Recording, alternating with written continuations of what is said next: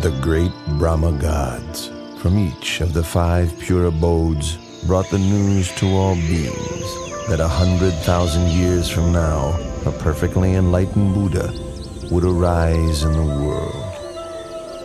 Those who wish to meet up with him must maintain the 5 moral precepts and constantly develop loving kindness. Humans and deities wondered who the future Buddha might be, but no answer was forthcoming until a sign appeared, making the identity of the heavenly Bodhisattva known.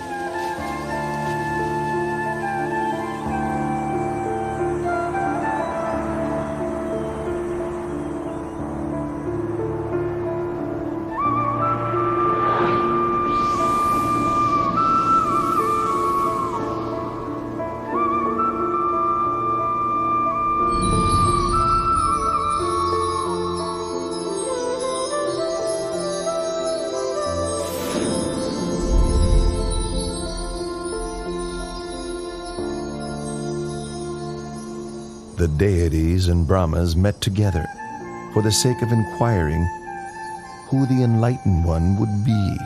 At that very moment, the answer became clear, as they all saw the 5 preliminary signs appearing in Santusita Devaputta.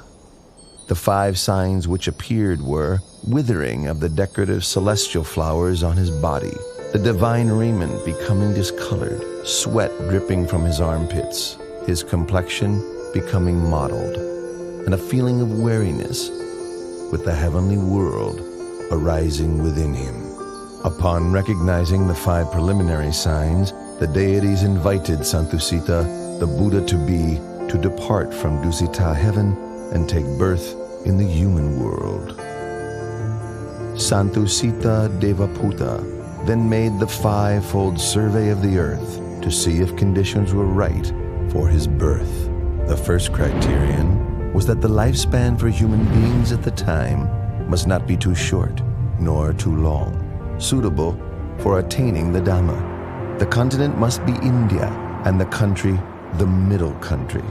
He must be born either into the warrior caste or as a Brahmin, and his mother must be one pure in moral conduct with much accumulated spiritual virtue. Seeing that all of these conditions were fulfilled, the Buddha-to-be accepted the invitation to be born upon the earth.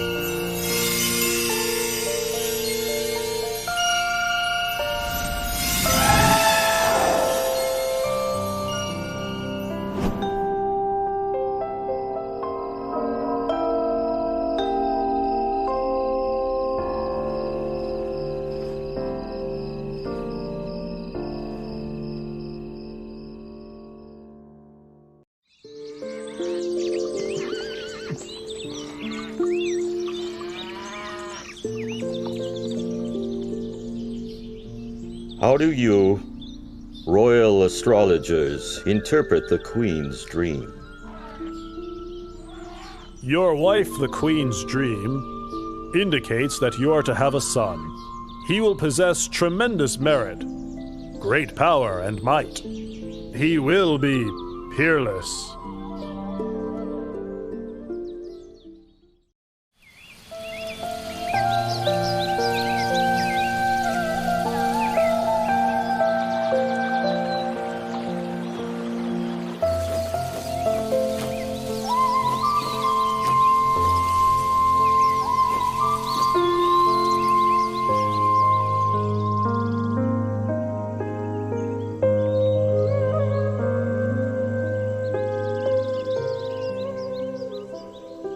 My lord, tradition calls for me to return to my family home at Dewataha to give birth.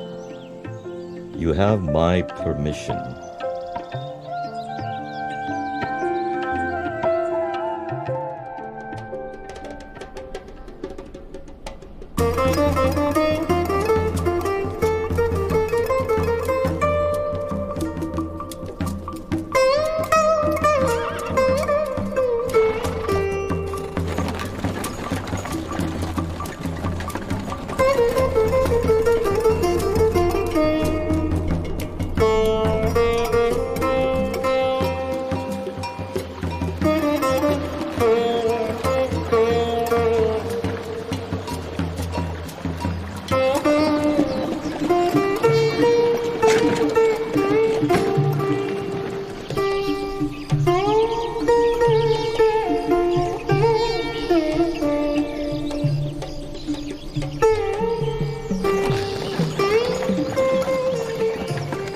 Counselors, let's stop and rest here. We have now completed half of our journey.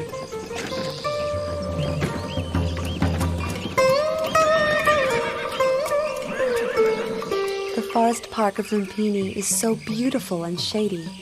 We've been traveling half the day. You must all be tired. Let's rest for a while. Your Highness, if that is your wish, then please rest beneath that solid tree over there.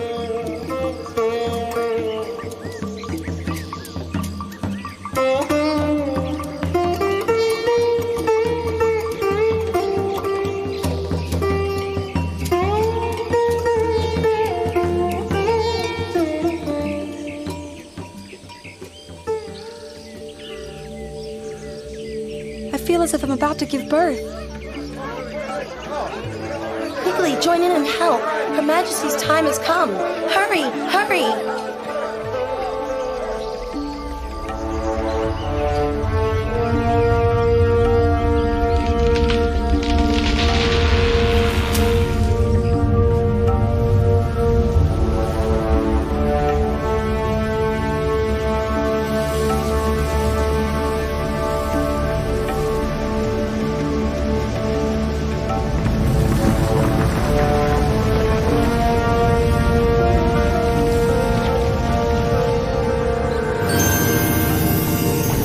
As soon as the Bodhisattva was delivered from his mother's womb, and before he could drop to the ground, 4 great Brahma gods from the 5 pure abodes spread a net of gold to receive his body.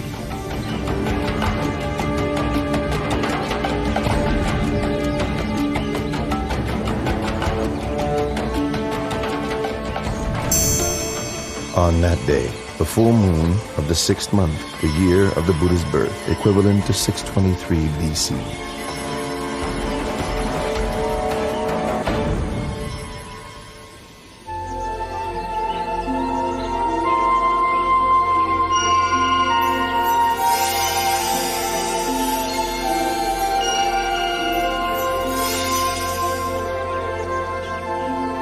I am supreme in the world, foremost in the world, most excellent in the world.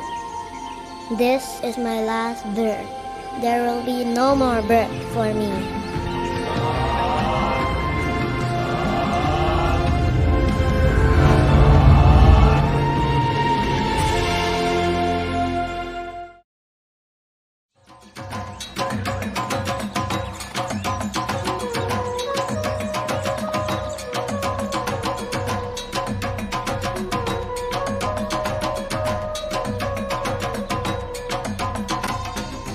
I have heard the good news of your son's birth and have come to pay a visit. Venerable Asita, I thank you very much. And as you have been respected by the Sakyan royal family for a long time now, would you be so kind as to examine my child's physical characteristics? The whole family gathered here would be able to hear. Your Majesty, please place your child in the cradle first, so that I can see him well.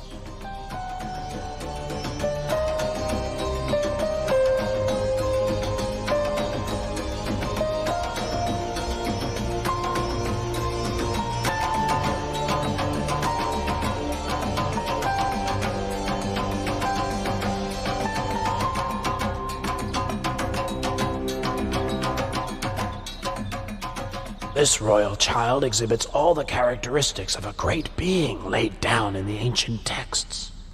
I have never seen any being with the signs expressed to such perfection.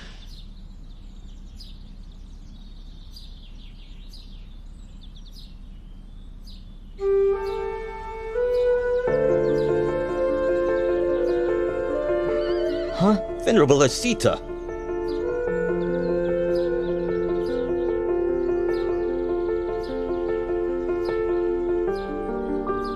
I have examined the characteristics of your newborn son. I predict that when your son has grown up, should he lead the household life, he will become a wheel-turning monarch, a great king of the world. But if he should leave, he will become a fully enlightened Buddha, supreme teacher of gods and humans. Oh, but it's such a pity. What's such a pity, Venerable Asita? It's a pity that I am too old to have the chance to live to see this great being grow up.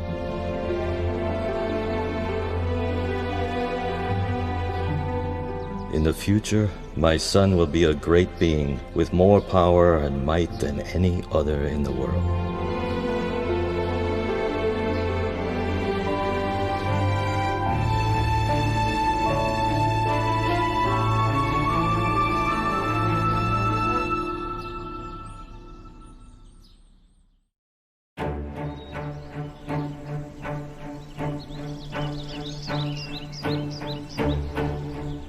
From the 108 Brahmins I invited for the naming ceremony, you 8 have been selected to interpret my baby son's characteristics. You are all proficient. Please give your prediction for my son's future life.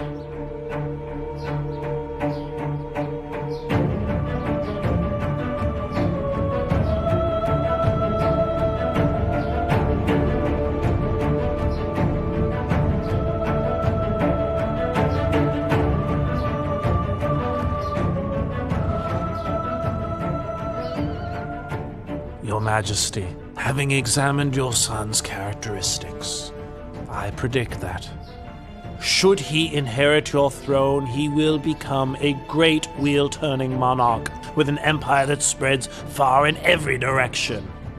But should he go forth as a monk, he'll become the perfectly enlightened Buddha, the unequaled supreme teacher and guide to the world.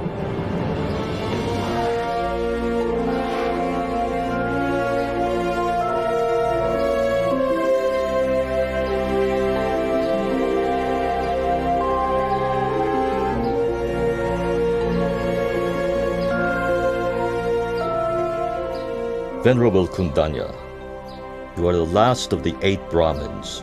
Do you agree with the other 7 Brahmins that my son has 2 courses, either to become a great wheel-turning monarch or to become a fully enlightened Buddha?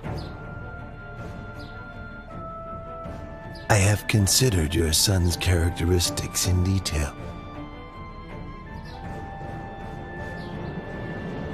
and can see only one path for him.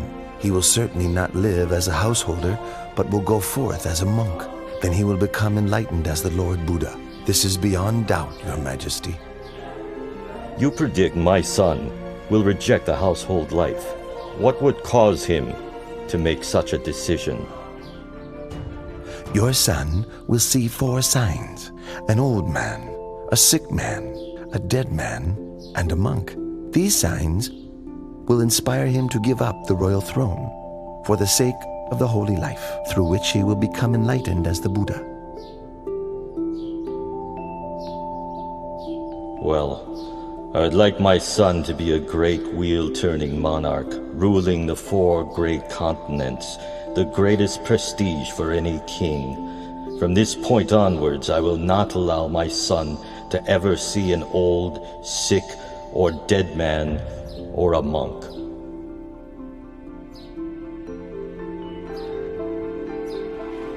Having predicted the prince's future life, the 8 Brahmins gave him the auspicious name Siddhartha, meaning he who will succeed in that which he desires. Having returned to their homes, each of the Brahmins instructed their sons that when the time comes for the new prince to leave the household life, they should go forth and follow him.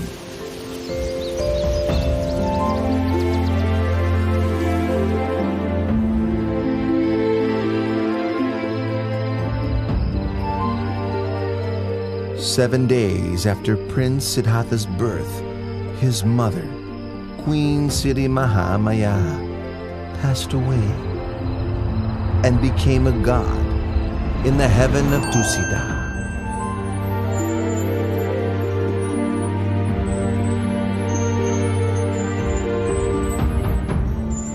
So King Suddhodana had Queen Siri Mahamaya's younger sister, Mahapajapati, raise Prince Siddhartha. Later, the king took Mahapajapati as his new queen. King Suddhodana and Queen Mahapajapati had a son and a daughter together, but the queen still loved and cared for Prince Siddhartha as if he were her own son.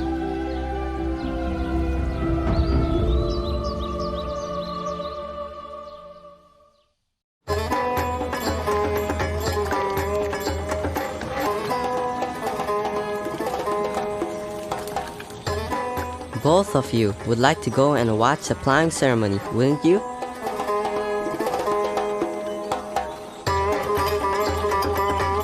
Today my father has had the city decorated in preparation for a great ceremony. It only takes place once a year. Go and watch. I will simply sit here. You needn't worry about me. With your permission, we'll go and watch for a while. As soon as the ceremony is finished, we'll be right back, Your Highness.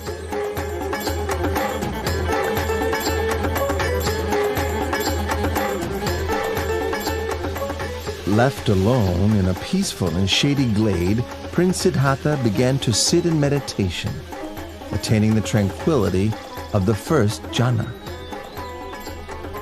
As the afternoon passed by, the shadows of all the trees moved with the course of the sun, except for the shade of the rose apple tree under which the prince sat. It did not shift position,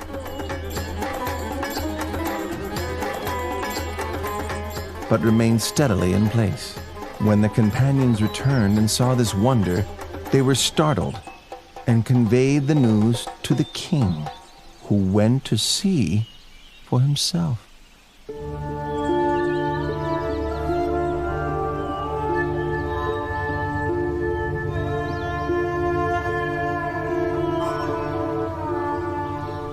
When my son was newly born, Asita the hermit came to look at him, and to my surprise he bowed at my son's feet. On that day, I also bowed to my son for the first time. Now, my son has performed this marvel. Having seen it, I feel I must bow to him for a second time.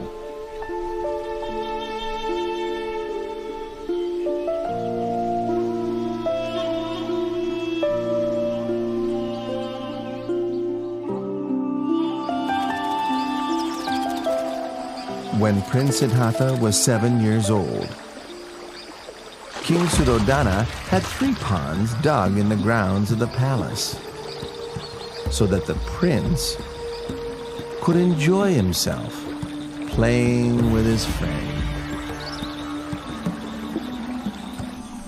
Upon seeing that the prince had grown sufficiently to begin his education, King Suddhodana sent him to study with the renowned teacher Visavamita. Prince Siddhartha trained in 18 arts and sciences until he was adept.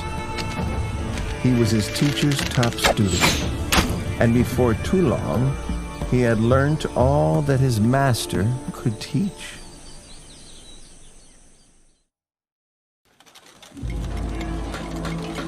When Prince Siddhartha reached the age of 16, King Suddhodana had 3 palaces built for his son.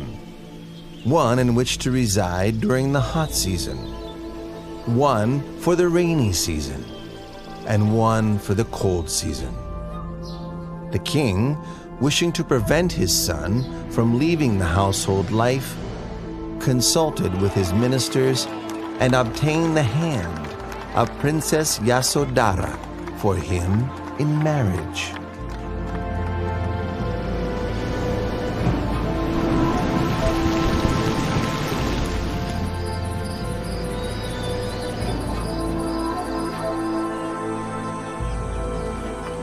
Time passed by until Prince Siddhartha reached the age of 29 years.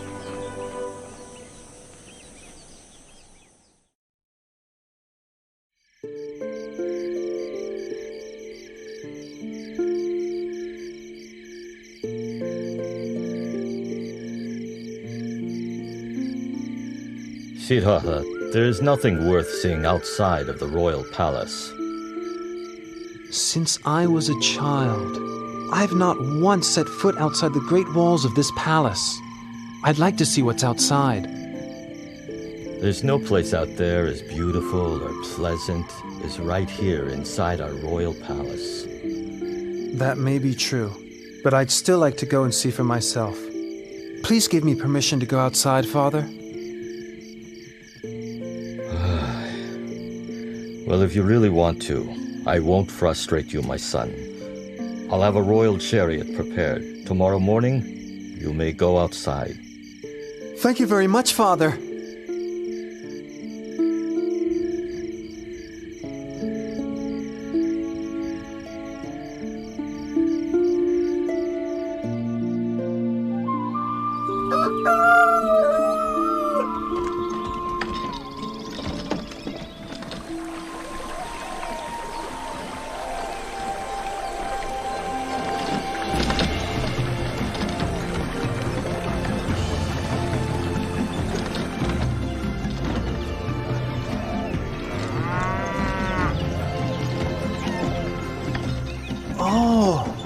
So this is what it's like outside the palace.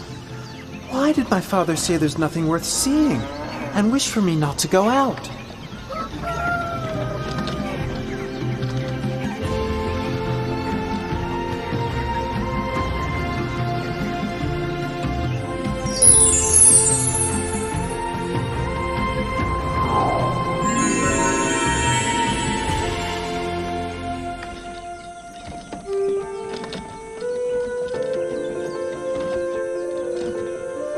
Channa, stop the chariot.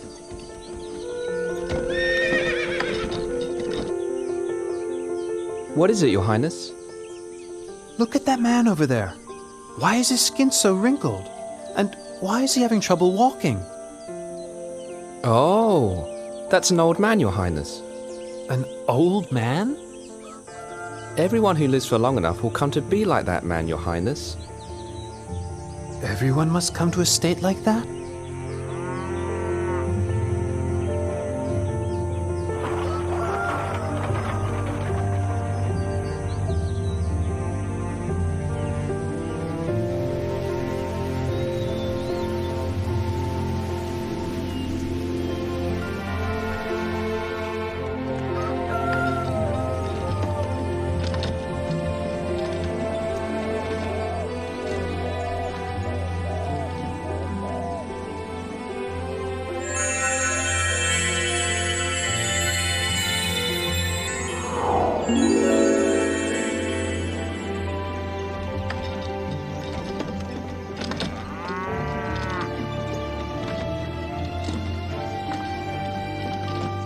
Channa, stop the chariot.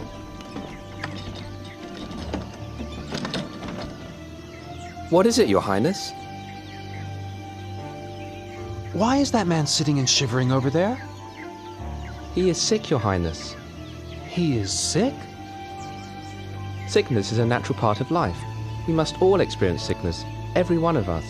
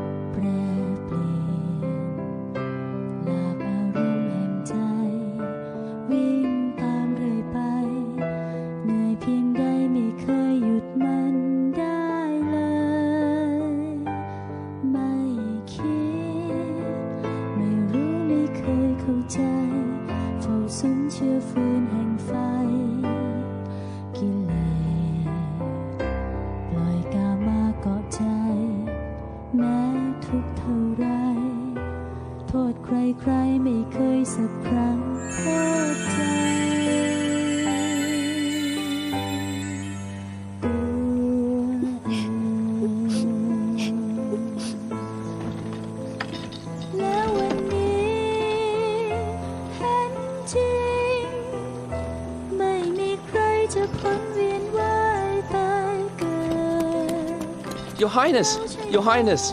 Where are you going? Your Highness! Please come back!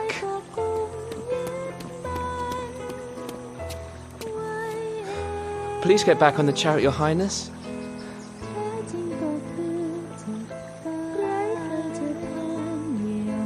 There's a man wrapped in that cloth, isn't there? Your Highness, that's a dead man. And must we all die? Yes, Your Highness. There isn't anyone that can escape death. Even me? Yes, Your Highness. Even you are subject to death.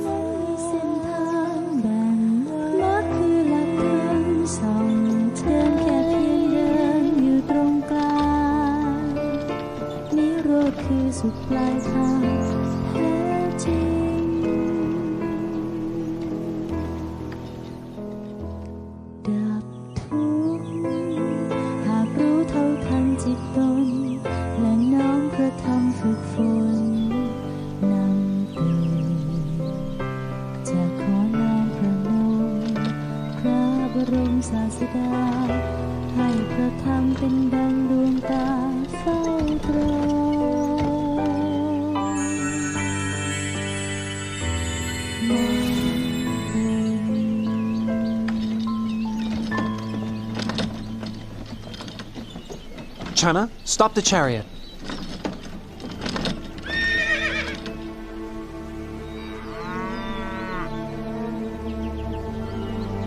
That is a monk, Your Highness.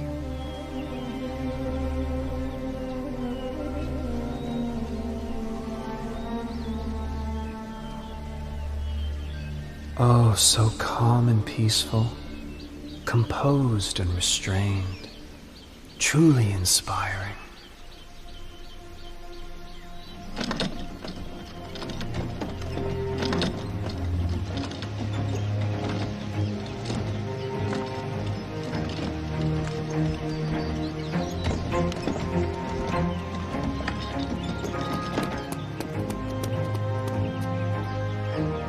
Your Highness, your wife has just given birth to a son. My dear child, I've just begun seeking for a path beyond suffering, and now you are born, like a snare for my heart. I will give you the name Rahula, which means fetter.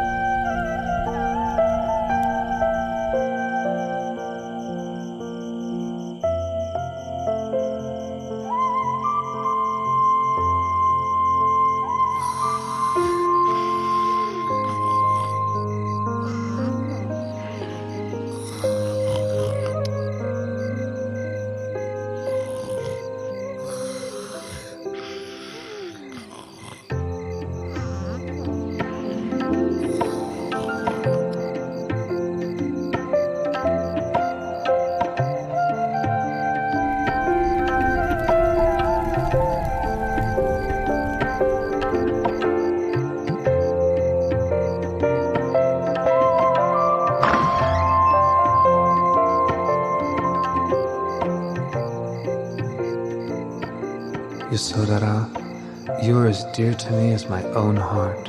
Rahula, you are everything to me.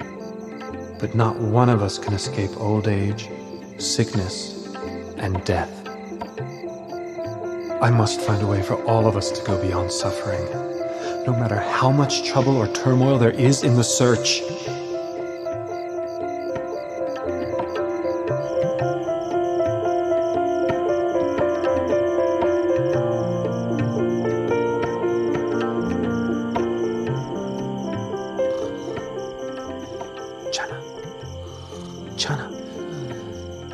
Channa, wake up!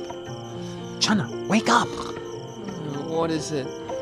Channa, go quickly and prepare my horse, Kantaka. Don't let anybody see you. Meet me in front of the palace gate. Hurry! Yes, Your Highness.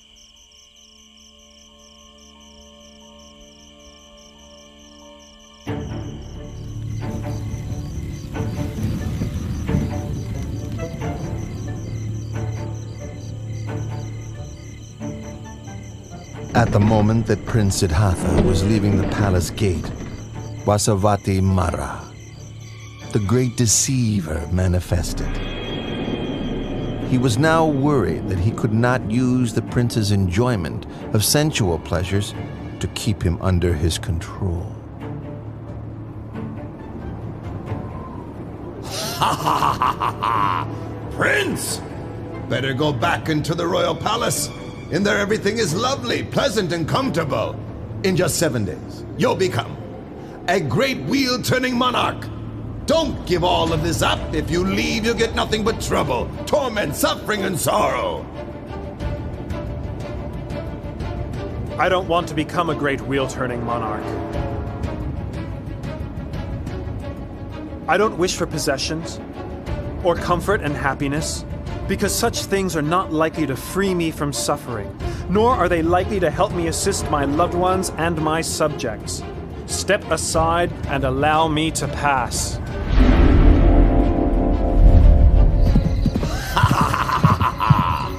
Do you think you can escape from my power? I'll be here waiting for you, you see, for a chance to overwhelm you with greed, hatred, and delusion. I'll follow you like your shadow. Let's see who will win this battle. Ha ha ha ha ha!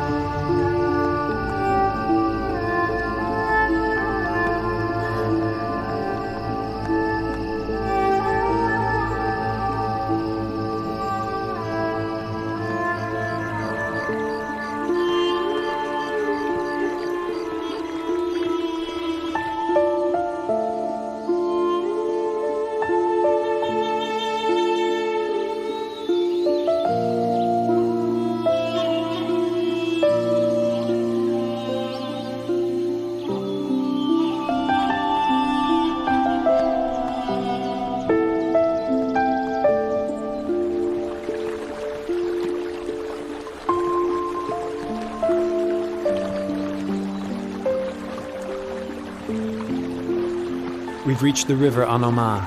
Stop right here, Channa.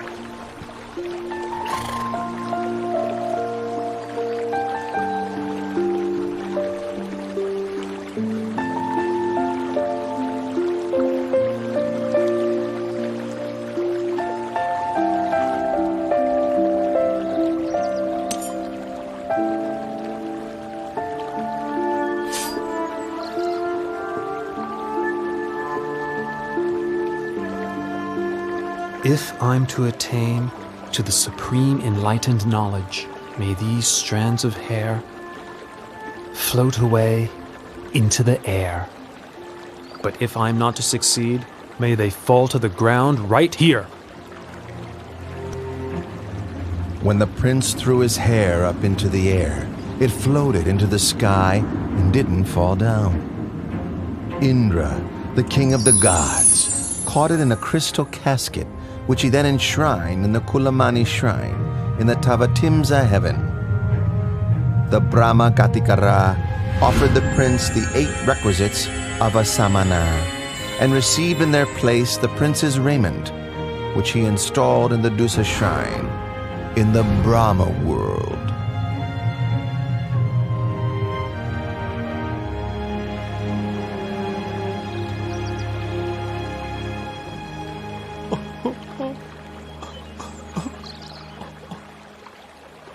Don't be sad and upset, Channa.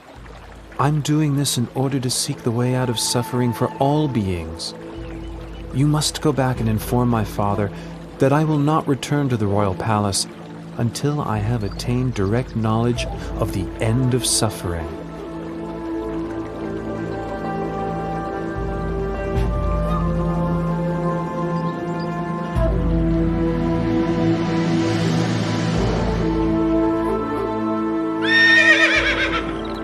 The horse Kantaka was so grieved to be parted from Prince Siddhartha that his heart gave out and he died right there.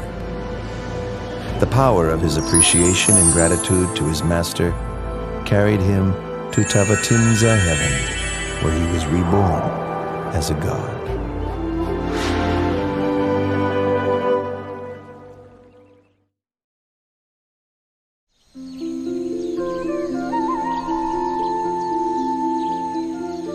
Having left Channa behind, the renunciant prince walked on to a mango grove, where he stopped and resided, eating no food for a period of 7 days. On the 8th day, the renunciant prince left the mango grove to go for alms in the city of Rajagaha.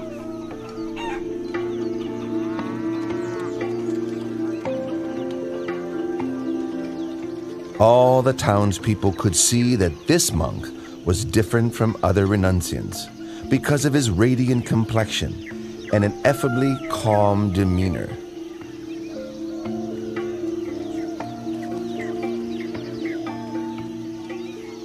Oh, he's so handsome. What's he, a god? Wow, look at that one.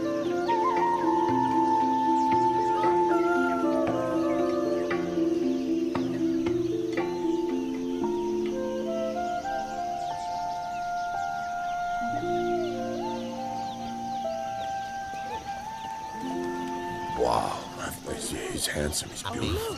That's amazing. Look at that guy right there. Wow, look at that. Look at him.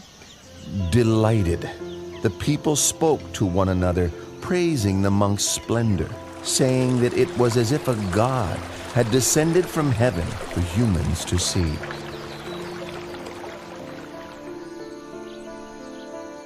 Once the renunciant had received a suitable amount of alms food, he returned to his place of rest.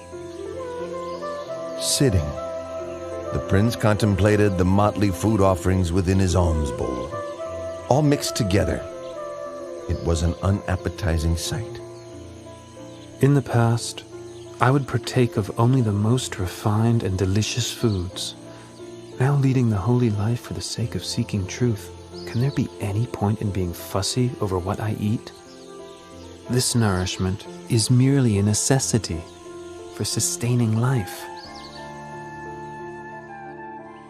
King Bimbisara of Rajagaha sent his men on the trail of this samana, whom the townspeople regarded as splendid, like a god. He then went to see the renunciant prince for himself. When King Bimbisara saw the dignified, peaceful demeanor of the young monk, he felt greatly inspired. Then, exchanging conversation with the samana, the delight in his heart increased all the more. Due to his suspicion that Prince Siddhartha had left the palace due to a dispute with his relatives over the throne, King Bimbisara offered the throne of Rajagaha to the prince. But the prince refused the king's offer, having renounced his own throne, not due to a dispute, but in order to seek the way beyond suffering.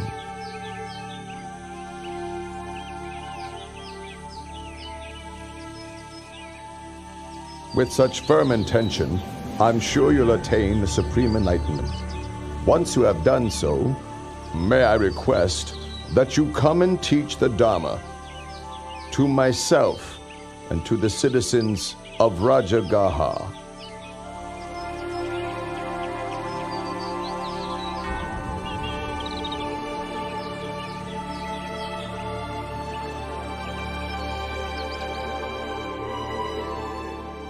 The renunciant prince traveled on to the hermitage of Alara Kalama in order to study and practice under him. In a short time, he had learned all that his master could teach, and so then he traveled on to seek Udaka Ramaputta at his hermitage. Before long, he had come to the end of this teacher's knowledge too.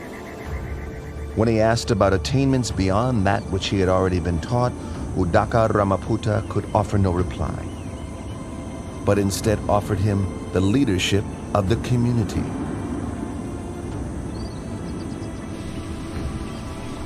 But when the Bodhisattva saw that what he had learned was not the way out of suffering he was seeking, he took his leave and moved on in order to continue his search for higher truth. The Bodhisattva came to Uruvela at Senanigama and considered the fresh coolness of its shady forest, with orderly rows of trees and a river running through, located nearby to the village. It seemed a suitable place for him to continue striving for liberation, so he ceased his traveling and settled in that spot.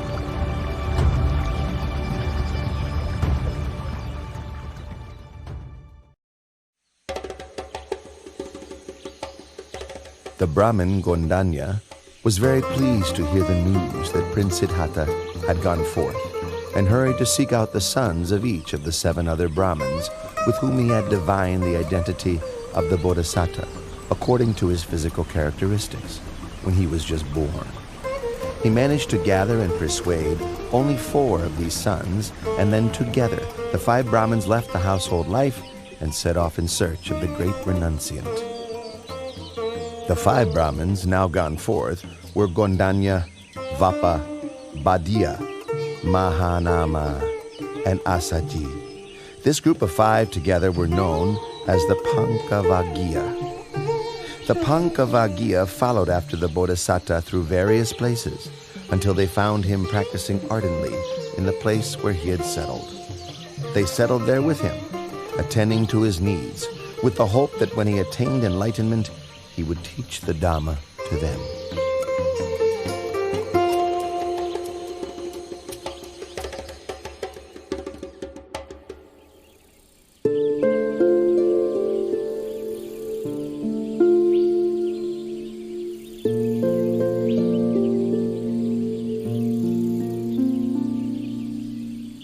The renunciant prince was intent on seeking the path to enlightenment, so he took up 3 of the extreme ascetic practices that were favored by the practitioners of those days. For the first period, he pressed his teeth against his teeth and his tongue against his palate, so firmly that sweat ran from his whole body. The pain was as severe as if someone were gripping his throat tightly, strangling him.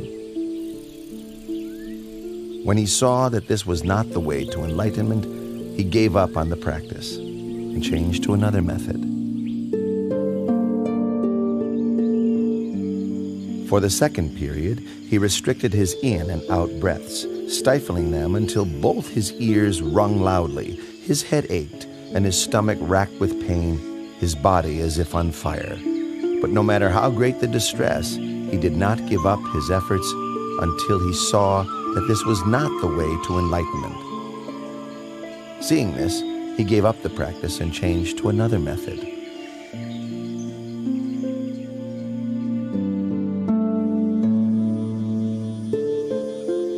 For the third period, he fasted until he was emaciated, wrinkled, his complexion discolored, his bones and sinews extruding. Exhausted of energy and suffering greatly, rubbing his hand over his body, the hairs stuck to his palm.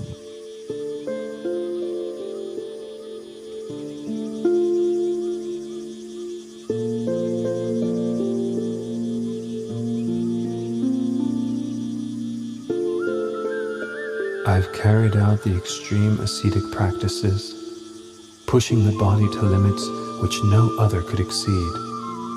Why have I not yet attained enlightenment? Or perhaps this path is not the way to liberation. The Bodhisattva is worrying and wondering about the path to realization. What's the best way to help him?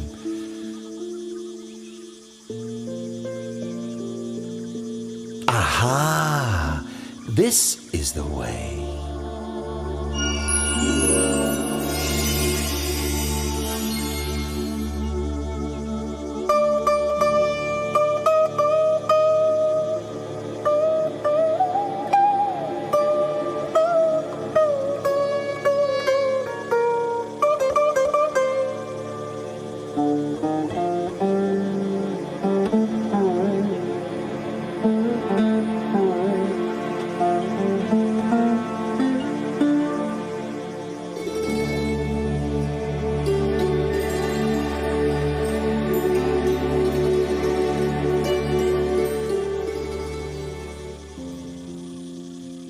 One string of that lute is too tight. A little pluck and it snaps. One string is too loose. When plucked, the sound is barely heard. One string is just right, not too loose, not too tight. When plucked, the sound resonates far and wide, sweetly. Oh, it is the practice of the middle way that leads to enlightened knowledge. But the current state of my body surely can't support efforts in developing the mind along the middle path of practice.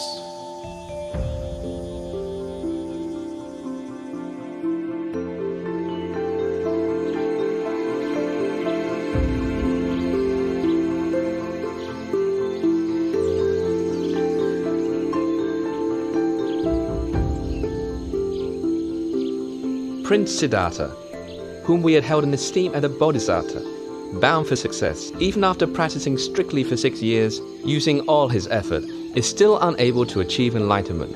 Now he's relaxed his efforts. And eating proper food again. How will he ever succeed? Quite so. Venerable Kondanya, you're the most senior amongst us. What do you think we should do? Under the circumstances, there can be no use in attending to him any longer. The time has come for us to take our leave.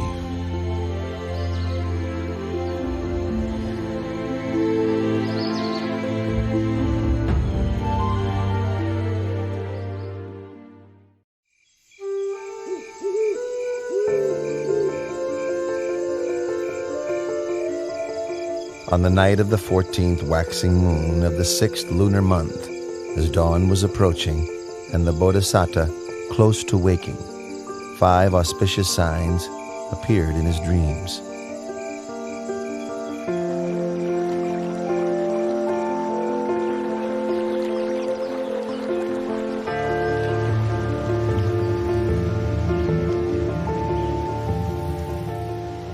Which he interpreted as follows. 1. He would achieve enlightenment as the Buddha.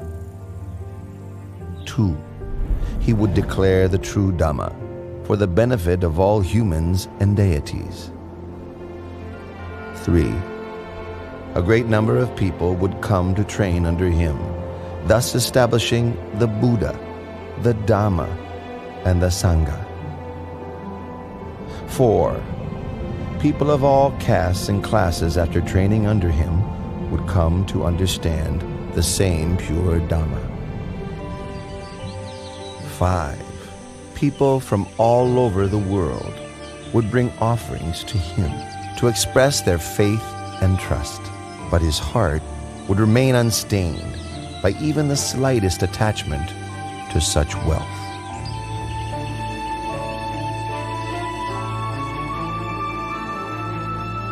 In the village of Uruvela Senanigama, there lived a wealthy man's daughter named Sujata. When she was young, she made a vow to the deity abiding in a banyan tree close by, so that she might have a husband of equal wealth and birth, and that her first child might be a son. Once her wishes had been fulfilled, she prepared a rice dish, prepared with cow's milk and honey, as an offering to honor the tree deity. Madam Suchada! Madam Suchada!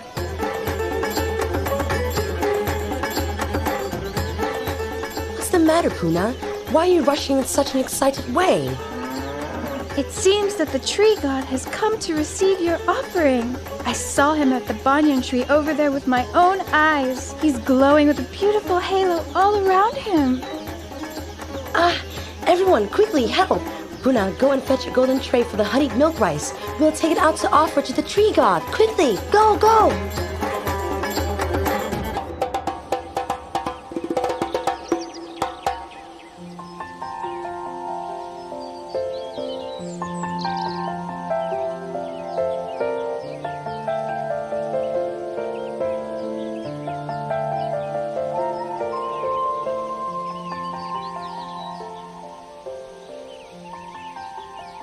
All of my wishes have been so graciously granted.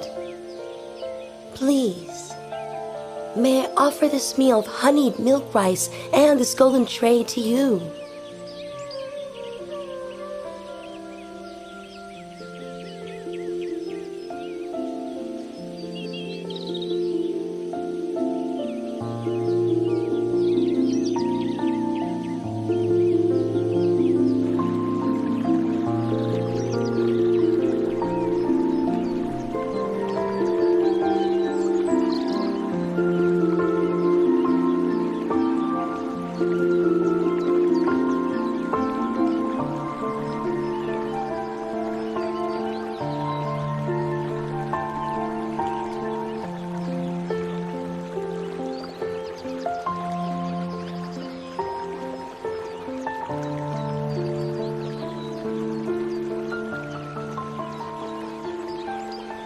I offer this prayer. If I am to succeed in realizing perfectly enlightened knowledge, may this golden tray float up the river against the current. But if I am not to achieve my goal, may this tray float downstream with the current.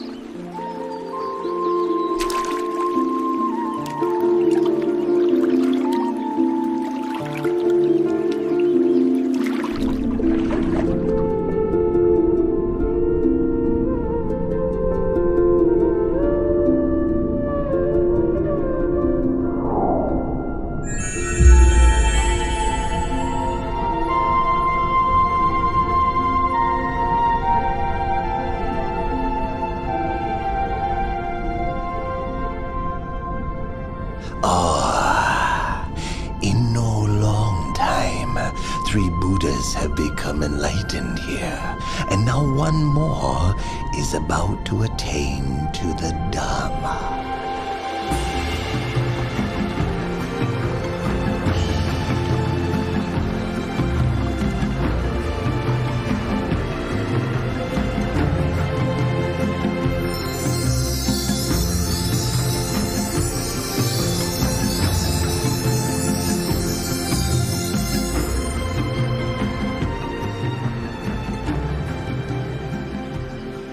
I'm a Brahmin called Sotiya, sir.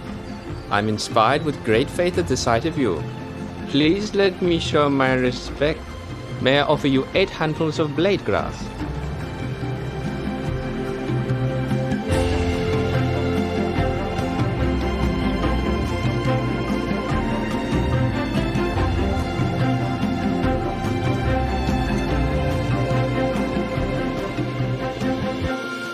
For as long as I have not yet attained to supreme enlightened knowledge, even if my blood and flesh should dry up with only skin, bone, and sinews remaining, I shall not rise from this seat.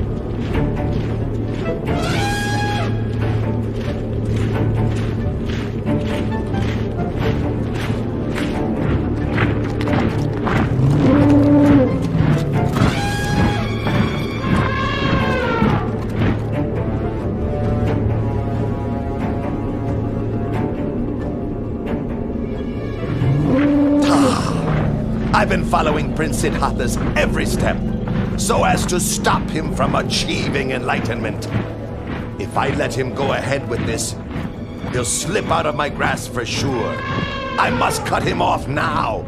I must destroy him. Ha ha ha ha ha.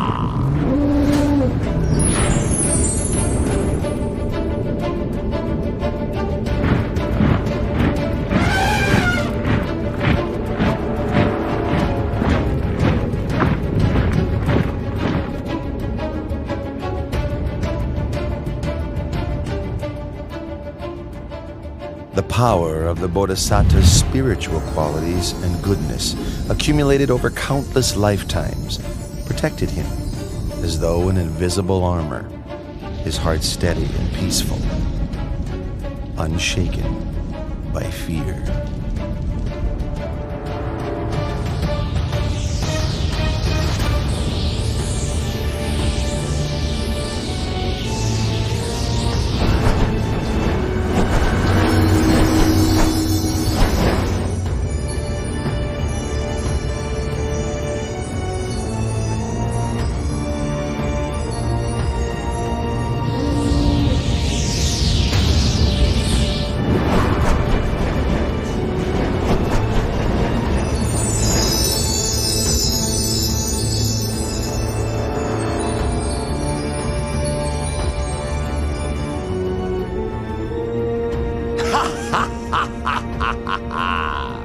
Prince Siddhartha, do you think you can escape from Vasavati Mara's control?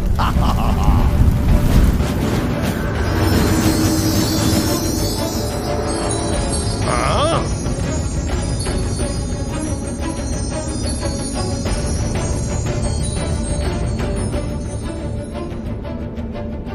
My powerful weapons cannot harm the prince. I must make use of a ruse to deceive him. Prince Siddhartha, the seat you sit on came to be because of my own spiritual powers. My troops are my witnesses. You must get up at once. Pay attention, King of Deceivers. This seat comes to me as the fruit of my good actions, accumulated through all of my efforts in the past. Then who will bear witness to your ownership of this seat? I will bear witness.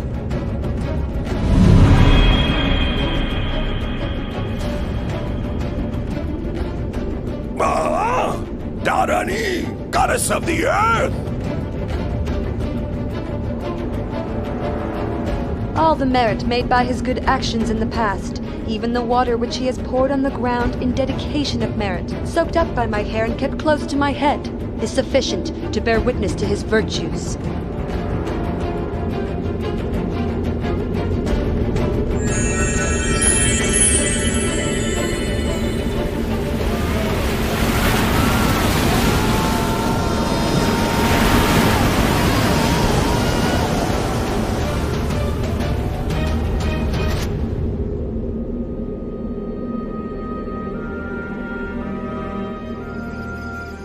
After his victory over Mara and his host of deceivers, the Bodhisattva's mind was firm, focused, and concentrated.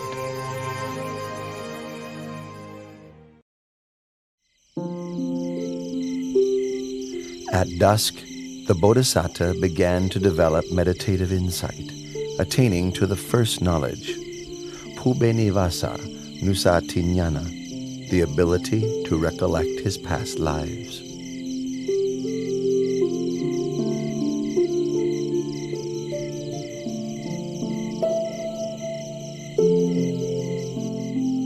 In the silence of the late night, he attained the second knowledge, Kutu Papa Tanyana, knowledge of the passing away and rebirth of beings according to the results of their actions.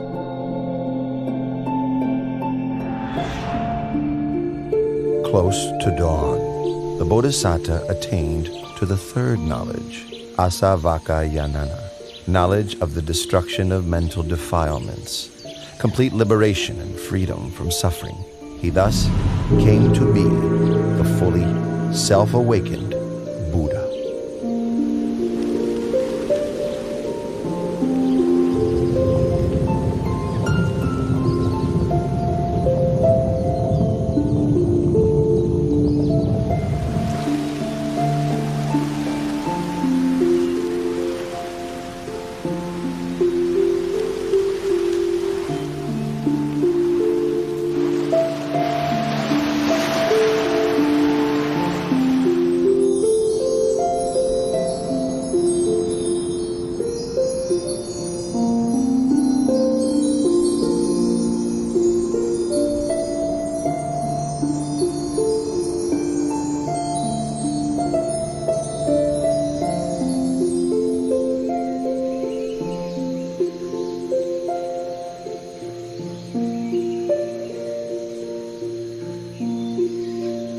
Craving, with you I've been born again and again, but now you are revealed, and your power redundant.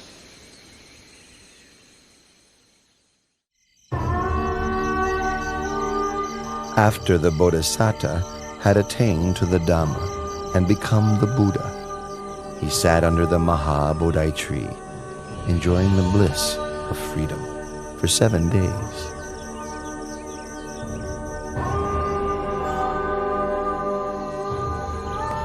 Then he went and stood in the open, gazing back at the Maha Bodhi tree and recollecting its virtues.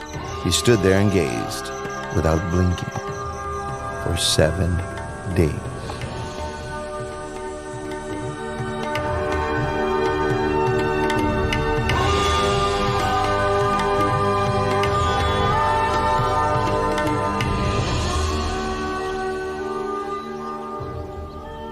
After that, the new Buddha walked back and forth between the Maha Bodhi tree and the place where he had stood for another 7 days.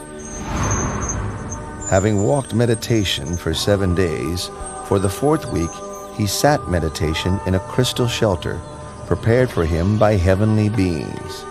He sat and contemplated the most profound Dhamma for 7 days.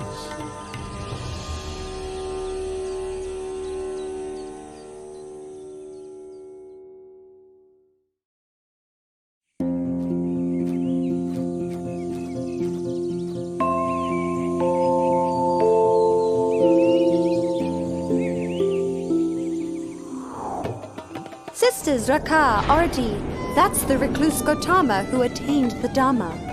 That's right, Sister Tanha. That's him for sure. Our father, Lord Mara, together with all his troops, could not defeat this one and was humiliated. It's up to us to find a way to take revenge.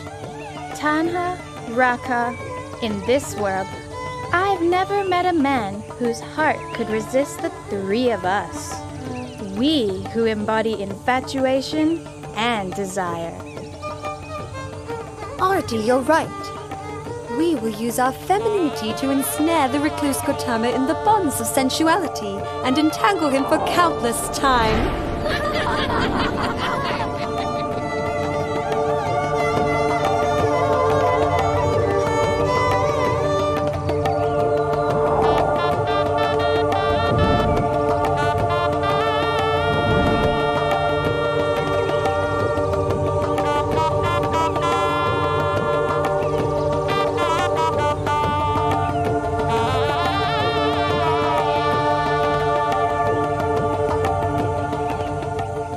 Oh Prince, oh Prince.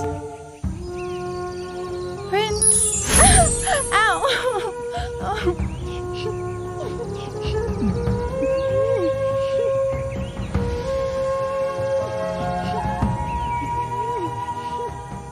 Daughters of Mara, go back. There is no way you can succeed in what you are trying to do, for I have utterly destroyed all kinds of satisfaction and infatuation.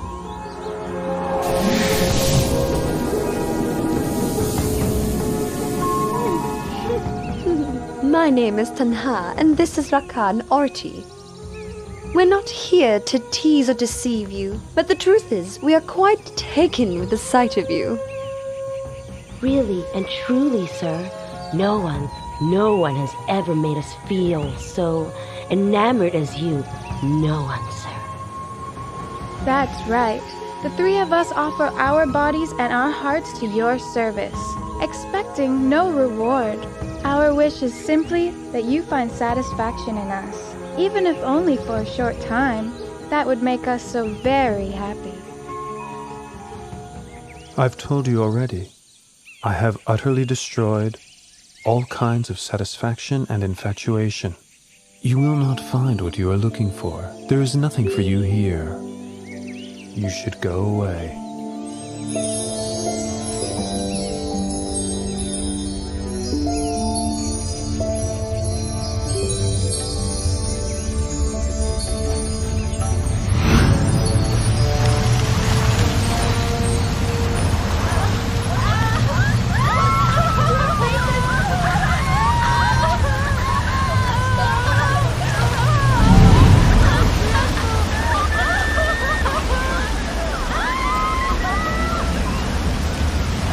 From this moment on, no one will ever again be able to wield power over the Samana Gautama, the Enlightened One.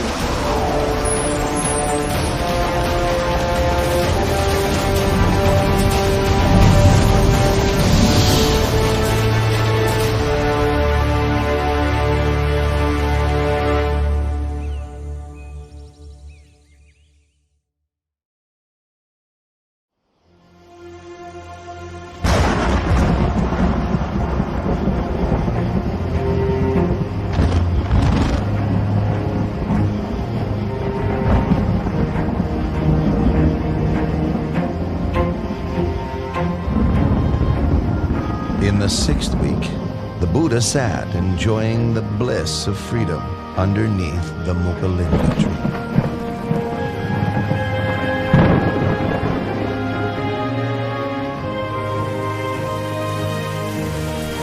As he sat, the rain fell constantly.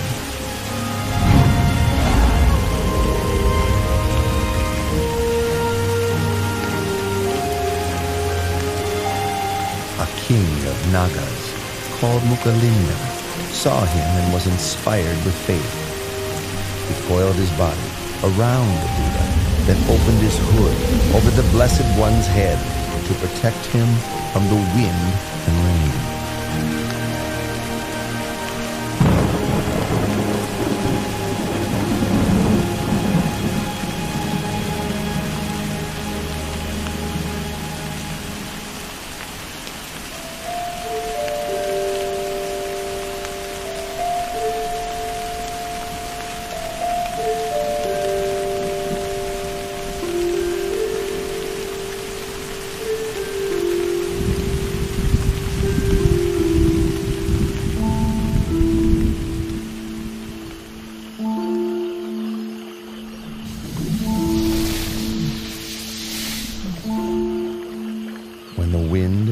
Subsided, he uncoiled from the Buddha and changed his body into the form of a young man, bowing and paying respects to the Buddha.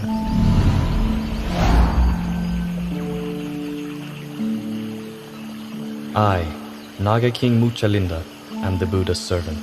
I pay homage to the Blessed One.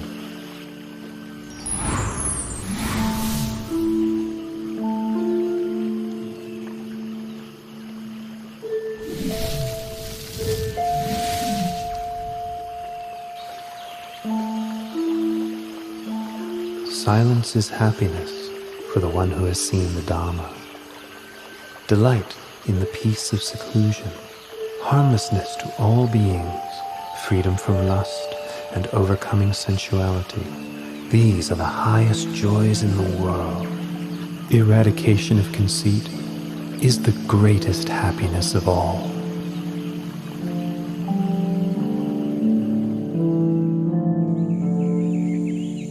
In the 7th week, after his enlightenment, the Buddha sat and enjoyed the bliss of freedom under the tree called Rajayatana for another 7 days.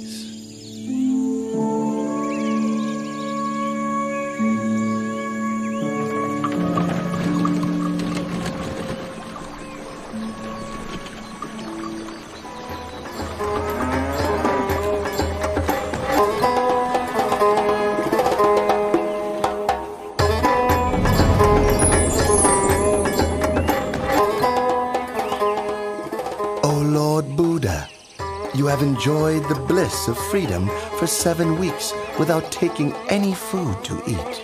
Please accept this medicinal fruit I have brought for you from the heavenly world.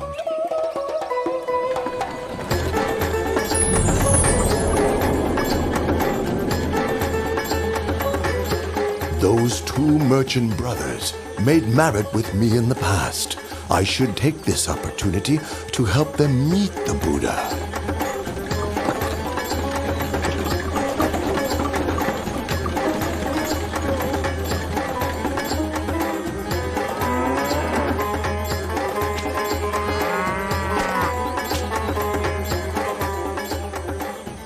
Look, Tapusa, all of our carts have stopped as if fixed to the ground.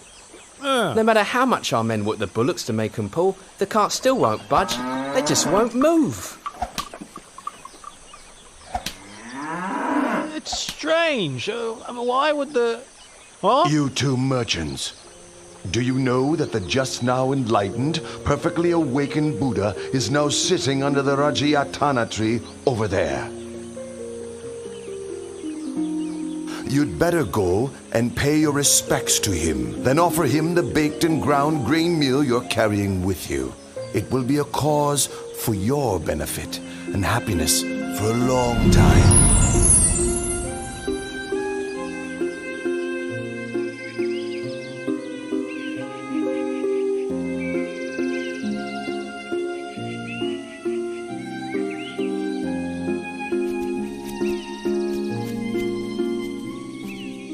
Your 2 humble servants bring baked and ground grain meal to offer. Please may the Lord Buddha accept our offering. I lost my alms bowl before my enlightenment. When I accepted the honeyed milk rice from Sujata, I floated the golden tray off in the stream. Now these 2 merchants are offering me a meal.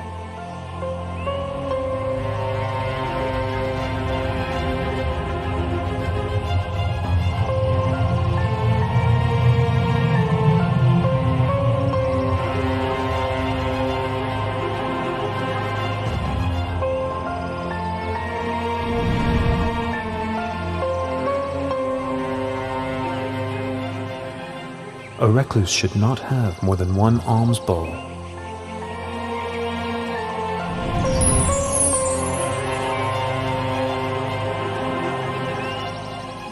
We, Tapusa and Balika, declare ourselves to be lay Buddhists. We take refuge in the Buddha and the Dharma for the rest of our lives. Your 2 humble servants, Balika and Tapusa, would like to ask you for some object that we may keep, to honour and revere.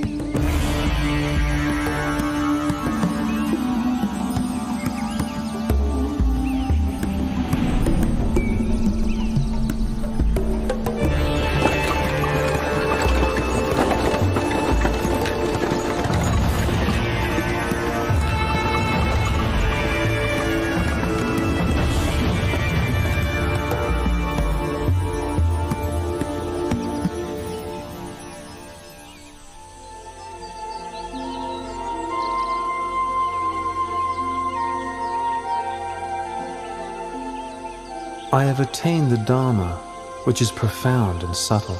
It is difficult for ordinary people to understand and practice.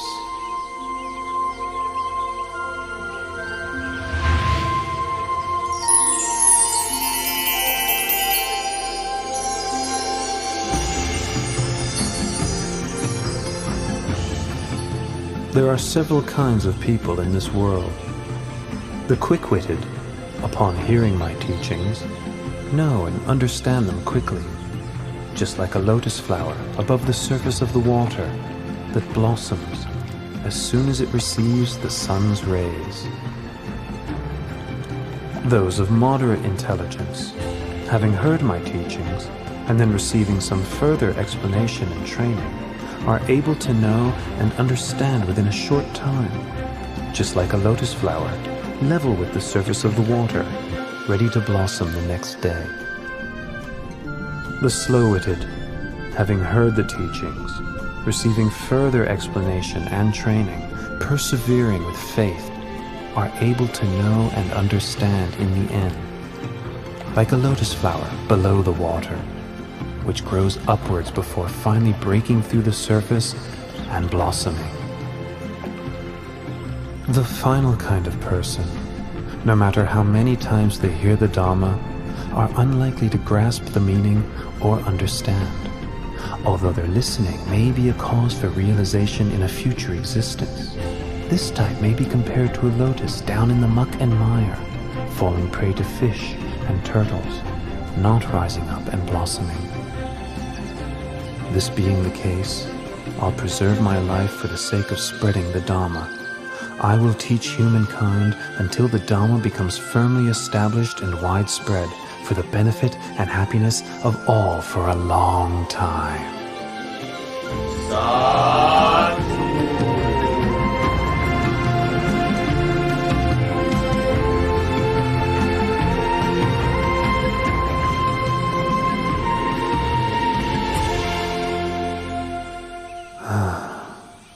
It's a pity that Alara the hermit passed away 7 days ago, and Udaka the hermit passed away just yesterday.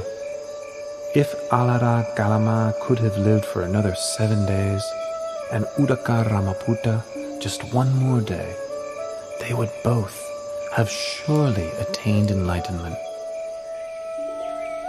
The Buddha had known through superhuman knowledge of the passing away of Alara Kalama and Udaka Ramaputta. Then he remembered the Pankavagiya, the 5 monks who had attended him while he was practicing extreme asceticism. Each of the 5 had well-developed faculties. If they could hear the teaching, they would surely soon attain to the Dhamma.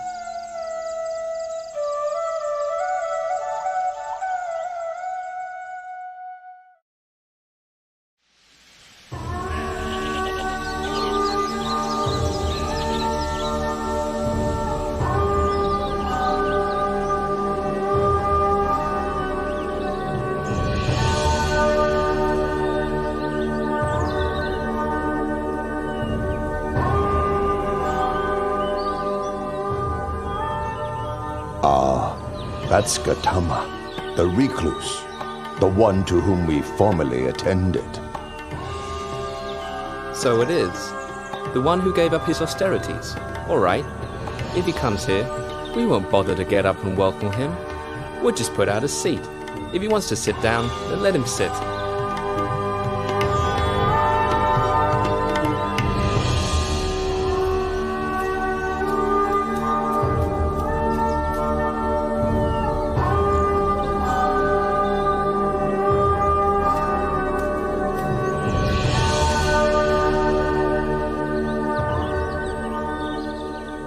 Look, we're so glad to meet with him again that we've forgotten our agreement to show no interest. Even I, myself, forgot it completely.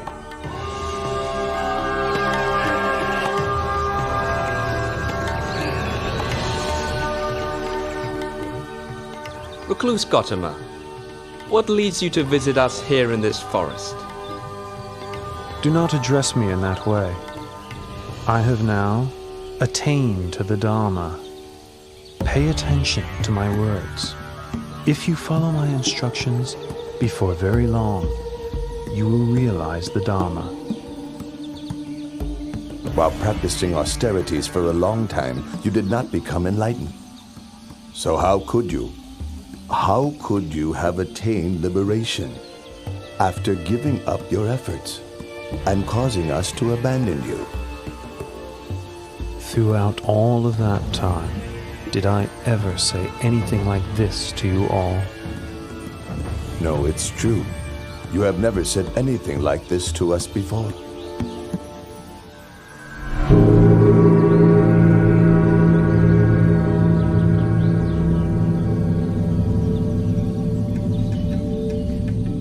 Entangling oneself in sensual indulgence, tormenting one's body with hardship and pain, these are ways a renunciant should not undertake, for they stray from the path of enlightenment.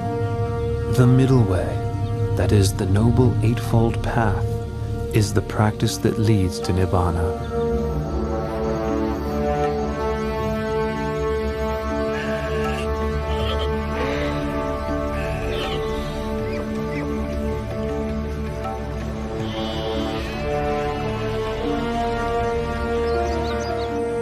There are four noble truths as follows. Suffering, disease of the body, disease of the mind, should be understood. Craving, which is the cause of suffering, should be abandoned. Cessation of suffering should be realized. The path of practice leading to the cessation of suffering should be developed. Once the Buddha had given his first Dhamma teaching, the Venerable Gondanya gained the vision of Dhamma and thus became the first stream enterer. Anya Kondanya, Kondanya knows the truth. Lord Buddha, please grant me ordination as a Buddhist monk. You are now a bhikkhu. Well taught is the Dhamma. Practice the holy life and put an end to suffering.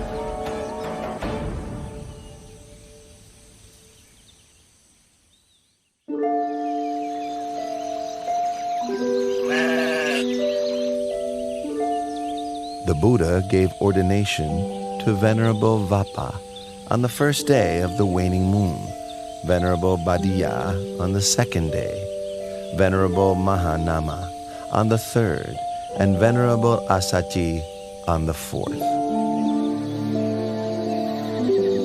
On the fifth day of the waning moon of the 8th lunar month, the Buddha gave the teaching known as the Anattalakkhana Sutta. The 5 groups that we take as a self are as follows. Body, feeling, pleasant, unpleasant, and neutral. Perception and memory. Mental formations. Sense consciousness, awareness of mental impressions. These 5 aggregates are not me, not him or her, not mine, not his or hers, not myself, not his or herself.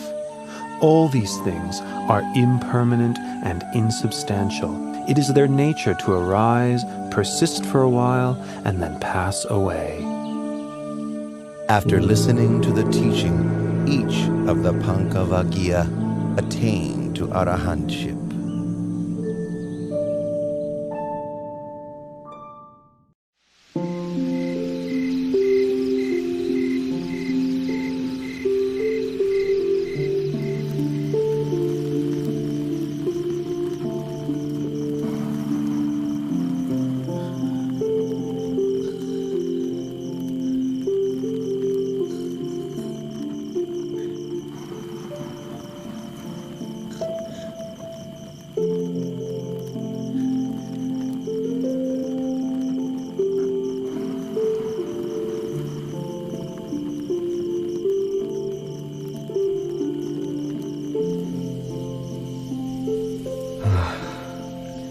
Actually, these women are not so attractive at all.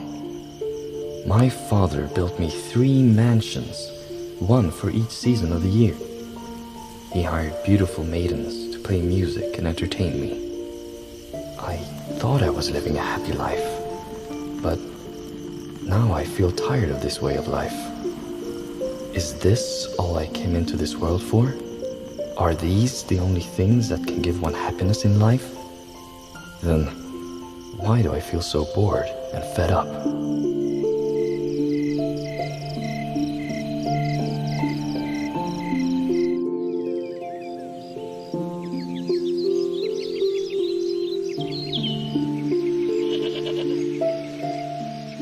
How troubled I feel. How frustrated. How troubled I feel. how frustrated. It is not troubling here.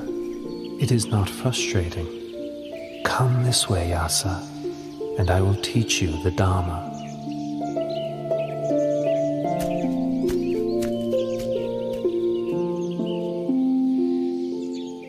Dana, or giving, means training one's heart to know generosity, to know sacrifice.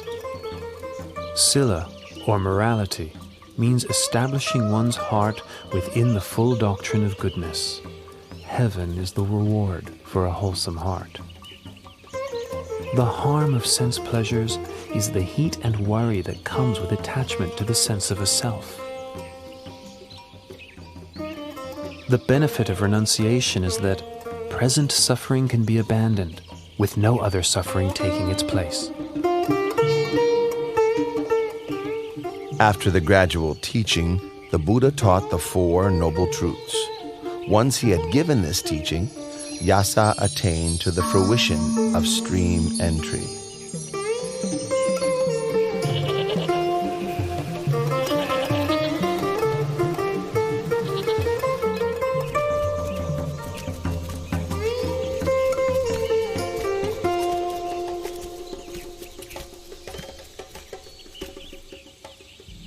Hey, these are my son Yasa's shoes.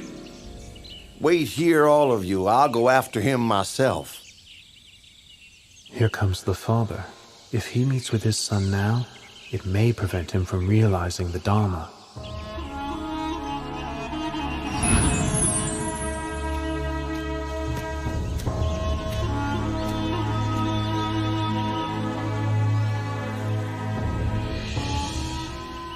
You sitting there, have you seen a young man named Yasa? He's my son. Please take a seat first, and I will teach you the Dharma. And after that, you will meet with your son. Then the Buddha gave the same Dhamma teachings that he had given to Yasa.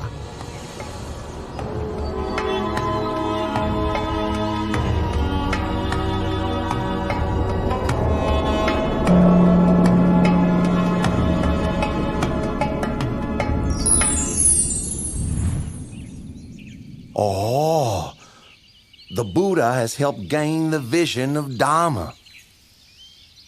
I declare myself a Buddhist and take the Triple Gem as my refuge for the rest of my life.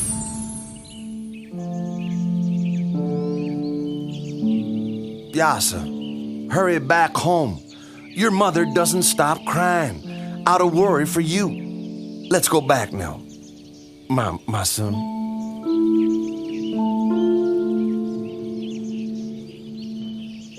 Yasa has now heard my Dhamma teaching twice, and has fully penetrated it.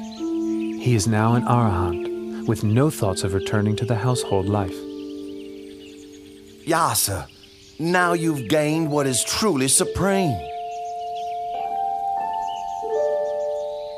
Please, may I invite the Lord Buddha to receive alms food at my house this morning.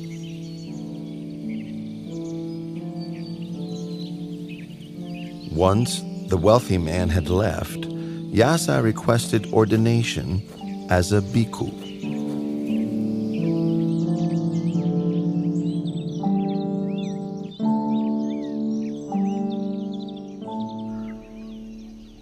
Once Yasa's mother and wife heard the Buddha's teachings, they both gained the vision of Dhamma, attaining the fruition of stream entry.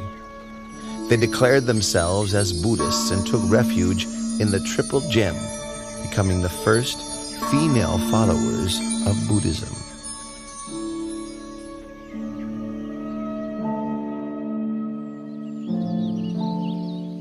Vimala, Subahu, Punaji, and Gavampati. You were my close friends during the time when I was a layman. Now I've gone forth and do not concern myself with worldly pursuits. For what reasons are you all here? We heard you'd gone forth, and were sure you must have had good reasons to do so, and so we came to see you. Well, if that's the case, I will take you to meet the Lord Buddha, the one who has shown me the light. I will request the Lord Buddha to give you instructions as well. Follow me.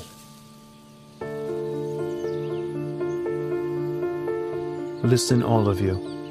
Once you know the unwholesome and the roots of the unwholesome, know the wholesome and its roots, know decay and death as well as their causes, know the cessation of decay and death, the path leading to the cessation of decay and death.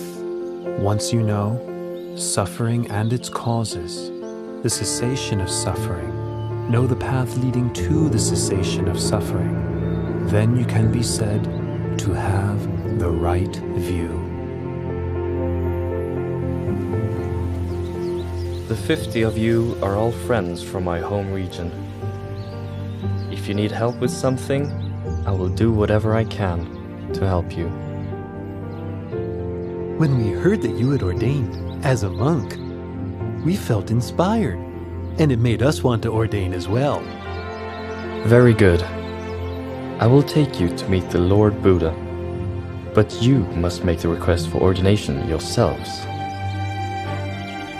Listen, all of you. A bhikkhu in this Dhamma Vinaya is taught not to grasp at any state. Hearing this, he understands with wisdom. Understanding with wisdom, he attends to knowing all states as they arise, knowing feelings as they arise, pleasant feelings, unpleasant feelings, neither pleasant nor unpleasant feelings. He considers the impermanent nature of feelings. He observes the arising, persistence, and passing away of feelings. Seeing impermanence, he grows weary of feelings, weary and disinterested. He is able to let go. Meditating on letting go, not grasping or clinging to feelings, leads him to contemplation and realization of cessation.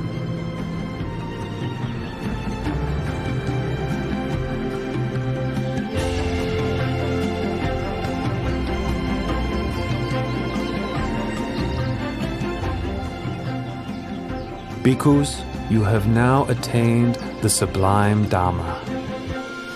So go forth and travel from place to place, spreading the Dhamma. Proclaim Buddhism for the benefit of the many, but let no two travel on the same route. As for myself, I will go to Uruwela Sananigama to spread the teachings there.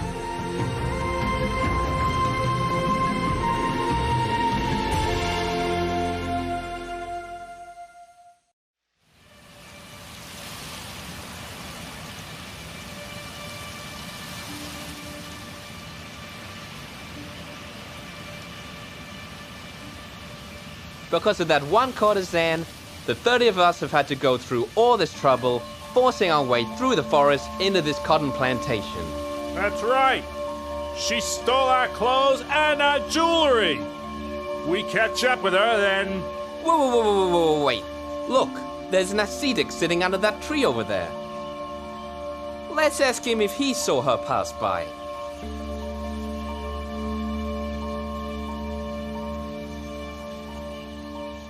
Ascetic, sir? Did you see a courtesan dressed in green pass by here? Please, sir. She took off with our clothing and our jewelry.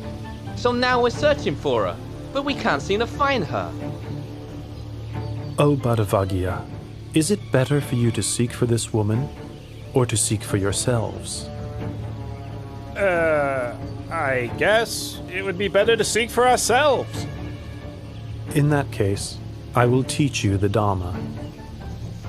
The wise person rids himself of infatuation and preoccupation with the 5 sensual pleasures. He sees that life is short, and to be distracted by such pleasures is like being snagged and bound up, just as a fish is caught by a hook. Having taken the bait, it's a cause for much suffering and struggle thereafter.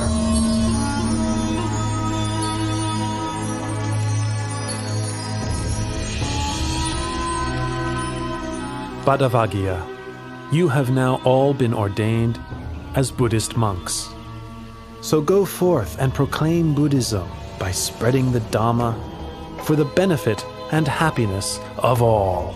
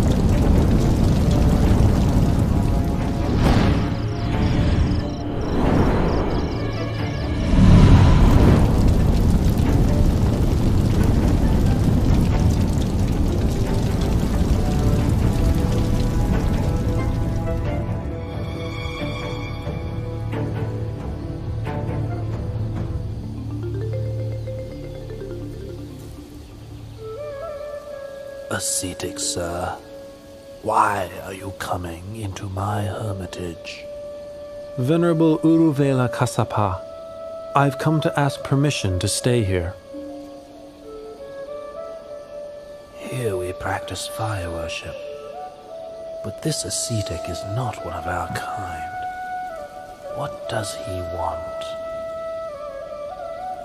I'm sorry, sir. I have no accommodation for you here. Please look elsewhere. But I would suggest that you travel in a different direction from this. This bank of the Naranya Jara is occupied by we 3 Jatila brothers. My name is Uruvela Kassapa. The surrounding area belongs to myself and my 500 followers. Further on down the river is the hermitage of my younger brother, Nadi Kassapa, and his 300 followers. The area beyond that is occupied by Gaya Kassapa, my youngest brother, with his 200 followers. These 3 riverside hermitages are full. There's no room for you to stay. But I can see a place which is available. Where, ascetic? In your fire-worshipping shrine. Please, give me permission for me to stay there. Ascetic, I don't mind if you stay in there, but I must warn you that there is a fierce and strongly poisonous serpent king in there. If you spend the night in there, your life will be in great danger.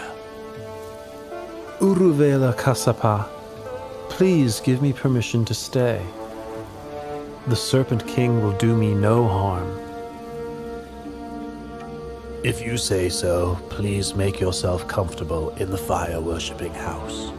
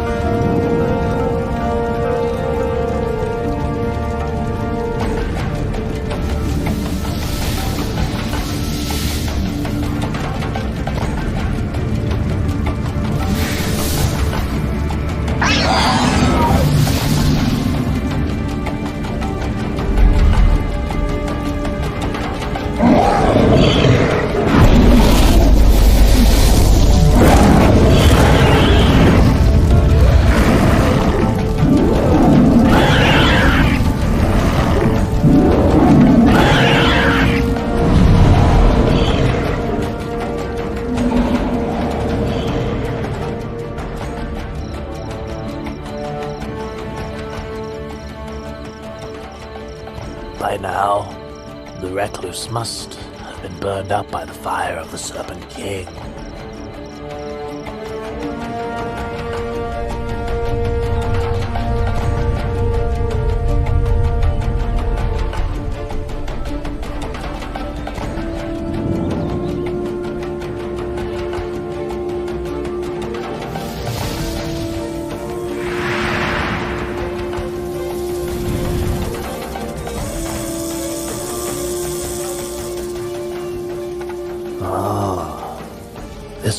used is of great might. But despite his power, he's still not yet an arahant like me.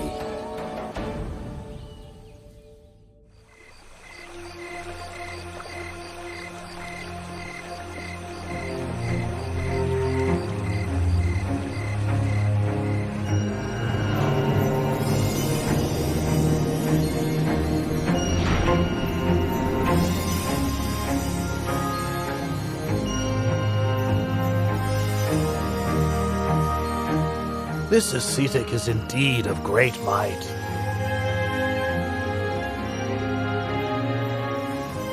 The gods of every heaven realm take turns to come each night to hear his teachings. But despite his power, he's still not yet an arahant as I am.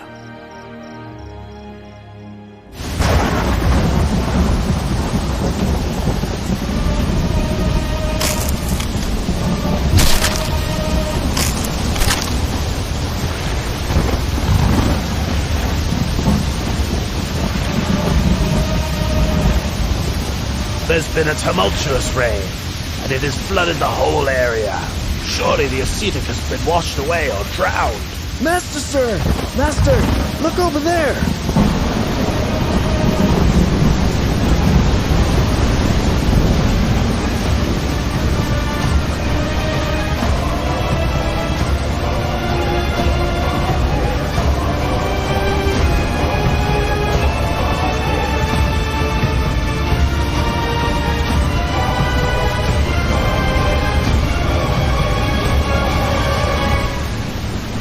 This ascetic has so much power.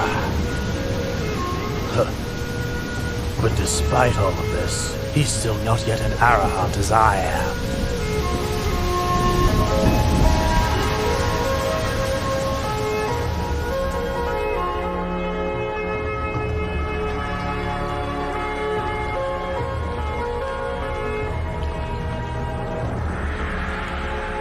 This fire worshipper is so proud and conceited.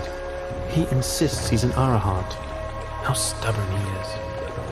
Uruela Kasapa, your way of practice does not lead you to the path and fruit. So why do you consider yourself an arahant? Having deceived yourself, you deceive others. If you could give up your pride and practice according to my teachings, in no long time you would truly be an arahant. Oh, I realize my fault.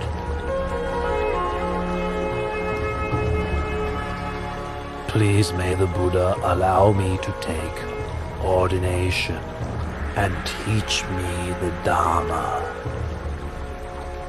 You are the master of a great hermitage with many followers. You should make this known to all of them.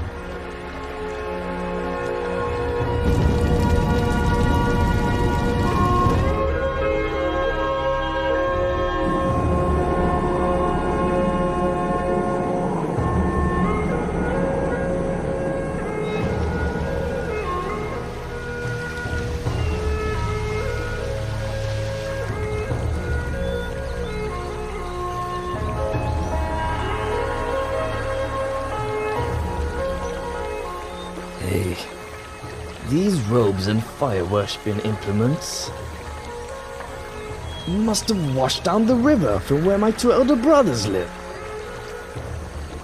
Something must have happened to them.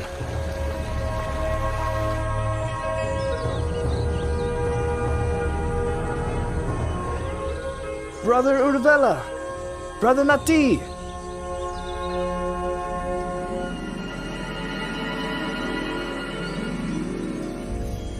Oh, Gaia, your two elder brothers have found the right way of the Dharma. Quickly bring your 200 followers to approach the Buddha, the one who illuminates the path.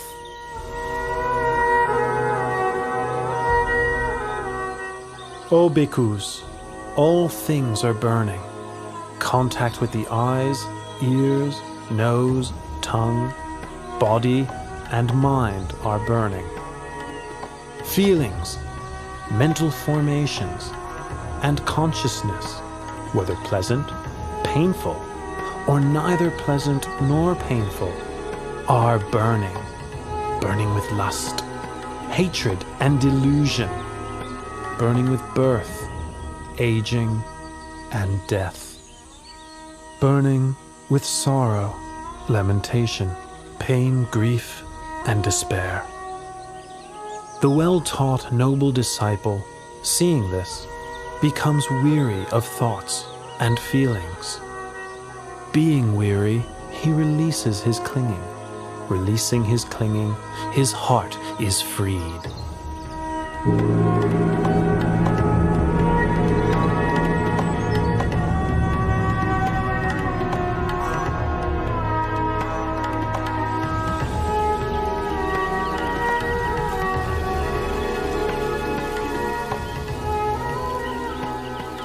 Oh, the Buddha has come to stay right here. When I was a young prince, I made 5 wishes. 1. May I be crowned king of the Magadha state. 2. May the Buddha come to my land. 3. May I have an audience with the Buddha. 4. May the Buddha teach me the Dhamma. And 5. May I realize his teachings. It seems that all of my wishes are about to be fulfilled. Follow me. We're going to seek out the Buddha and ask for his teaching.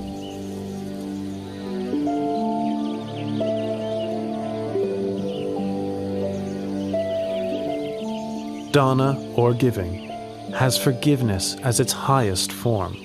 If one develops giving along with forgiveness, one becomes gentle and restrained, and one's heart becomes cool. This is because one has to let go of one's attachment to material things and to one's sense of self.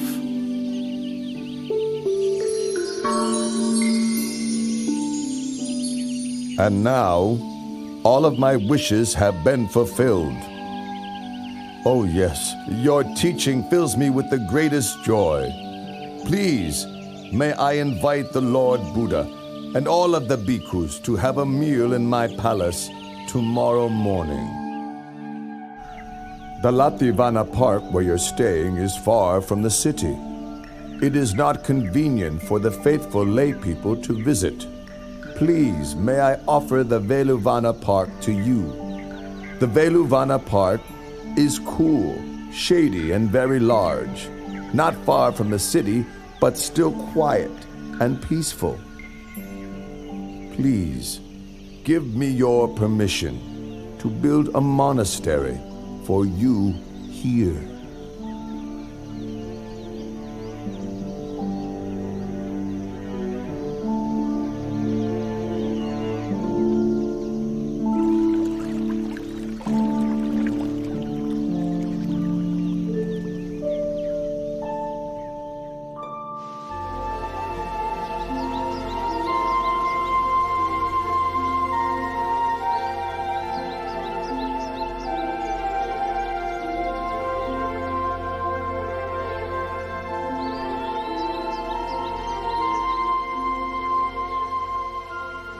Oh, this is the great Velvana Monastery. A solid foundation for Buddhism has now been laid. Since I, Asaji, left the Buddha at the deer park in Isapatana in order to go and spread his teachings, I've not met with him at all.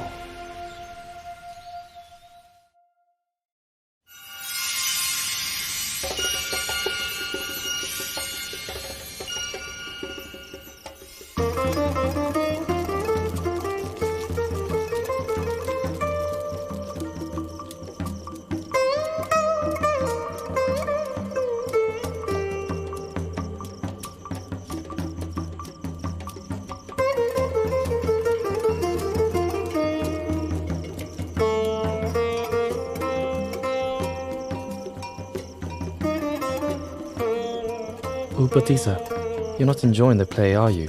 You seem completely indifferent and uninterested. Ask yourself the same question, Kalita. You seem quite unimpressed yourself. Neither the actors nor the viewers will live for more than 100 years. In no long time we'll all be dead. We're absorbed in watching entertainments, seeking fun, but for what benefit? Surely it would be better to seek the path beyond all suffering. I've been thinking the same way as you. All right then.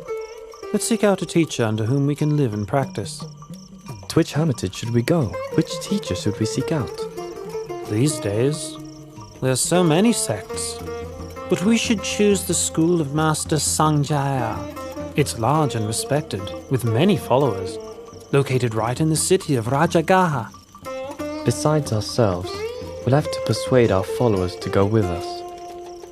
All right, we'll leave tomorrow.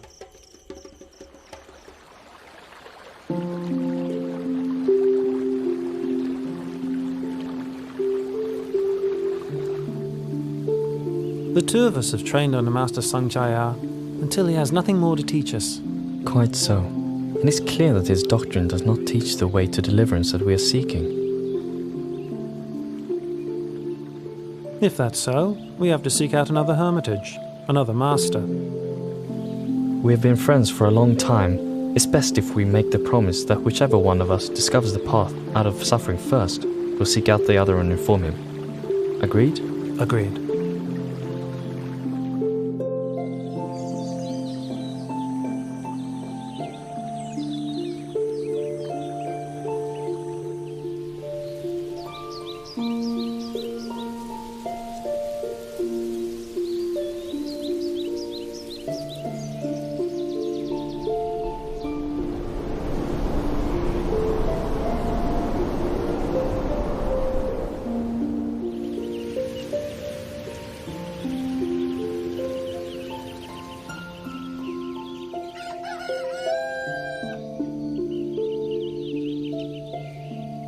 This renunciant walks with such inspiring mindfulness and composure. I've never seen any recluse like him before. I must take this opportunity to prepare him a seat and attend to his needs. Then, when he has eaten, I will politely ask him where he comes from. Venerable Sir, my name is Upatissa, but some people call me Sariputta after my mother's name, Sari. Please, may I be permitted to ask you, where did you ordain? Who is your teacher? Whose teachings or words do you follow? My name is Venerable Asaji. My master is the Lord Buddha from the Sakyan clan. I'm his disciple and follow his teachings. And what exactly did your master teach you? I've just been ordained, and thus cannot give you all of the profound teachings. But I can give you a brief version. Whatever dharmas arise due to causes, the great teacher explains those causes and the ending of those dharmas.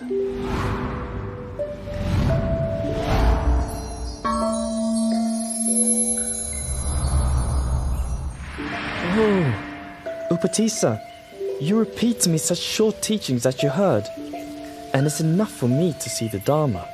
Quickly, let's go and persuade Master Sanjaya to seek out Venerable Asaji's teacher.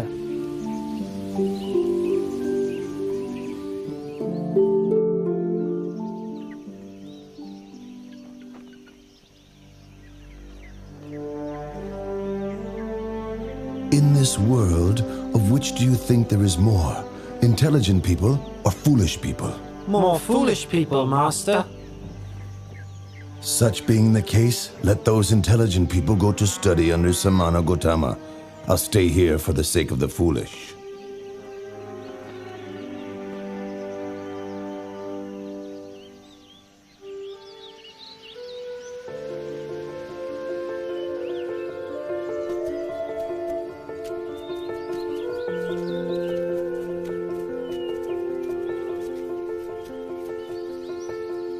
Bhikkhus, those two friends walking in here together, are to be my pair of foremost disciples.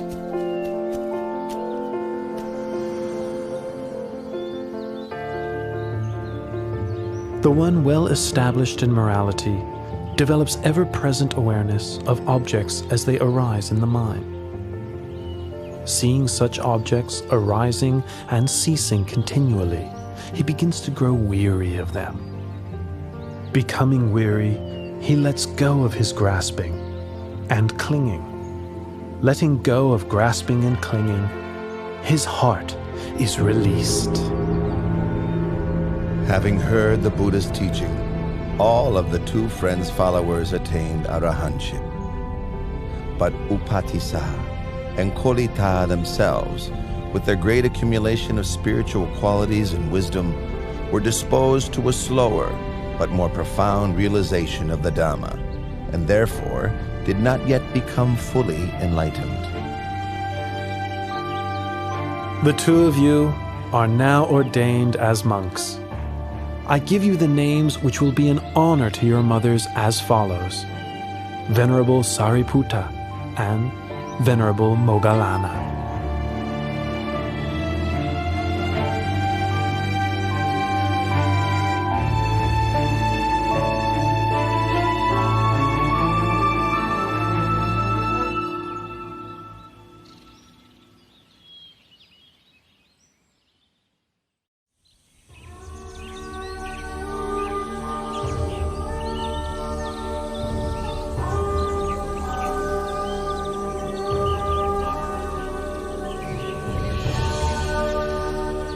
Moggallana. Employ the methods for overcoming drowsiness that I taught you. Moggallana. Feeling, whether pleasant, unpleasant, or neutral, is impermanent. It is of the nature to arise and cease. Being impermanent, it makes for suffering. Being impermanent, it is transitory and insubstantial, unreal, aniccham, dukkhaṃ, anatta.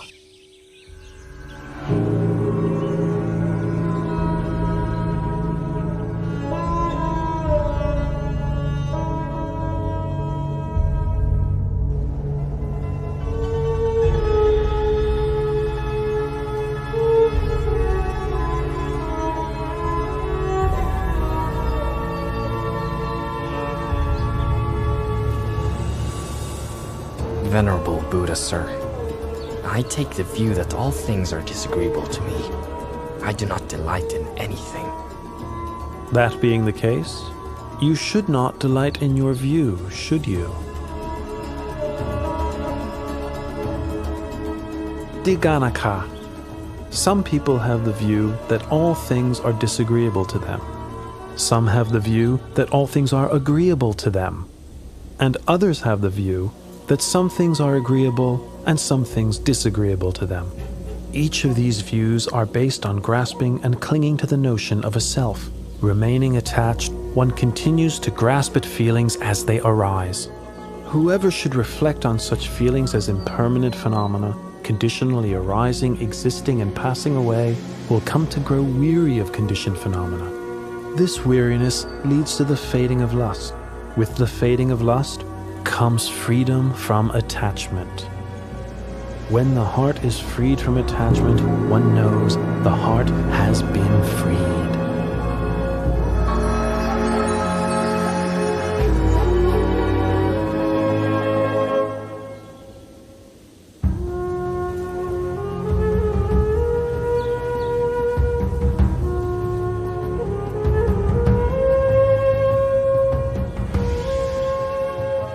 Hearing the Buddha's teaching uprights that which was overturned, reveals that which was hidden, shows the way to one who was lost, shines a light in the darkness.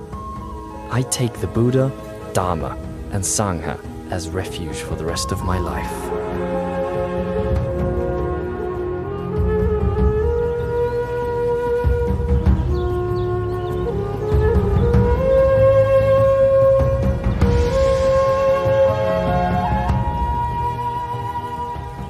Venerable Sariputta was now the Buddha's right-hand disciple, foremost in wisdom. Venerable Moggallana was the Buddha's left-hand disciple, foremost in psychic powers. Both became great supports to the Buddha as he continued to spread his teachings to people far and wide.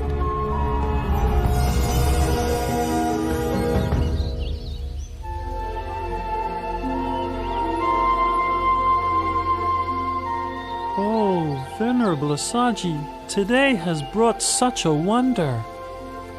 Yes, indeed. Many of the Buddha's faithful disciples, hearing that the Lord Buddha was staying at Velvovana Monastery, traveled separately to meet him and pay their respects. This one great meeting was the occasion for 4 great marvels. Katuranga Sanipata means that 4 marvels occurred together on the same day. 1. On that day, 1,250 disciples of the Buddha came together without having made any prior arrangement. 2. Each of those disciples had been ordained by the Buddha himself. 3. Each of those disciples was attained to arahantship. 4. The meeting took place on the full moon of the 3rd lunar month, which is named Magha. Today is the day of the Katuranga Sanipata. I'll deliver the Ovada Patimokkha to the bhikkhus. To refrain from all evil, to do good to one's utmost, and to purify one's mind. This practice is the fundamental principle of Buddhism.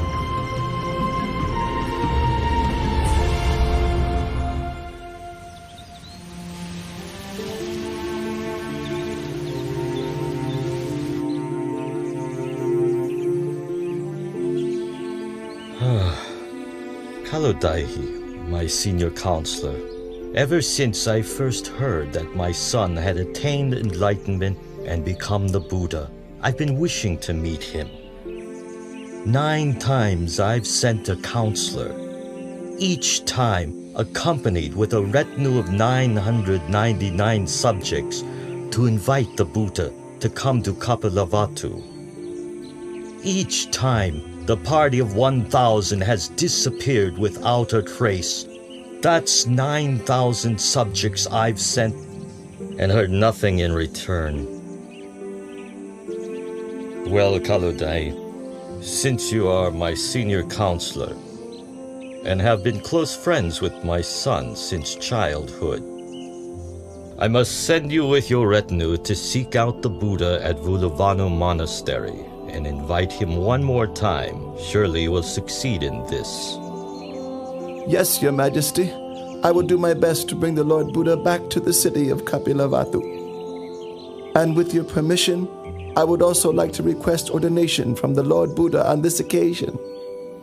I give you my permission, Counselor Kalodai. Please make your journey as quickly as possible. I'll be waiting to hear news from you.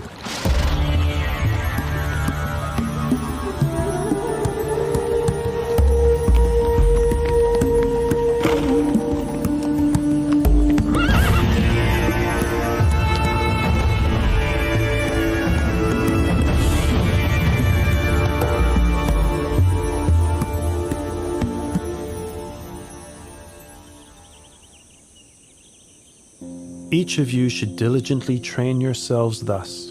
I will not grasp at the internal sense fields of the eyes, ears, nose, tongue, body, and mind. I will not grasp at the external sense fields of form, sound, smell, taste, bodily contact, and mental objects. I will not grasp at contact between the internal and external sense fields. I will not grasp at feelings. I will not cling to the 5 aggregates of the body: feeling, perception, thoughts, and consciousness. I will not cling to this world or the next. when I cease clinging to all that I've seen, heard, known, felt, sought, and imagined, all feelings of attachment to these will also cease. Listen, all of you. A person's heart may be purified through consistently applied efforts in practice, through wisdom, through Dharma, and through morality, not by means of one's class, family, or property. Lord Buddha, summer begins tomorrow. All the farmers have harvested their crops. The path to the city of Kapilavatthu is open and suitable for travel. Your father has a strong wish to meet with you and your disciples. Please, out of compassion, travel to the city of Kapilavatthu and teach Dharma to your father. Please teach Dharma to your relatives there. I accept your invitation, Kalu Dai. Please inform the bhikkhus so that they can prepare themselves for travel. The road from Rajagaha to Kapilavatthu is 60 leagues. The Lord Buddha, along with 20,000 disciples, will travel 1 league per day. In 60 days, they will arrive at Kapilavatthu city.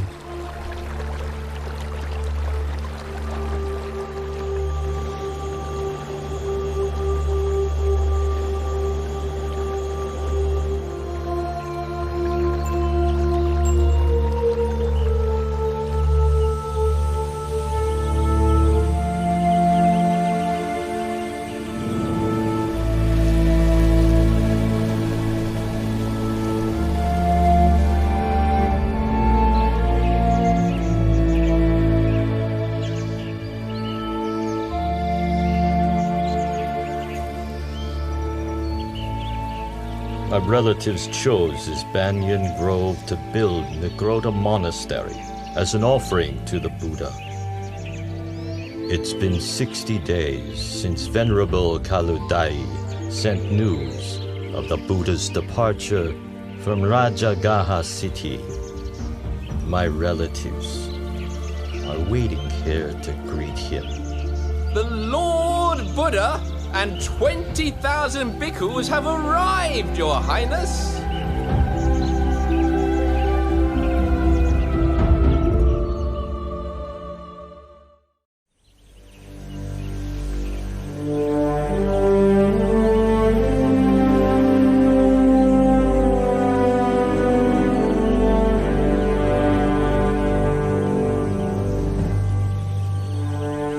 The Lord Buddha's relatives are clinging to the view that the Buddha is junior to them because he is younger in age. They've positioned their young princes in front of themselves so that they won't have to pay their respects.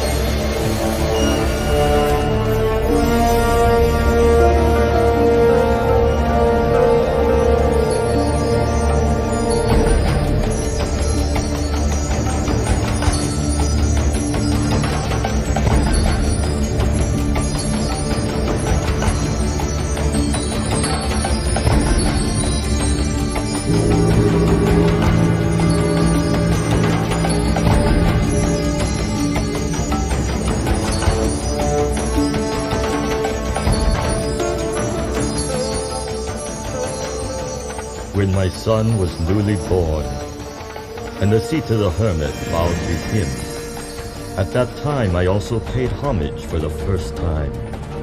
7 years later, during the royal plowing ceremony, my son sat in meditation, and the rose apple tree shaded him throughout the afternoon, its shadow not shifting with the course of the sun. Witnessing this, I paid respects to my son for the second time. Now on this occasion, a truly wonderful marvel has appeared. May I take this opportunity to express my veneration for the third time.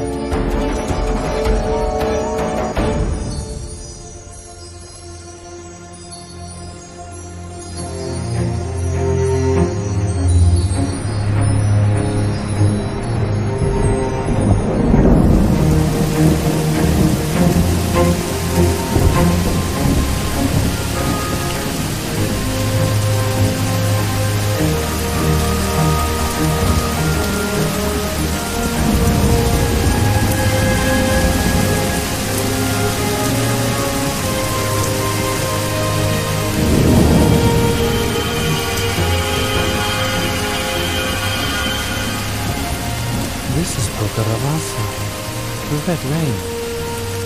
Unlike ordinary rain, it soaks only those who wish to be soaked by it. For those who wish to remain dry, every drop will roll right off, just like water drops roll off of a lentil field.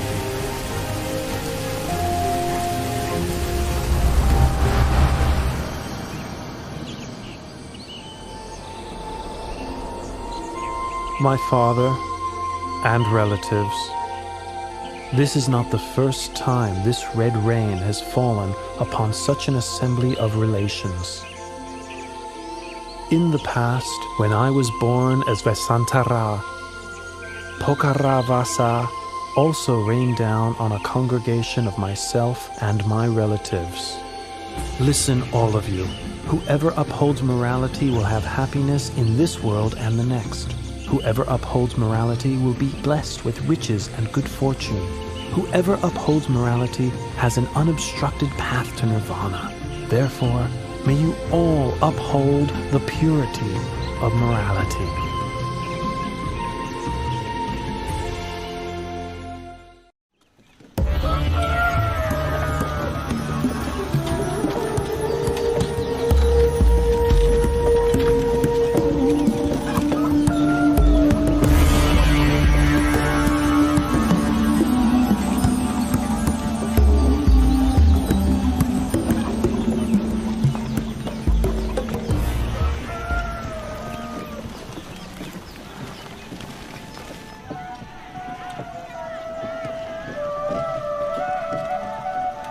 My son, why do you bring shame to me by going around collecting alms of rice and food in this manner? You are of royal lineage, an heir to my throne. Or are you of the opinion that I cannot afford to provide you or your disciples with enough food myself? Father, at the moment of my enlightenment, I departed from the Sakyan royal family lineage and was established in the lineage of awakened Buddhas. My going for alms round is in accordance with the tradition of all Buddhas. The Venerable Sangha also practiced this Buddhist convention. Father, please pay attention to this teaching.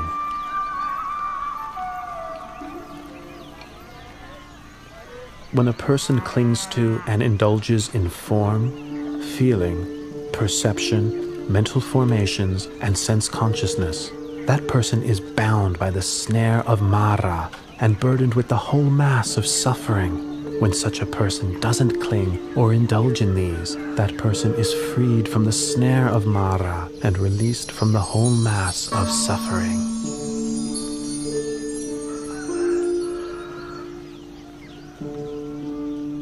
Please, may I invite you and all your disciples to receive alms food in the royal palace tomorrow morning.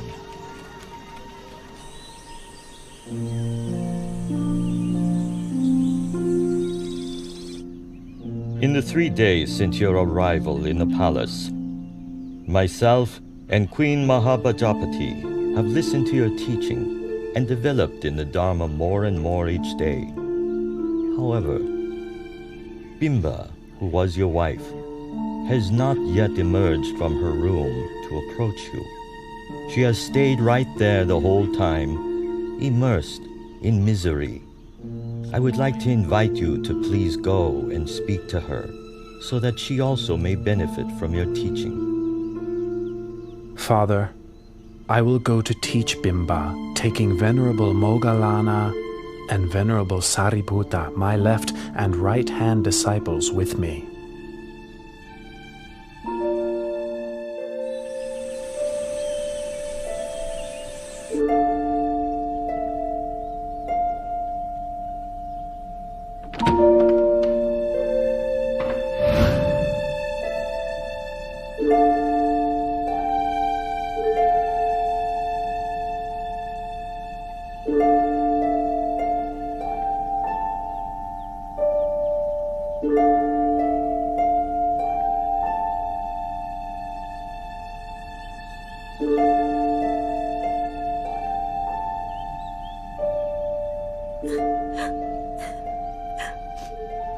Why have you been so unkind to me, your wife? When you left for the holy life, you left in silence. Did I do something wrong to make you leave that way? If I did something wrong, then what was the fault of Rahula, born that very day, that you had to leave him bereft of a father? Bimba, don't be so melancholy. What I did was to help you and all beings, that you might have a chance to know the way out of suffering. Bimba, we were born in this world for making merit together, as we have for many lifetimes. Now is the time to reflect on those births and lifetimes according to the truth as follows. I am of the nature to age. I have not gone beyond aging. I am of the nature to sicken. I have not gone beyond sickness. I am of the nature to die. I have not gone beyond dying. All that is mine, beloved and pleasing, will become otherwise, will become separated from me. I am the owner of my karma, heir to my karma, born of my karma, abide supported by my karma. Whatever karma I shall do, for good or for ill, of that I will be the heir.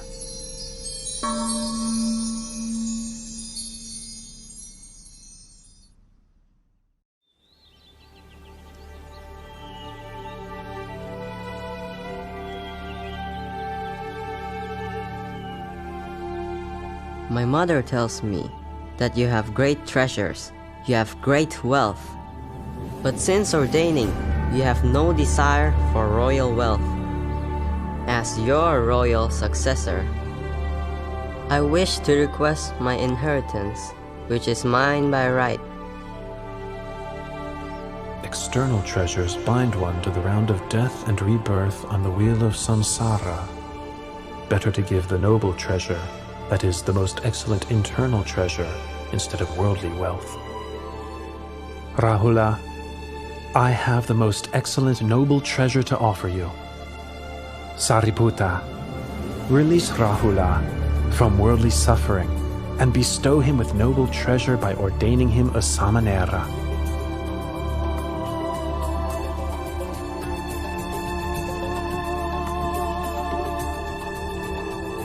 Rahula, from this point on, you are a Samanera Rahula.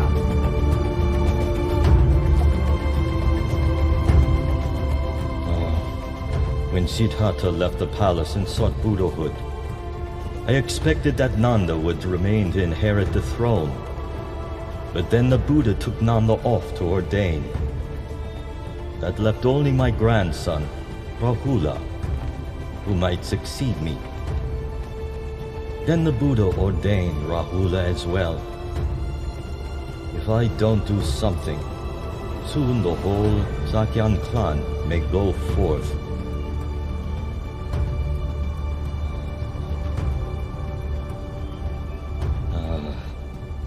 I must quickly go to the Nigrota monastery and plead with the Buddha.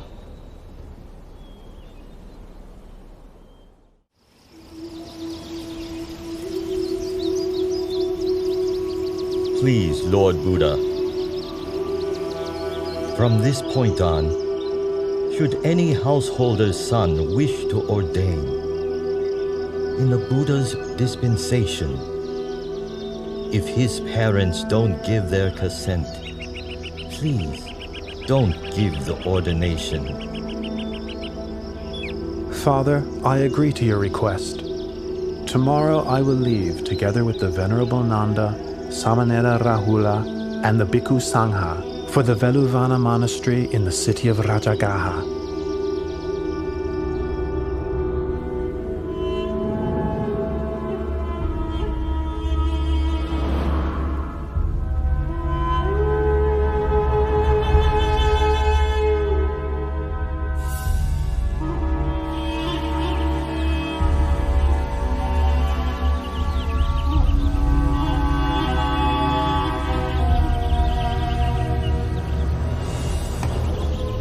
Nanda.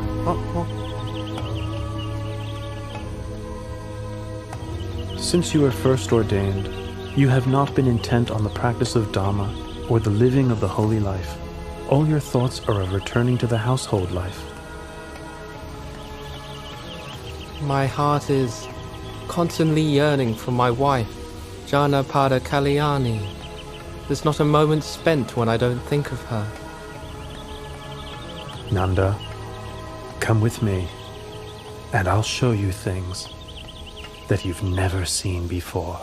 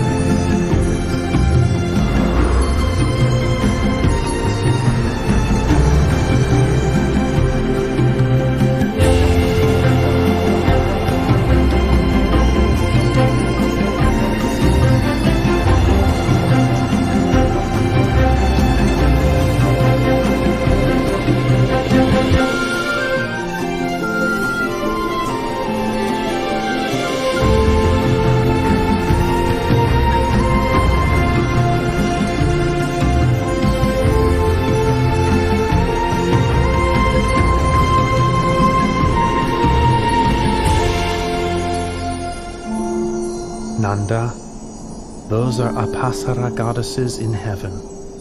What do you think about them? Every one of those Apsara goddesses is beautiful in face and form. I can think of nothing to compare them with. Even my wife, Janapada Kalyani, has not half their beauty. Nanda, can you see that what you thought before to be exceedingly beautiful now pales in comparison to greater beauty? Yes, Lord Buddha, I can see.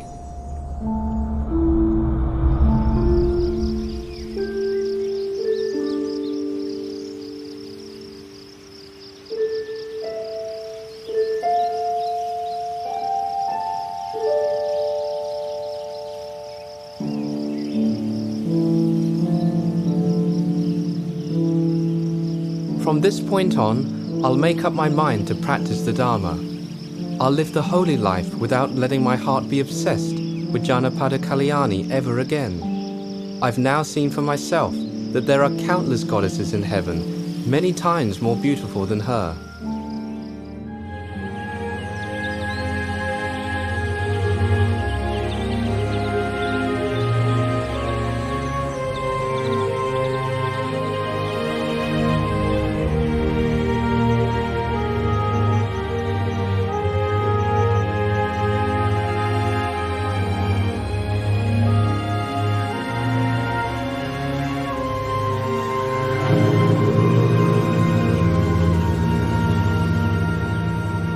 Nothing can ensnare a man's heart more tightly than a woman.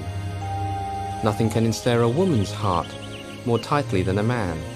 In truth, love is like a noose which binds one to obsession and infatuation. It brings one to birth and death in the world again and again, dragging one down into a mass of suffering. That's right, Nanda. There is no pleasure equal to the peace that can be found within one's own heart. For as long as humans rush around seeking external distractions, they will never meet with genuine happiness. Nanda, when you release your clinging and view the whole world as empty, your heart will be free, open, expansive, radiant, and joyful.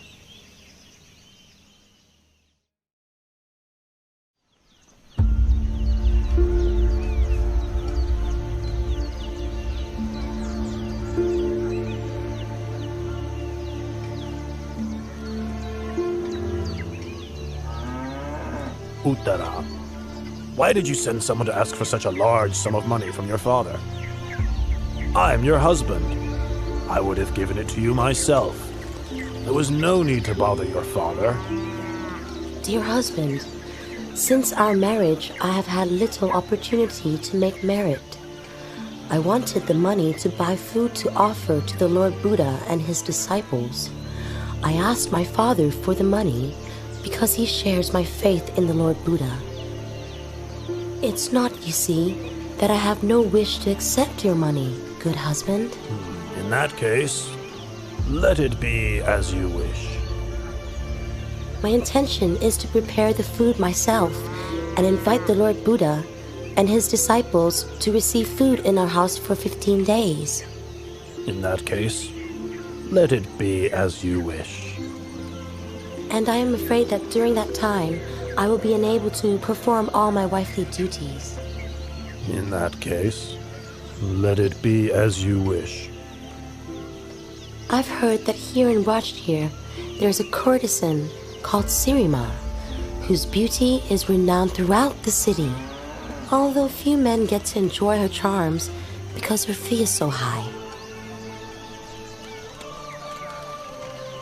For these 15 days, I'm going to hire Sirima to take my place as your wife.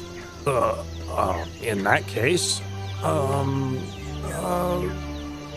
let it be, as you wish.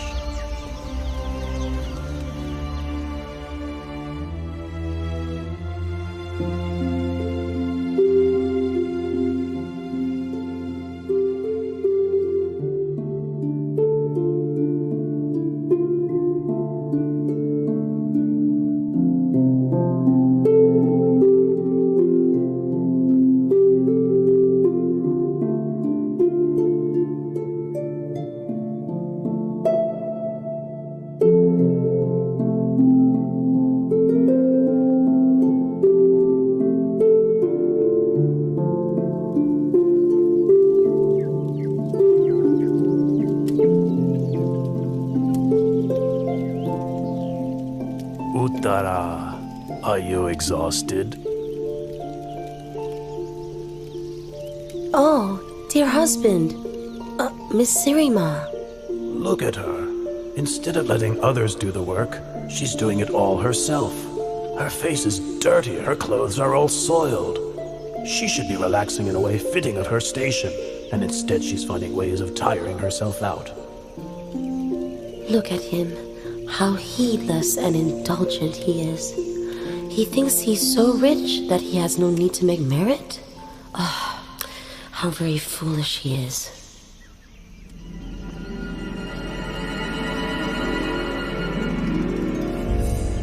Look at Uttara. She's looking at me with a smile of contempt. It's as if she's scolding me with her eyes. It's sickening. I'm not putting up with this. You, Uttara, look at me. You want to fight? Well, you're gonna get what you want.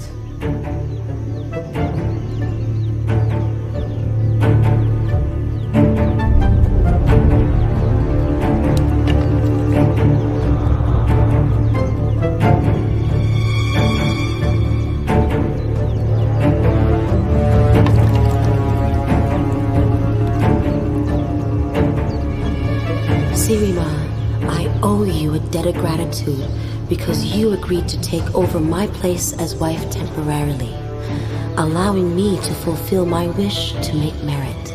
No matter how you treat me, I will not become angry or vindictive.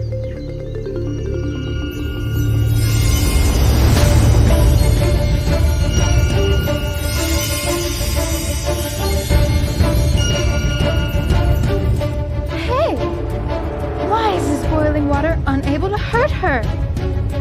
Hey! This prostitute is dared to attack our employer! Come on!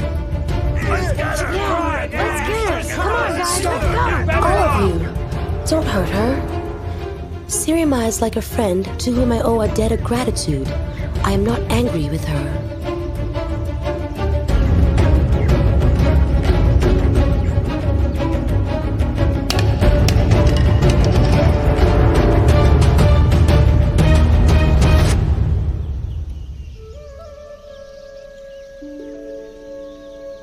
Uttara, I am a courtesan who you employed. I forgot myself and started imagining myself as your husband's wife, and so attacked you. But your heart is so noble. It is filled with loving kindness, and you have not shown me even the slightest amount of anger. I have wronged you. Please, forgive me. Oh, get up, Sirima.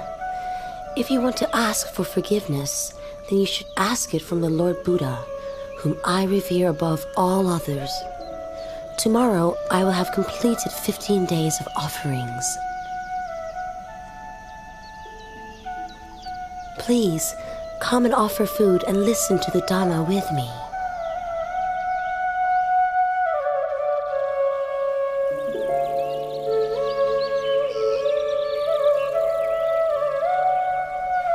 A person should overcome anger with non-anger, overcome evil with goodness, overcome stinginess with generosity, overcome careless speech with words of truth.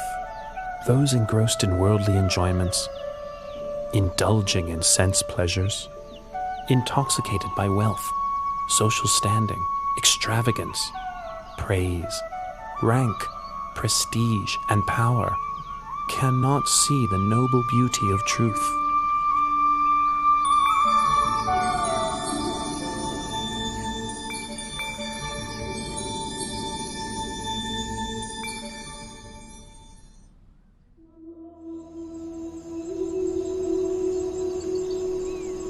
Oh, she's still so young and beautiful, too young to die. The day this woman listened to a talk from the Buddha, she gave up her life as a courtesan and turned to making merit every day. But life is uncertain, and now, not much later on, she's dead. Let's get down to work. It's already time to cremate the body. Hey, wait a minute. We can't cremate her yet. Well, why not? The Buddha has requested King Bimbisara to order us to keep the body for 3 days. For 3 days! Oh, whatever for?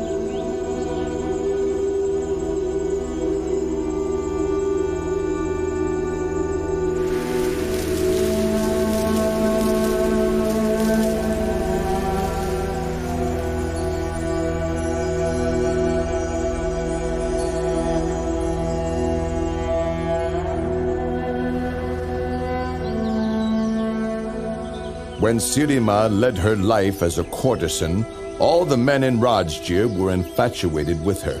Everyone wanted to sleep with her. Now she is dead. I would like to sell her to the highest price. I will start at the price she charged for her body during her lifetime. 1,000 kahapanas. Who wants to start the bidding? Ow! Sirima's been dead for 3 days. Her corpse is starting to decay. The fluids are flowing out of her body. The smell of the corpse fills the whole cemetery. Somebody would have to be crazy to buy the body. Hey! King Bimbisara is reducing the price to 900 kahapanas. 800! Ha ha! 800 kapanas for a rotten 700! Half the original price, and still no one is making a move? 100 kahapanas. If nobody is going to buy this corpse, then I will give it away for free.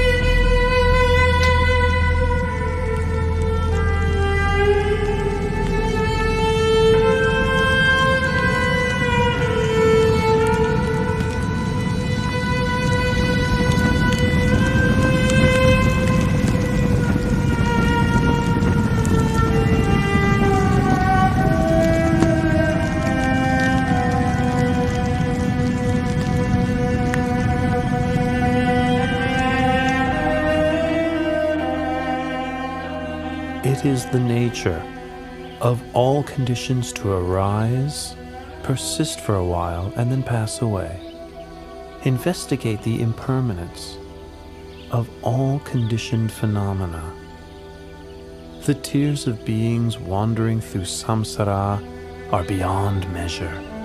The bones which are laid down upon this earth cover it without gaps. This is something that is truly sobering to know. One who is still attached to forms, sounds, tastes, odors, and physical sensations cannot find liberation from this world.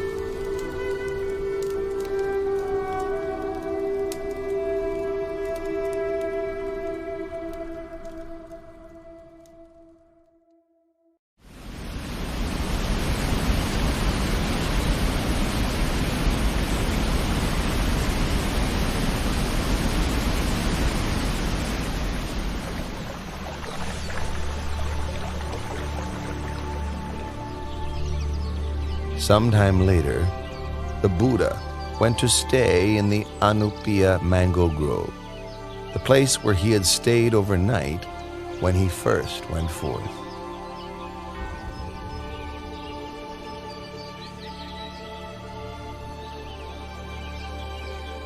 Five Sakayan princes, Prince Badiya, Prince Anuradha, Prince Ananda, Prince Bagu, and Prince Kimbila, along with Kolian Prince Devadatta, and a barber named Upali, approached the Buddha and asked for ordination.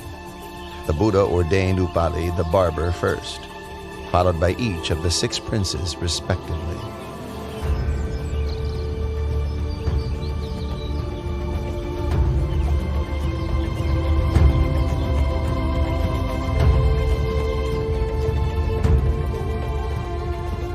Not long after their ordination, Venerables Upali, Badiya, Anuruddha, Bagu, and Kimbila attained arahantship.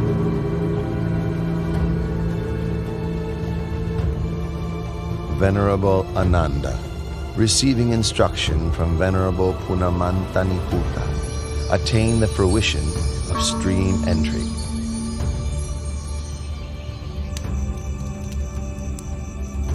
Venerable Devadatta achieved only the mundane attainments of various psychic powers.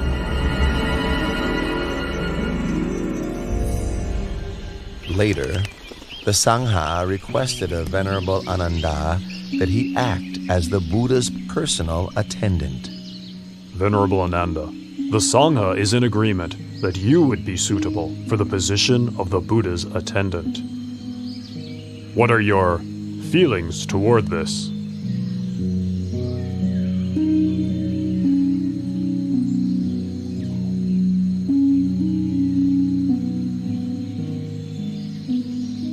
O Lord and great teacher, I am ready to serve and attend to you. But please, may I make 8 requests of you? Very good, Ananda. Make your requests. My 8 requests are as follows. 1. May the Lord Buddha not give me good quality robe cloth. 2. May the Lord Buddha not give me good quality alms food. 3. May the Lord Buddha not have me stay in the same dwelling as himself. 4. May the Lord Buddha not have me accompany him on meal invitations. 5. May the Lord Buddha attend all invitations that I accept on his behalf. 6. When visitors come a long way to seek an invitation, may I have permission to take them to see the Buddha straight away. 7. May I be granted permission to ask questions of the Lord Buddha whenever I am in doubt. 8. On whatever occasion the Buddha gives a teaching of the Dharma, with myself not present, may he repeat it to me afterwards. Very good, Ananda. I consent to your requests.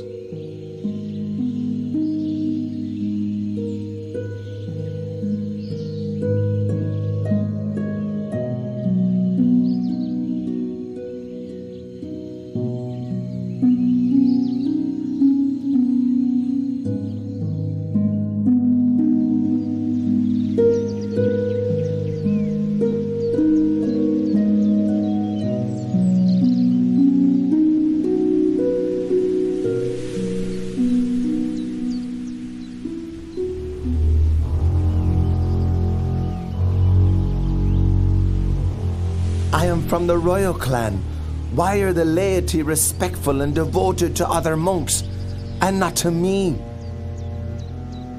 Ah, Prince Ajatasattu, son of King Bimbisara of Rajagaha. He is still young, doesn't yet know right from wrong. I'll display my supernatural powers and gain the devotion of the young prince. Then whatever I may wish for, he'll find a way to get it for me. Ha ha ha ha ha!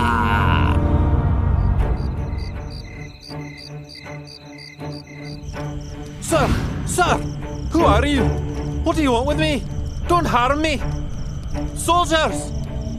Wait! Prince Ajatasattu, don't be frightened. Venerable sir, how do you know me? Oh, Prince, look at me!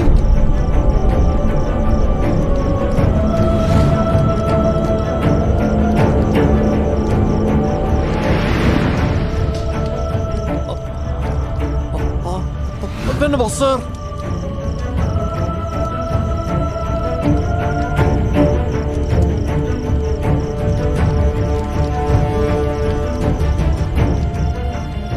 My name is Venerable Devadatta. I wish you no harm. I am here to help you. To help me? To help me with what?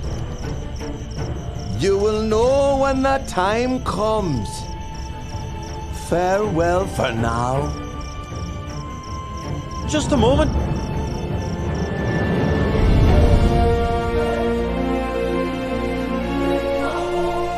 I displayed my supernatural powers, and Prince Ajatasattu gained great faith in me.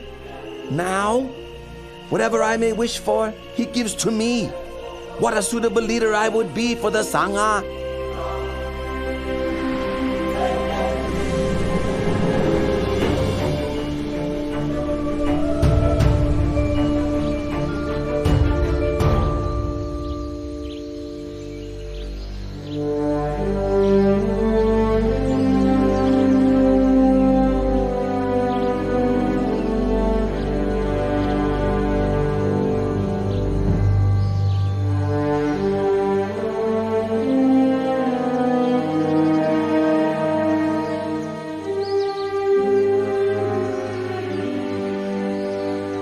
Lord, you are now getting very old. It's time for you to lay your duties down. I request the burden of leading the Sangha. Please make the matter known to all the bhikkhus. From now on, I'll take over your teaching responsibilities.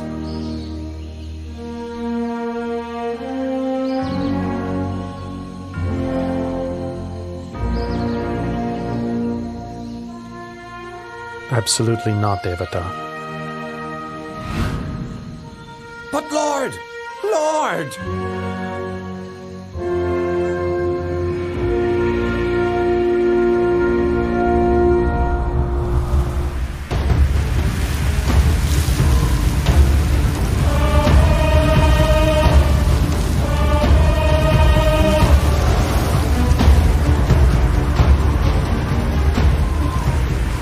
The Buddha humiliated me in front of all the monks. Then he enacted the Pakasaniya Kama, preventing the other monks from speaking to me or meeting with me. From this point on, I'll set my mind on bringing him to destruction. He can't do this. He can't do this to me. Your Royal Highness, please think it over. Even though you have now inherited the throne as you wished, you must still execute your royal father. Should he change his mind and wish to take his throne back, he would be sure to kill you. Therefore, you must act first without warning.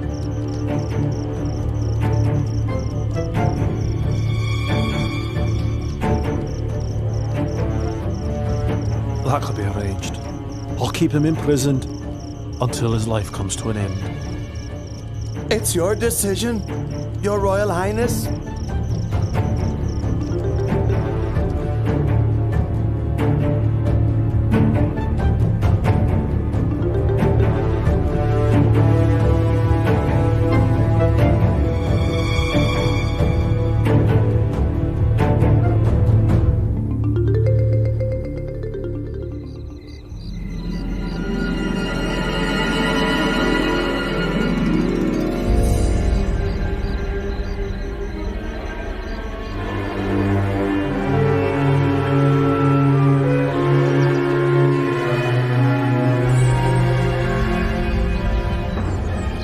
I've tried to take his life 3 times, but in vain. It's time to try my last resort. I have to pretend to be strict in Dhamma Vinaya, so that all the bhikkhus will become my disciples.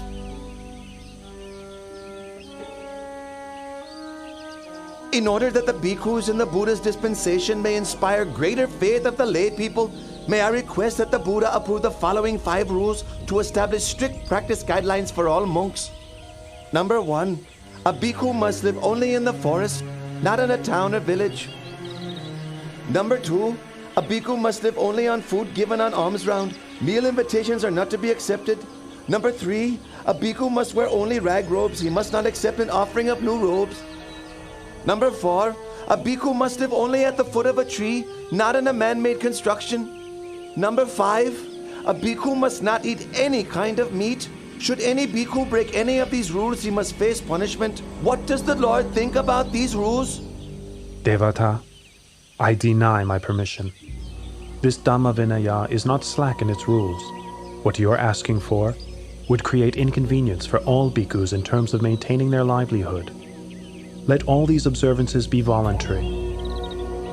As for the rule against eating meat, I allow meat which is pure in 3 aspects, not seen, heard, or suspected to have been killed specifically for the sake of oneself. My bhikkhus, who do you think is superior? My rules are stricter, aren't they?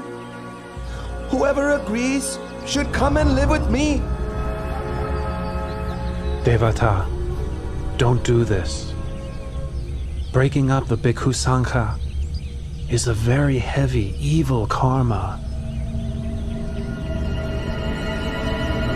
From this day on, I am no longer your disciple.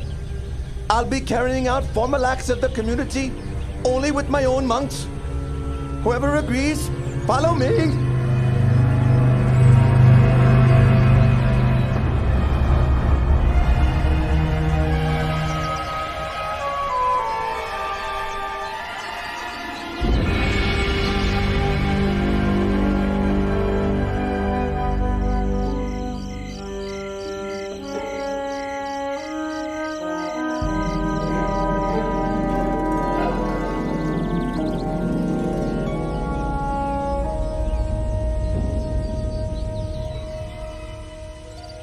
Devadatta, can't you see that you're not a suitable leader for the Bhikkhu Sangha? Gokalika, what are you saying? What am I saying? What am I saying? Just now, Buddha's left and right-hand disciples, Venerables Moggallana and Sariputta, came to give teachings and instruction to your disciples. Having listened, almost all of your disciples followed the two Venerables back to Jetavana Monastery. Only a few of your most foolish and ignorant followers remain. Gokalika, it's impossible! It's impossible! Impossible! Impossible! Is that all the strict forest monk can say? Gokalika, you! You are a fake. You're wearing the yellow robe only for the sake of gain and honor. You are boastful and conceited even to the point of competing with the Lord Buddha. I have no wish to stay with you any longer. Gokalika! Come back here now! Gokalika!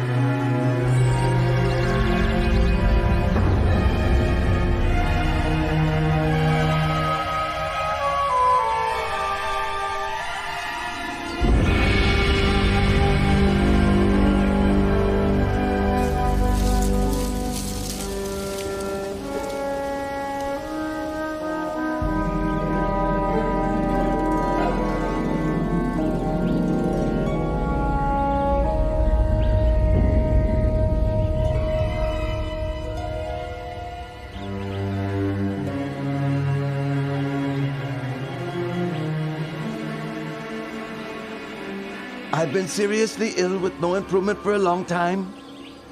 It must be because of my offensive and injurious behavior towards the Buddha. But in return, the Buddha has nothing but loving kindness toward me, expressing not even the slightest ill will or resentment. Now, coming to the end of my life, I'd like to seek out the Lord Buddha in order to ask for his forgiveness. Monks, be quick and take me to Jetavana Monastery.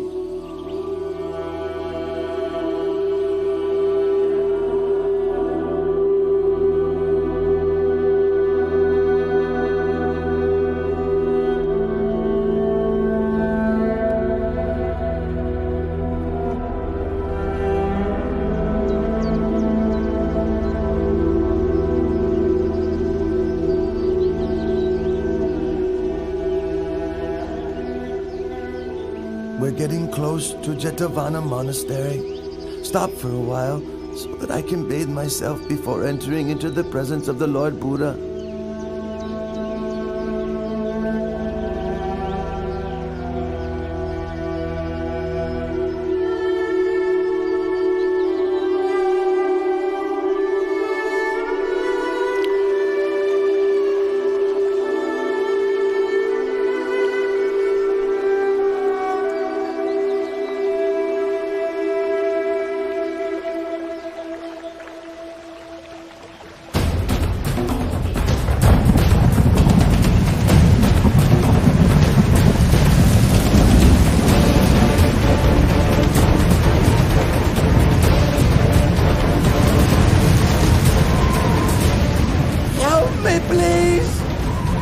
Lord, help me, please!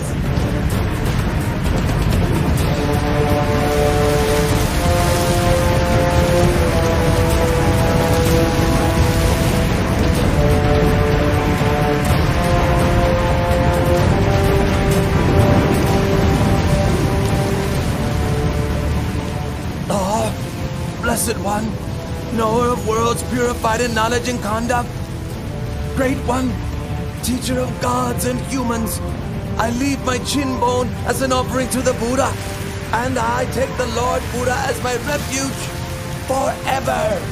I take the Lord Buddha as my refuge forever!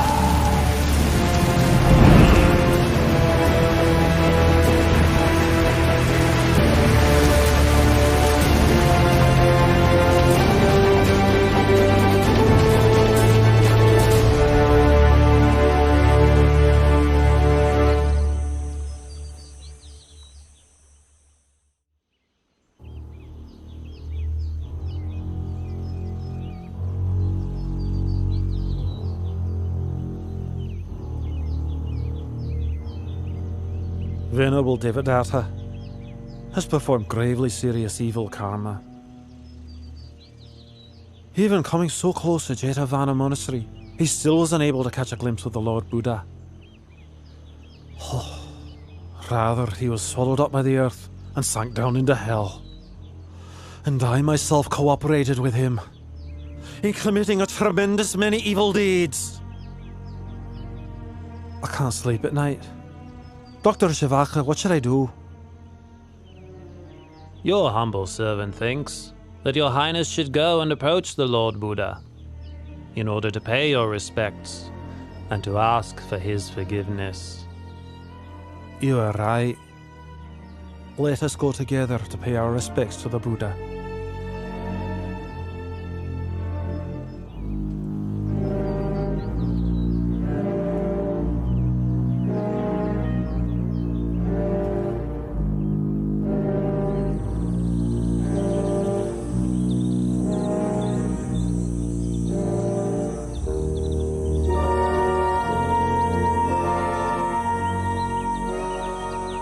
O Lord, I was duped into believing what Venerable Devadatta said. I thereby committed gravely serious wrong actions which affected the Buddha. I now realize my mistake. Please, may I beg your pardon? Please forgive me. I promise I will never do unwholesome deeds like that again. Your Majesty, it is a timeless law that in this world, hatred can only ever be appeased by non-hatred. One who associates with fools is doomed to sorrow for a long time. One who is perfect in morality shines like a bright flame. One with mindfulness is happy and grows in the Dhamma at every moment. If a king rules with Dhamma, all his citizens will be happy.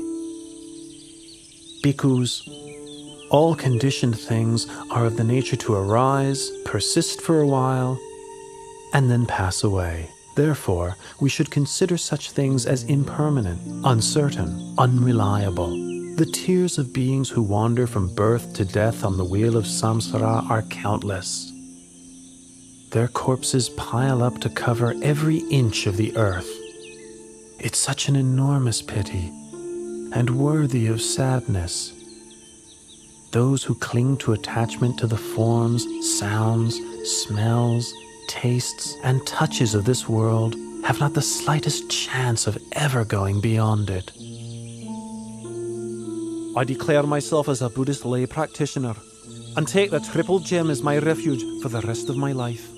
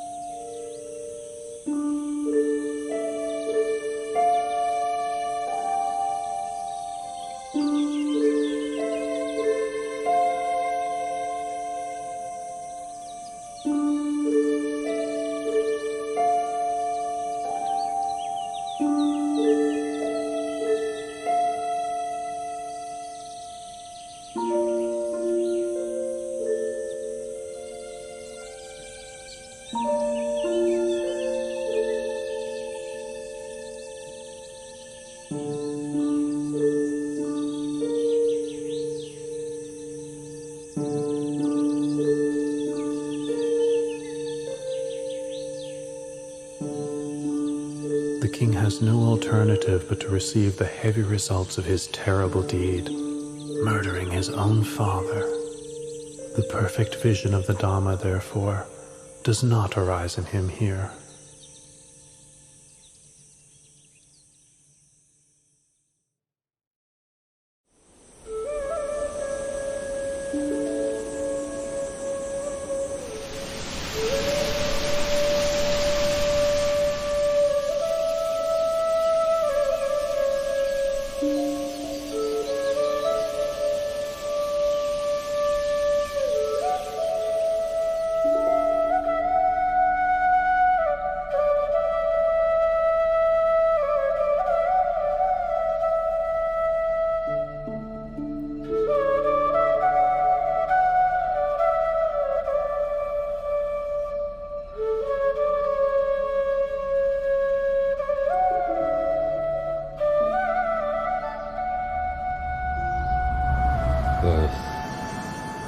aging, sickness, death.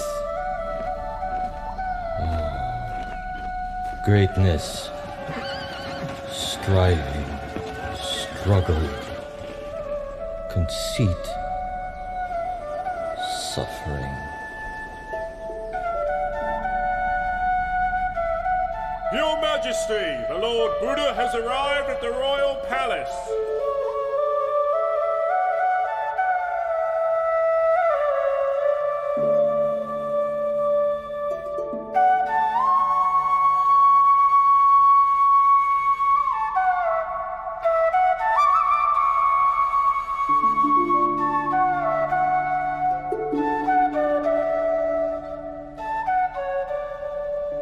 Oh Lord, I think my life is ending.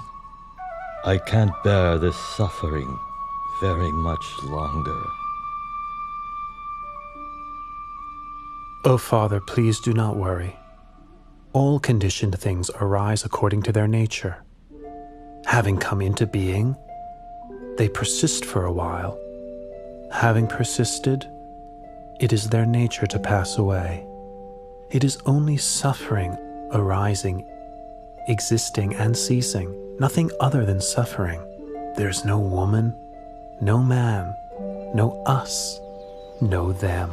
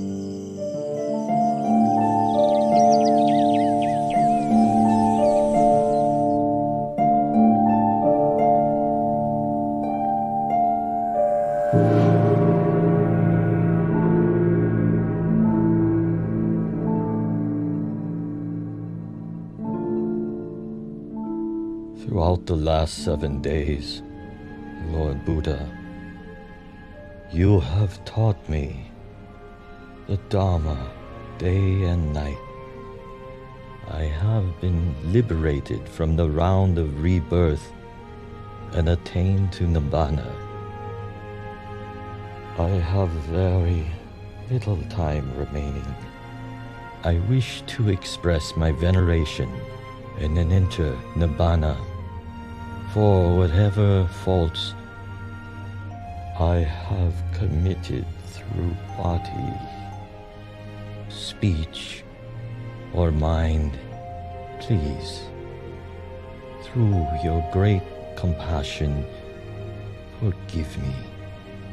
Now, I ask your permission to take my final leave and let me pass into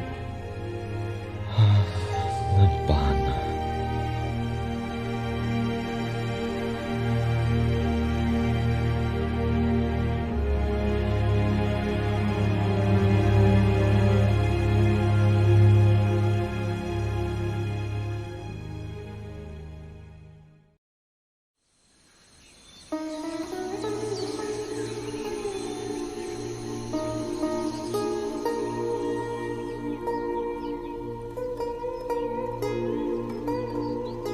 have asked for ordination from the Lord Buddha 3 times, but he has not yet given his permission. However, we won't give up our efforts. Let us shave our heads, put on the yellow robe, and follow the Lord Buddha wherever he goes.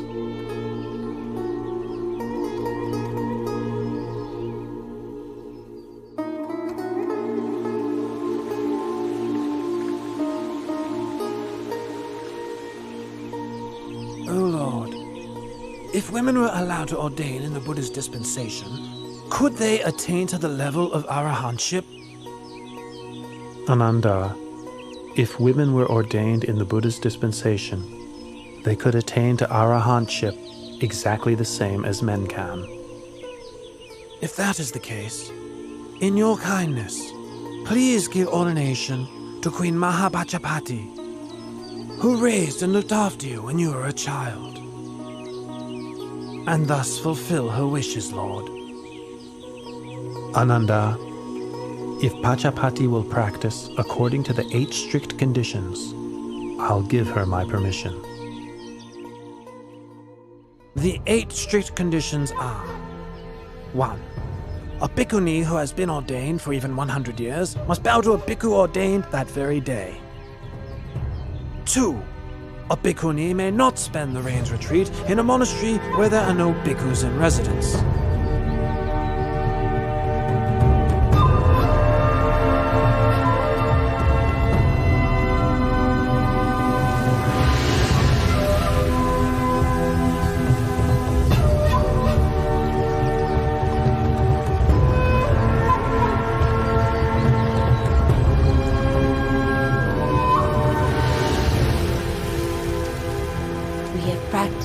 8 strict conditions for the period of 2 rains retreats. Please, may the Buddha consider our ordination. I permit your ordination.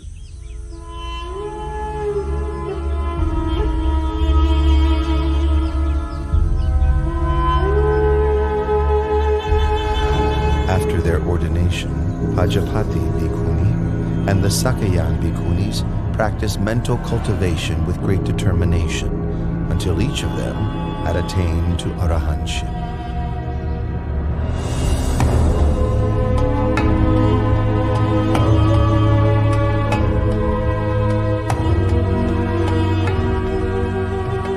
Now King Mahanama of the Sakyan clan has inherited the throne of Kapilavatthu. It goes to show how unstable and impermanent even kingship is in this world. Prince Siddhartha, my husband, relinquished the royal throne without a second thought when he went forth. My relatives, my son, and even Queen Mahapajapati Gotami have followed after him and ordained. That being the case, it is best for me also to relinquish material comforts and ordain in the Buddha's Dhamma Vinaya.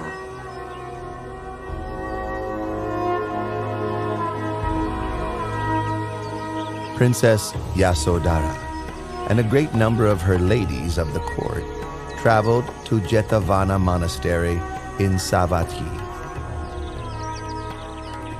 After practicing the 8 strict conditions for 2 rains retreats, Princess Yasodhara was ordained as a bhikkhuni.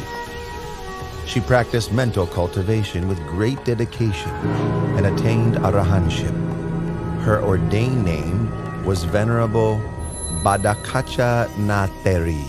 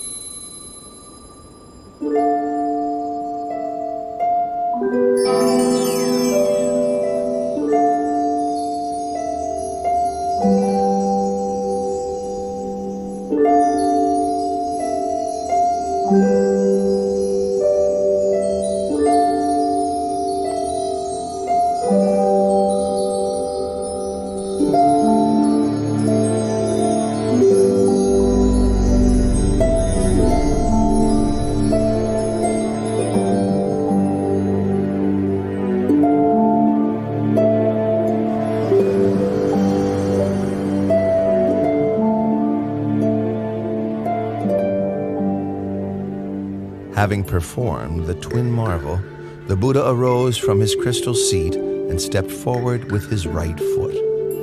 He placed it on the summit of Mount Yugandhara. Then he stepped forward with his left foot, placing it on the summit of Mount Sumeru, upon which Tavatimsa heaven is located.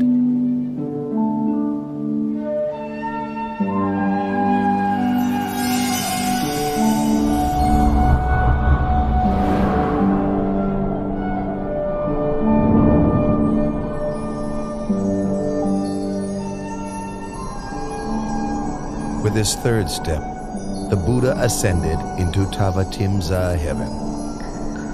He seated himself upon the Pandukambala stone, the seat of Lord Indra, the god of Tavatimsa heaven. His purpose was to teach the Dhamma to his mother, in accordance with the tradition of past Buddhas. Delighted, Lord Indra and the host of Tavatimsa heaven gathered before the Buddha to hear his discourse. Tell me, have you seen my mother? O Lord, your mother was reborn, Santusita Devaputa, in the higher realm of Tusita. I will quickly go and invite your mother down.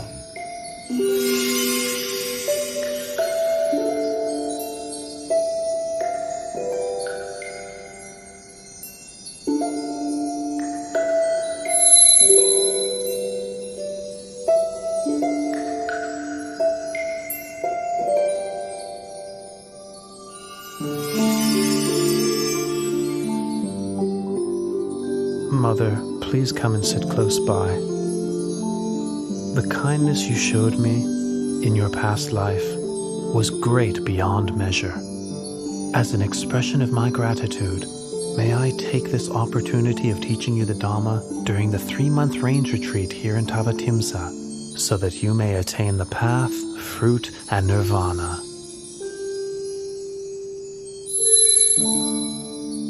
Mother, please listen. Ignorance and craving lead a person to rebirth.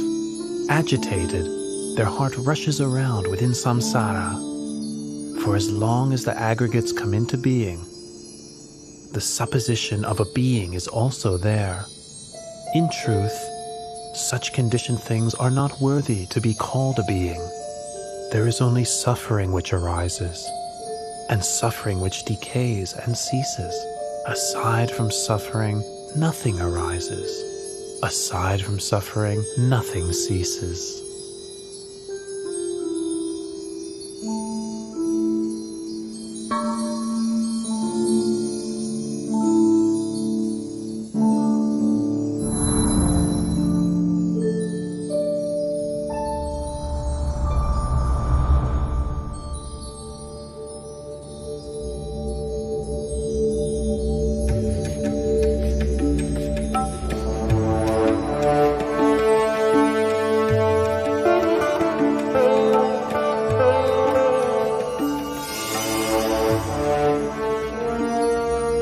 Lord Buddha, you have ascended to Tavatimsa heaven and taught the Abhidhamma to your mother for the full 3 months duration of the range retreat. The people of the world are now wondering, when will you depart from heaven and descend to the human world? Moggallana, please let the people know that I will descend from heaven in 7 days' time, arriving at the gates of the city of Sankasa.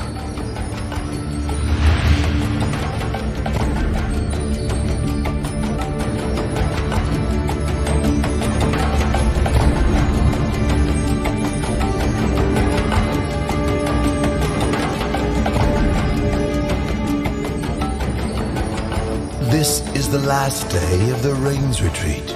I will create 3 heavenly staircases for the Lord Buddha's descent from the heavenly world.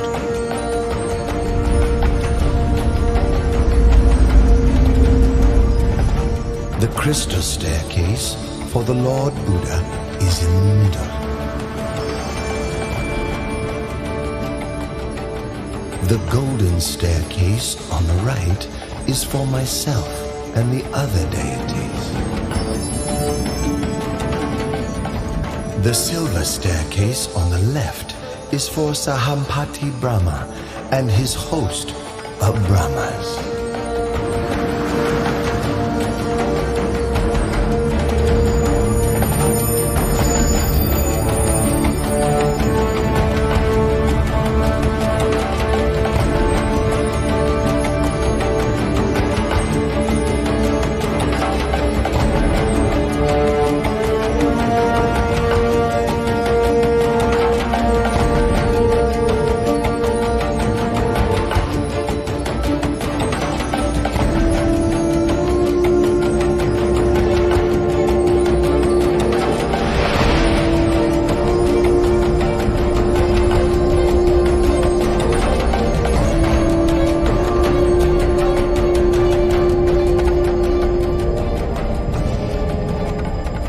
As he descended from heaven, the Buddha performed the marvel called Loka Vivarana, making the realms of heaven, earth, and hell visible to all.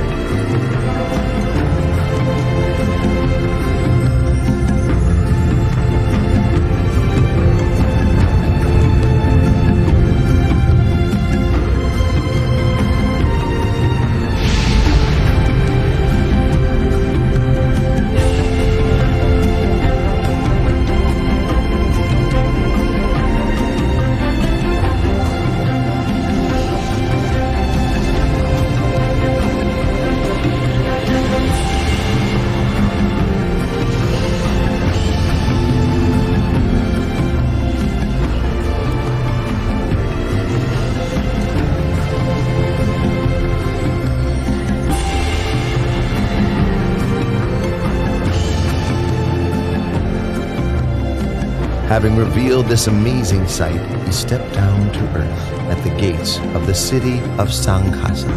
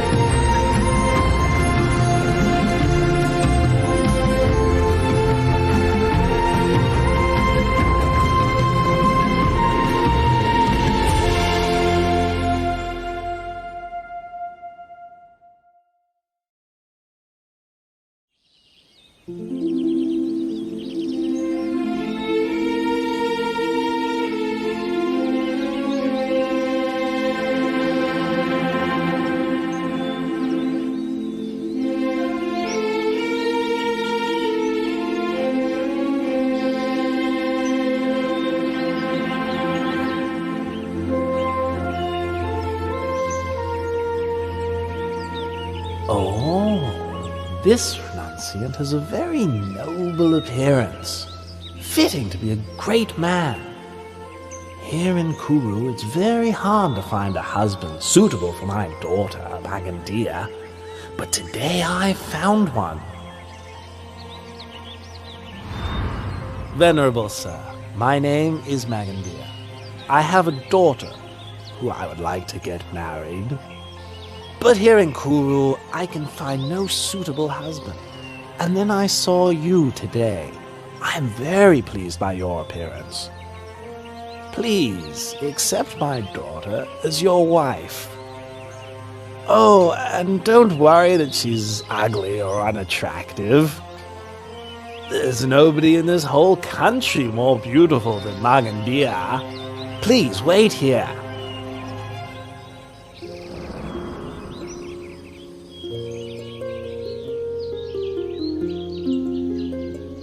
Oh, my dear child, Magandia. Oh, I'm exhausted. Hurry up. Make yourself as attractive as you can. Now, right now. Quickly, my daughter. If you're tired, then sit down and take a rest, husband. And why do you want our daughter, Makandia, to dress up prettily? Come on, please. Sit down and rest. Oh, Magandia, are you ready yet? Hurry up.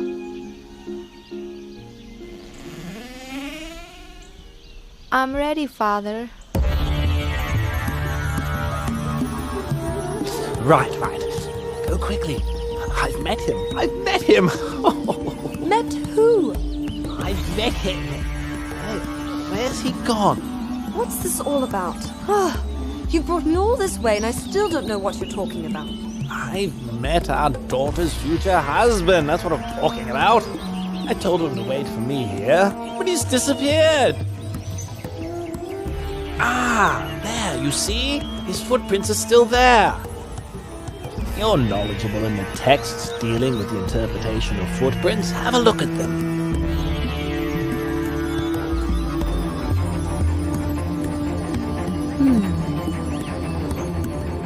2 footprints that exactly match in this way are the footprints of a great being. They show that he is beyond craving, beyond anger, beyond delusion, without defilement. Such a one is not interested in household life. No defilement? What? Every man likes beautiful women. Let's see what happens when he sees our daughter. The main thing is to find where he's gone to.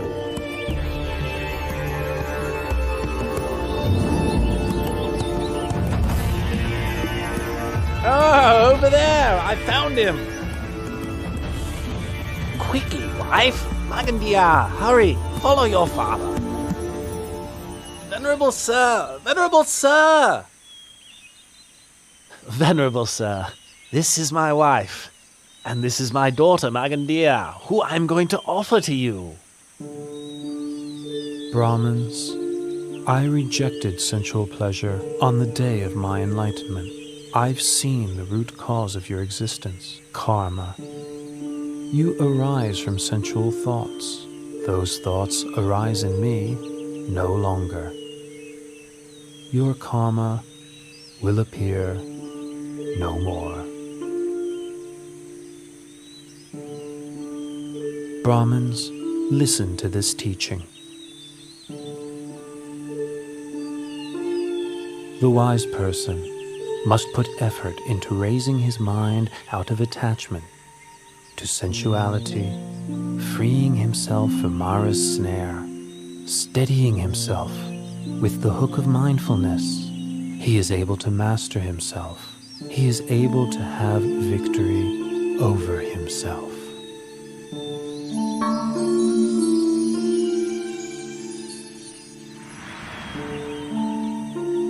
Your teachings have illuminated the path ahead for us both.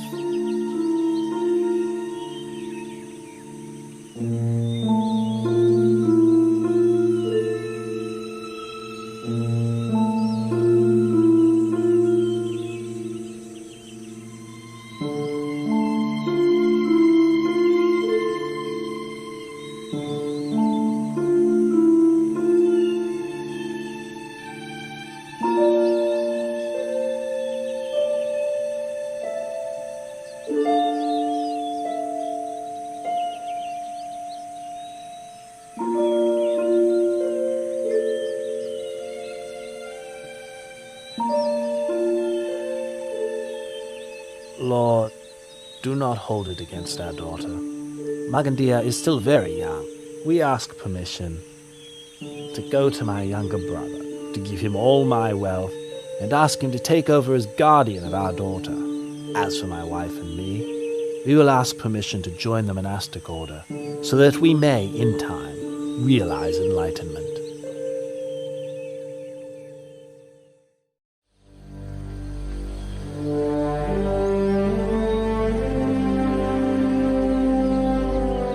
My name is Varanja Brahman. I am the ruler of this town of Varanja. Hearing of your reputation as a perfectly enlightened Buddha, I wish to have a Dhamma discussion with you. But why is it that when I, your senior in years, arrive here, you make no gesture of respect? Don't rise up to welcome me, and don't invite me to sit on the same level as you. Varanja Brahmin, in this world or in any other world, I have not yet met anyone superior in Dhamma to me, to whom I should make a gesture of respect, stand up to welcome, or offer my seat. It's my view that your way of practicing and conducting yourself is quite tasteless. Brahmin, my way is indeed tasteless. I have abandoned the taste of the sensual pleasures of form, taste, smell, sound, and bodily touch. But I am not tasteless in the way that you understand it. You have no assets. You teach non-action and praise annihilation. And furthermore, I would say that you are loathsome. Brahmin, I have no assets or wealth, because such things consist of forms, tastes, smells, sounds, and touches. Venerable Brahmin, I teach non-wrong action, non-evil action by body, speech, and mind. I praise the annihilation of lust, hatred, and delusion. Brahmin, loathsome is bodily misconduct, verbal misconduct, mental misconduct. I loathe all that is evil and unwholesome. But I am not at all loathsome in the way that you believe. You teach eradication, destruction. You teach non-arising and non-birth. Brahmin, I teach the Dhamma for the eradication of lust, hatred, and delusion, and for the eradication of all unwholesome states. I teach the destruction of bodily misconduct, verbal misconduct, and mental misconduct, because these are things which are worthy of destruction. I have attained the state of non-arising and non-birth by abandoning the causes of birth and becoming. I speak only the truth in response to your comments. The truth is not as you understand it to be. Pay attention, Venerable Varanja Brahmin, and I will teach you the Dhamma. Sending your mind outside and seeking faults in others is a cause for suffering. Reflecting internally, developing awareness of one's own mind, is the path. Nirodha, the end of suffering, is its fruit.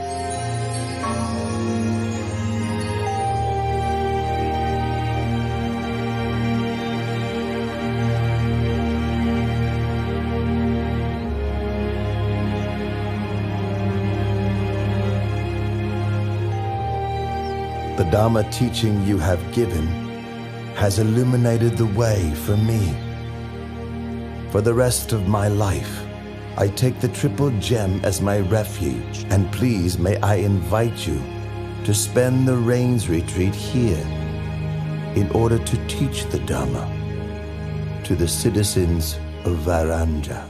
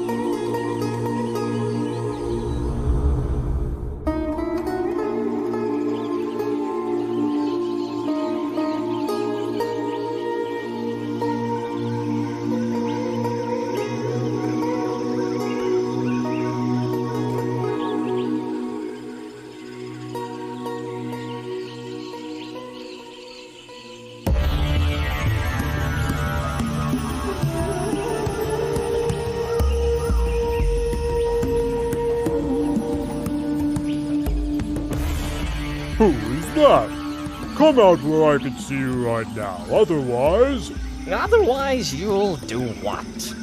Who are you? What are you doing here? I should be the one asking you the same question. I am the Lord of Monkeys, and I have been living in Rocky Tavanna Forest for a long time. And you, what are you doing here? I am Pali Canon, the Lord of the Elephants. I got fed up with all the busyness and problems of my entourage and left to spend some time alone. Yes, your entourage sounds just every bit as irritating as mine. You say you are the Lord of the Elephants, but then why are you wandering around spying on a human? This one is not like other human beings. He bears the marks of the great man. From the moment I saw his bearing and the graceful, peaceful way he moves, I felt full of faith and inspiration.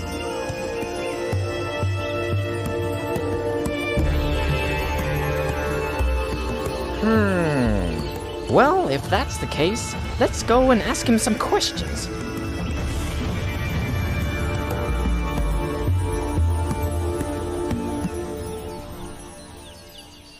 Did you know that the Lord Buddha has left the Gositarama monastery? Well, he has probably gone to give teachings in another city. Not at all. I have heard that one of the senior monks expert in the monastic discipline has had a falling out with a senior monk expert in Dhamma teaching over some small matter of the discipline. Not only that, but students of the two senior monks have sided with the teachers so that the quarrel has spread, and now there is a major conflict. It got so bad that even when Lord Buddha himself admonished the monks and urged them to give up their conflict, they wouldn't listen, and so he left the monastery alone. That's terrible. Those monks are really stubborn and intractable. How long will it be before we will be able to hear the teachings from the Lord Buddha again? That's the point. The monks' dispute means that all the rest of us aren't able to listen to the Lord Buddha teach. The Lord Buddha must be fed up with the disobedient monk. From now on, we shouldn't make any more food offerings to them. Oh, good idea. Let's encourage all the other lay supporters to do the same.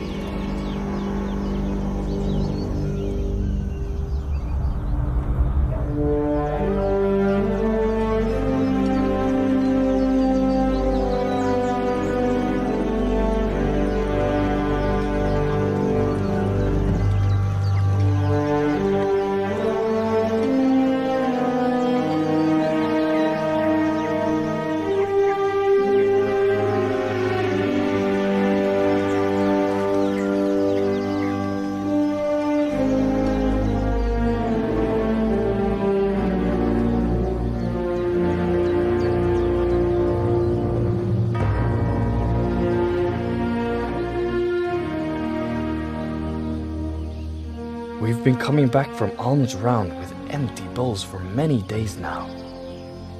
Nobody in Kosambi is filling our bowls with any food offerings anymore.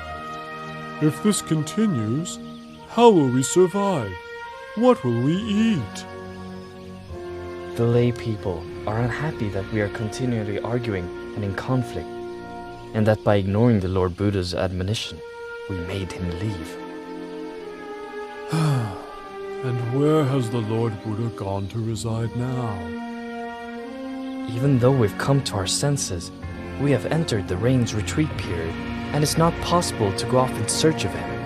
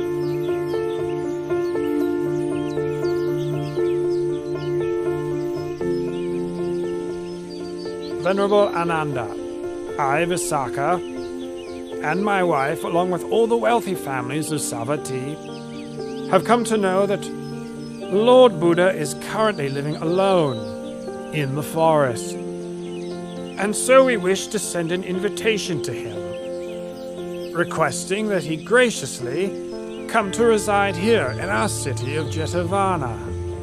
The people of this city will offer food to the Lord every day, in order that we may be able to listen to his teaching. Please, would you assist us in this? Do not worry, Anathapindaka. I will see to it myself. The rains retreat has ended now, so I will take 500 monks with me to Rakitivana Forest to invite the Lord Buddha to come and reside here. You may put your minds at ease. Oh, it is our great good fortune to be able to pay respects to the Lord Buddha again and to listen to his teachings.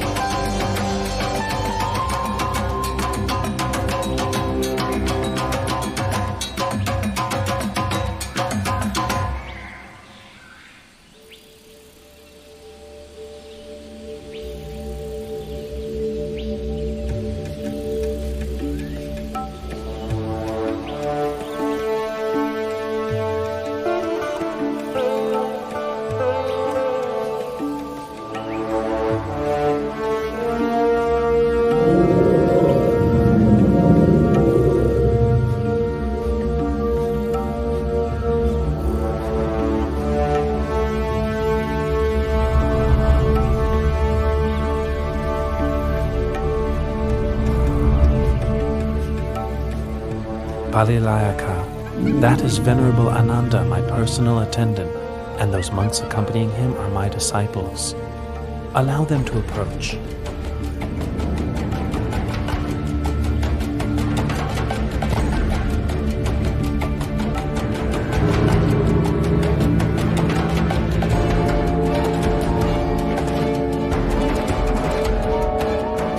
Lord of Elephants, Lord of Monkeys, allow me to kindly thank you for your service to me in looking after me in this forest. Now is the time for me to return to Jeta's Grove Monastery.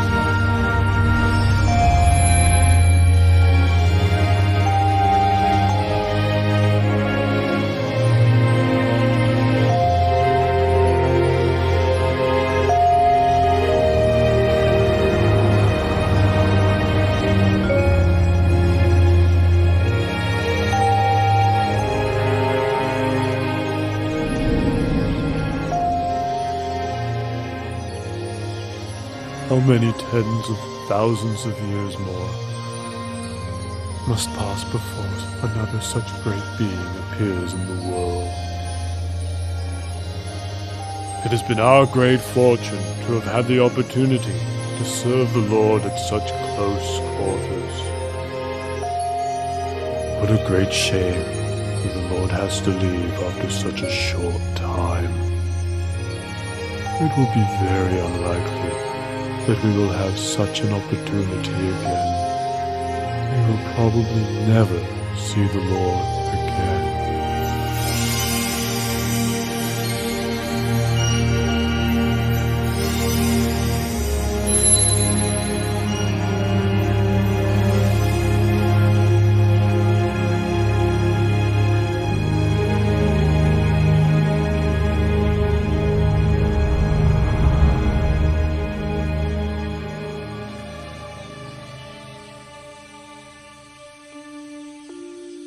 The Lord Buddha has forgiven us for our dispute. It was good that we saw our fault and swiftly made our way from Kosambi to pay our respects to the Lord Buddha in Jedda's Grove. You're right. The Lord is going to give us a Dharma talk. Pay attention. Know this, monks. This flourishing or decline of this teaching is not dependent on the actions of outsiders, but depends upon the fourfold assembly of monks and nuns, laymen and laywomen.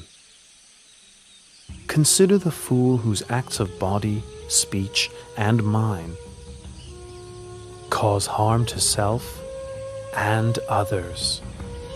You have all entered the Sangha and have been training in the well-expounded teachings that I have given to you. Be diligent in your efforts, so that you may realize the fruits of the training that you have not yet realized, that you have not as yet fully penetrated, so that you may become truly noble.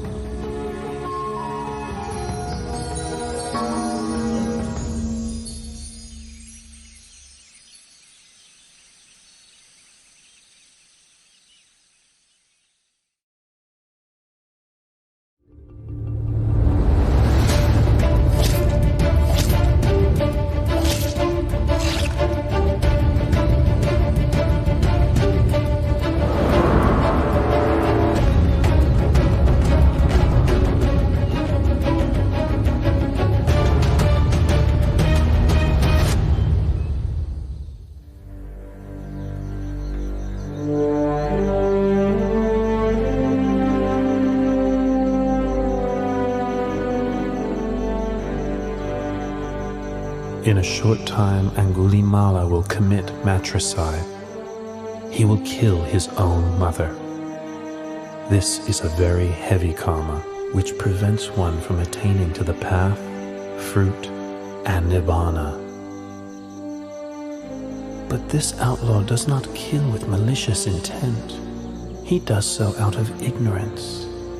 This being the case, he should still be able to attain to the Dharma.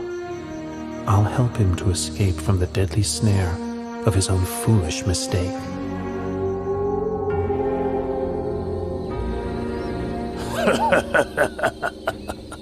I've already collected 999 human fingers. If I kill just one more person, I'll have the full 1,000 fingers, as instructed by my master.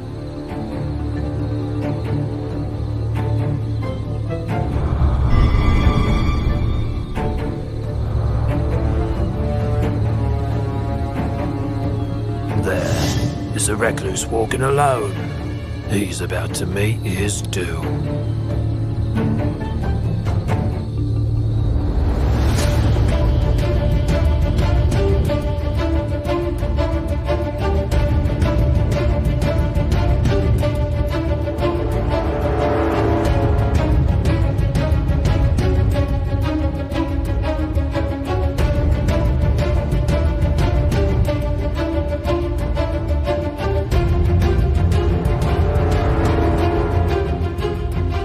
That's strange. The summoner ahead just keeps on walking. But I'm running to exhaustion and still can't catch him.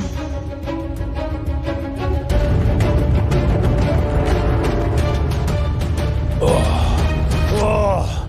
Stop there, summoner! Summoner, stop there! I have stopped already. It is you who have not yet stopped. A holy man should speak only the truth. But there you are, striding onwards, telling me you've stopped. Here I am standing still, and you tell me I haven't stopped?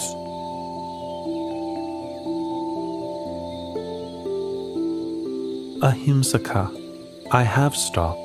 Stopped killing, stopped harming, stopped pursuing wrong livelihood, stopped all kinds of misconduct. It is you who have not yet stopped. Not stopped killing, not stopped harming, not stopped pursuing wrong livelihood, not given up misconduct. You're still grasping your sword.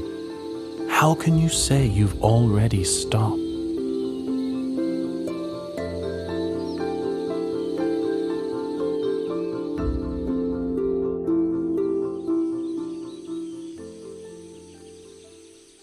The words you have spoken are immortal and true, but never before heard, even in my master's hermitage.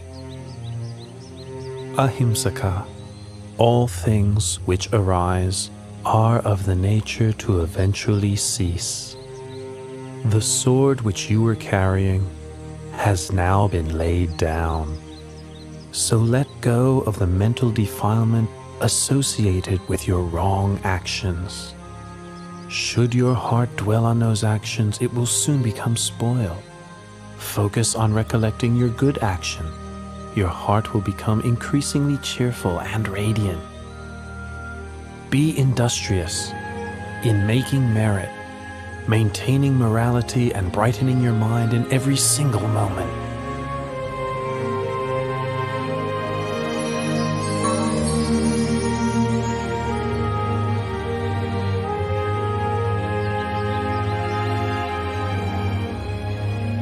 From now on, I devote myself wholly to Buddhism. Please give me ordination in your excellent dispensation. I agree to give you ordination. Follow me back to Jetavana Monastery.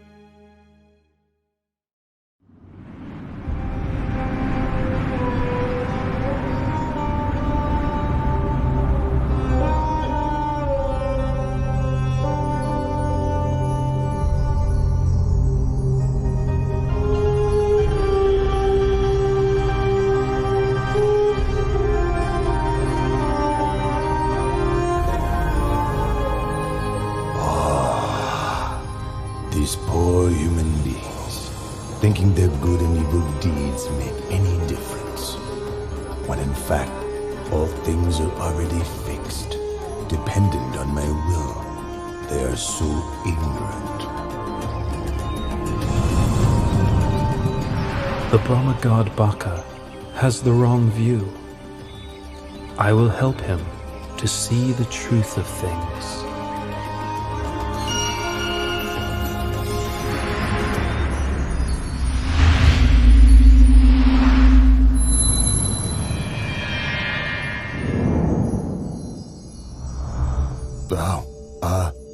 Lord Buddha, please sit down. Has the Lord Buddha some important reason for coming to see me? Or would this be more of a social call? Baka, I am aware of your thoughts and beliefs. Knows my thoughts and my beliefs. Well, never mind. I've never concealed them. They are the truth. On heaven and in the human realm, everything that exists in this universe is all fixed and eternal, all created by me. There is nothing on earth or in the sky, in the sun, in the moon, and the stars of which I do not have omniscient knowledge. Nothing is hidden from me. Baka, are you sure that you are the creator and master of all things? Are you sure that you alone know all things and that nothing is hidden from you? Absolutely. In that case, why don't you use your powers to create a magic body and hide in a place you believe nobody else can find? Then I will look for you. Ha ha ha ha! Yes, sure. I can do that. Try to find me if you can.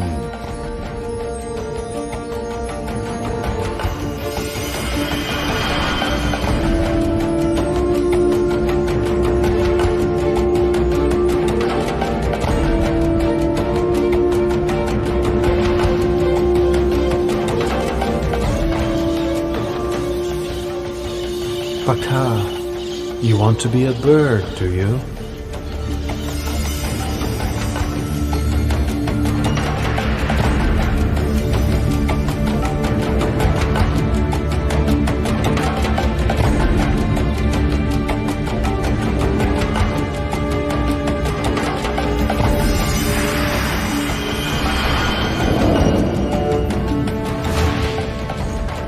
Baka, so you want to be a bee.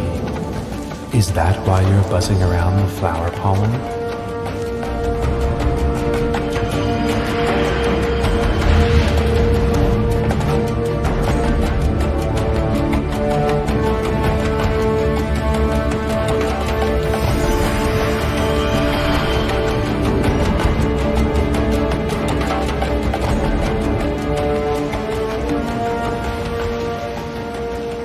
Baka, do you not want to enjoy the happiness of the Brahma realm any longer? Is that why you have made yourself so fine and mixed yourself with the sand grains on the seafloor?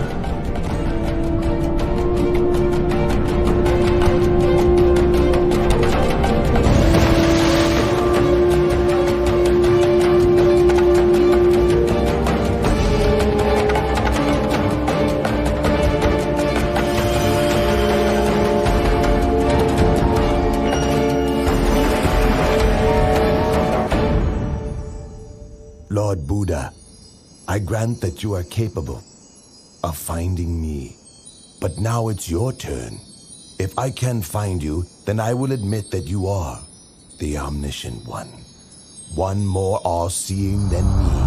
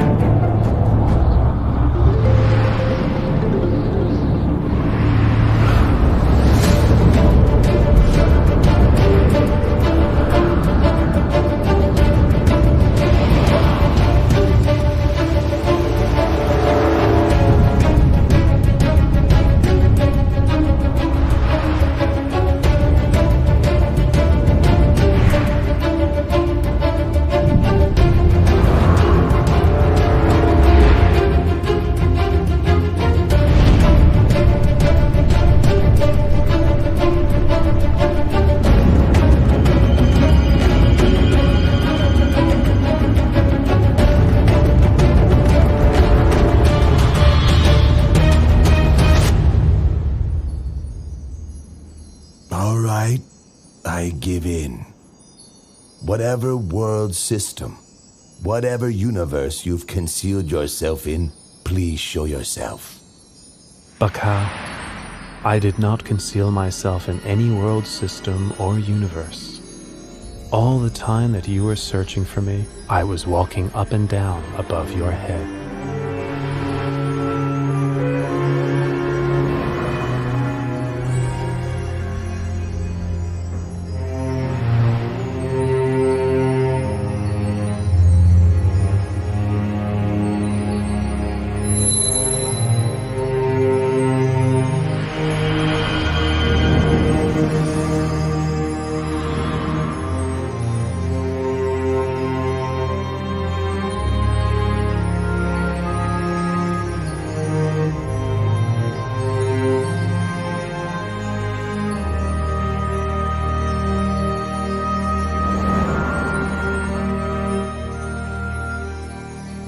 Lord Buddha, I offer my obeisance. The powers that you have shown to me exceed those of all the deities and Brahma gods. Baka, pay close attention to this teaching. The power and pleasures in this Brahma realm are very long-lasting. They encourage you to think that all things are permanent. In fact, all phenomena have the nature to arise, persist for some time, and then pass away. All things exist in dependence on causes and conditions. All beings are born of their actions, heirs to their actions, are related to their actions, have actions as their refuge, are owners of their actions. Whatever actions are performed, good or bad, we must receive the results.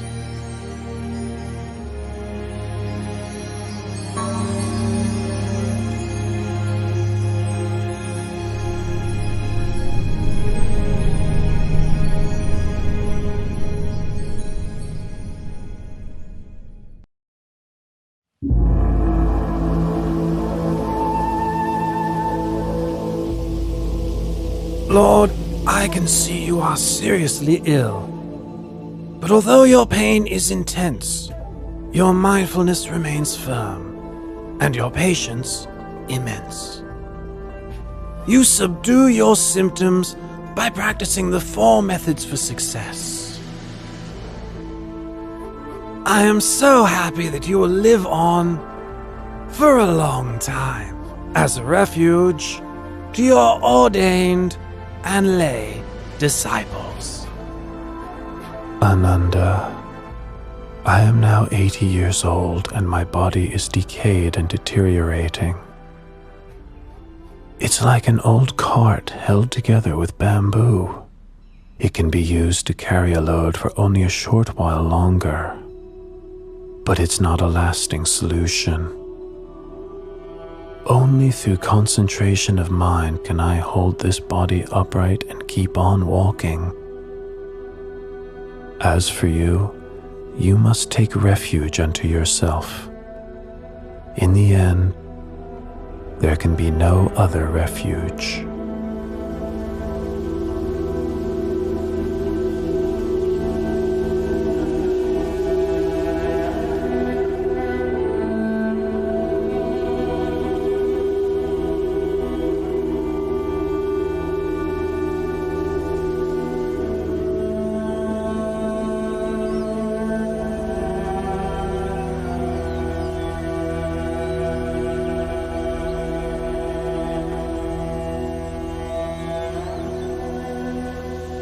Ananda, the precincts of Baliwea Chettiya are peaceful and quiet.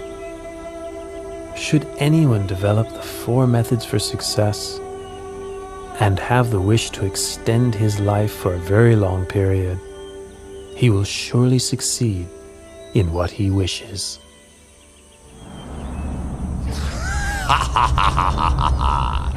The Lord Buddha has displayed the light omen to Venerable Ananda, in order that Venerable Ananda might invite him to extend his lifespan and continue teaching the Dharma for a longer time. Don't count on it! I must obstruct Venerable Ananda's heart and prevent him from understanding so that he will remain silent and appear indifferent to the light omen. Ha ha ha ha ha!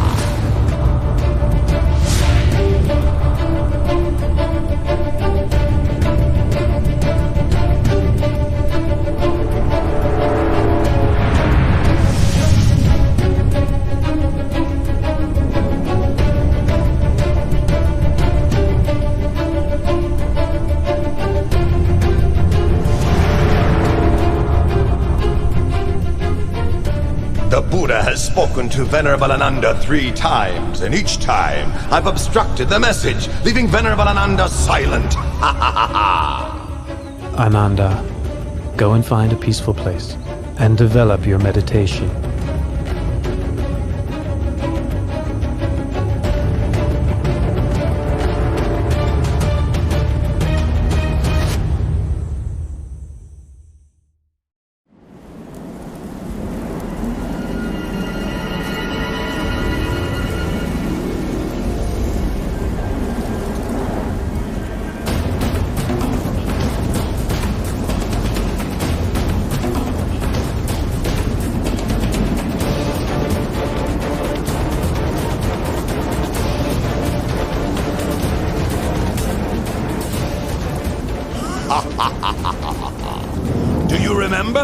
that after you had attained enlightenment, you said that for so long as the assembly of ordained and unordained Buddhist men and women had not yet become established in Dhamma, humans and gods had not yet attained to the path and fruit, and Buddhism had not yet spread widely in all directions, you would not yet pass into Parinibbana. Well, now all your goals have been achieved. You may as well pass away this very day. Why trouble yourself further with benefiting sentient beings?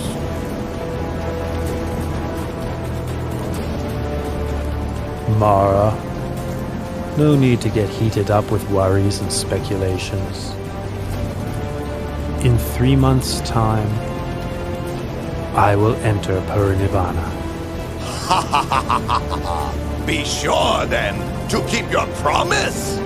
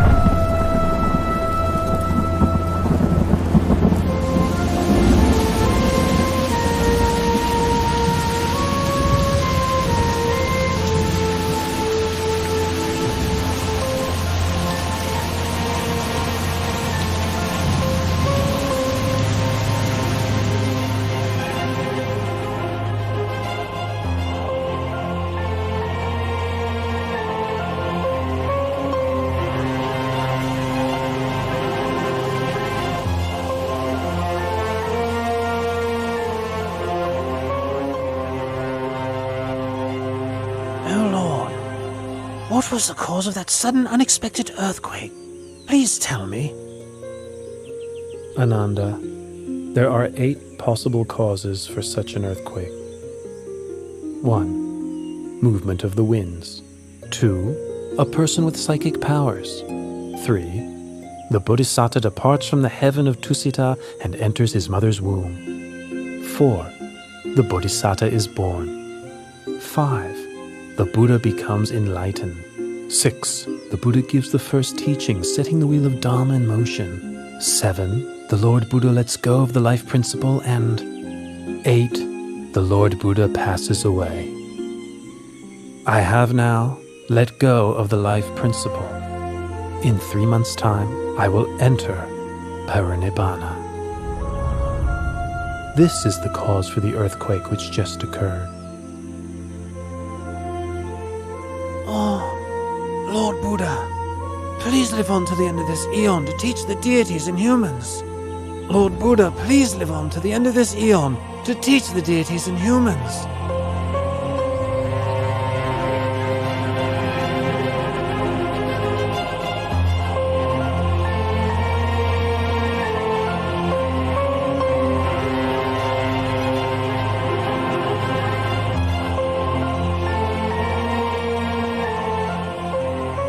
Ananda, why do you make this request of me 3 times? Oh Lord, you said that whoever develops the 4 methods for success, should he desire to extend his life for a long period of time, he would be able to do so. That's why I have just now pleaded with you 3 times. Ananda, I have displayed the light omen, giving you the chance to invite me to extend my life 16 times already. 10 times in the city of Ratchagaha, and 6 times in the city of Vesali. The 16th time was just now, in the precincts of Pawala Chetia. After which, I let go of the life principle. Had you made your invitation on any of these occasions, I would have turned it down only twice, and accepted the 3rd invitation. But now I have met with Mara, and resigned to dying. That which the Tathagata has let go of has undone. abandon. It is not suitable to ask that he take up such a thing again. Ananda, all conditioned things have impermanence as their very nature. Having arisen, they must eventually cease. Complete cessation is the fulfillment of happiness. Nothing can be compared with it.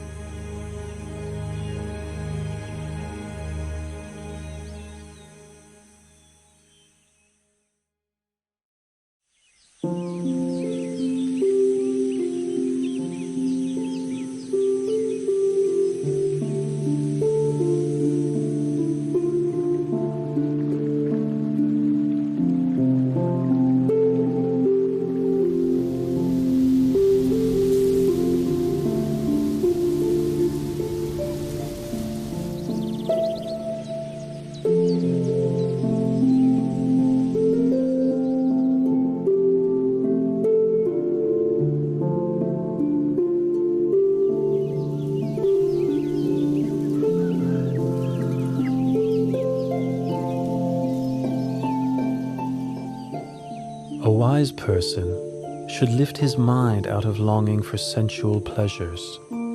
Give up this snare of Mara, using mindfulness for restraint. A wise person is able to control himself, able to attain victory over himself. Lord Buddha, in addition to coming to stay in my mango grove, you have also given me a Dhamma discourse. You have shown such kindness to me, Junda, the goldsmith's son. Tomorrow morning, please accept my invitation to receive alms food at my house.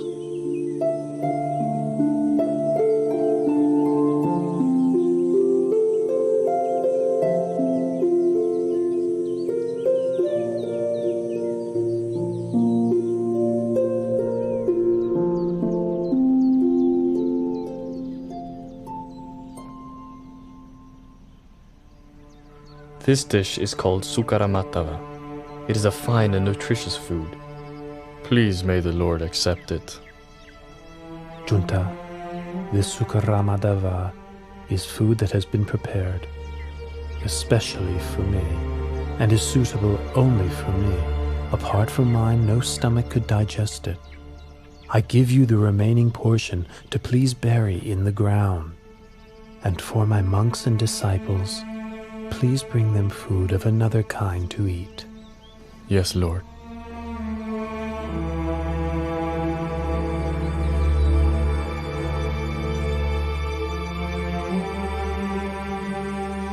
Ananda, my disease is now getting worse again. We must quickly travel to the town of Kusinara. It is there that I will pass into Parinibbana.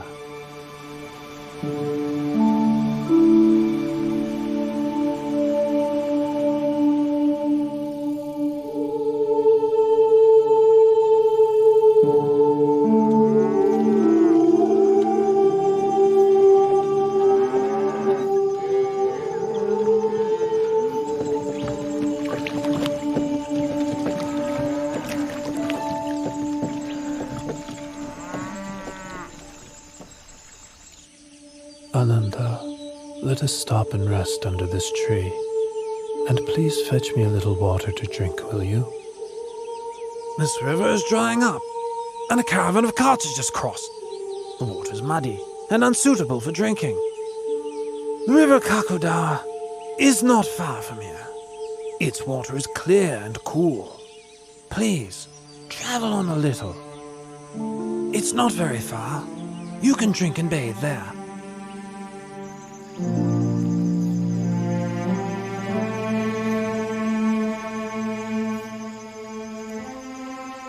Even though I advised the Buddha that the water is muddy and murky, he still says he will drink it.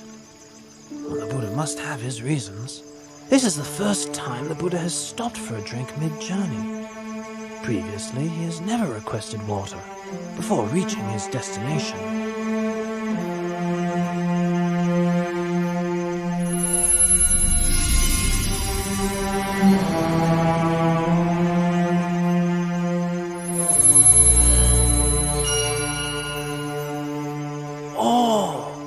How great is the Buddha's power!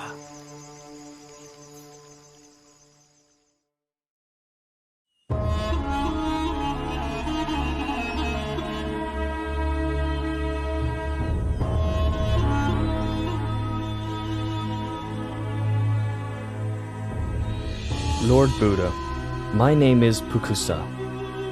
I am a son of the king of the Mala dynasty and a disciple of the late Alara the Hermit. I am traveling from the city of Kusinara to Pava. What great fortune it is to meet you. I had made the determination in my heart that I may have the opportunity, just once, to hear the Buddha's teaching. Listen, Pukusa. This heart is luminous, but it is obscured by incoming defilements. The uninstructed worldling isn't aware of this truth, and so doesn't train his mind. But the well-instructed noble disciple is clearly aware of this truth, and so trains his mind. Pukusa, I know of nothing which can change as rapidly as the mind. You should therefore maintain your focus on the mind. Recollect the virtues of the Buddha, Dhamma, and Sangha. Recollect your own well-practiced morality. And recall to mind those sacrifices that you have made for others. Reflect on the heavenly beings.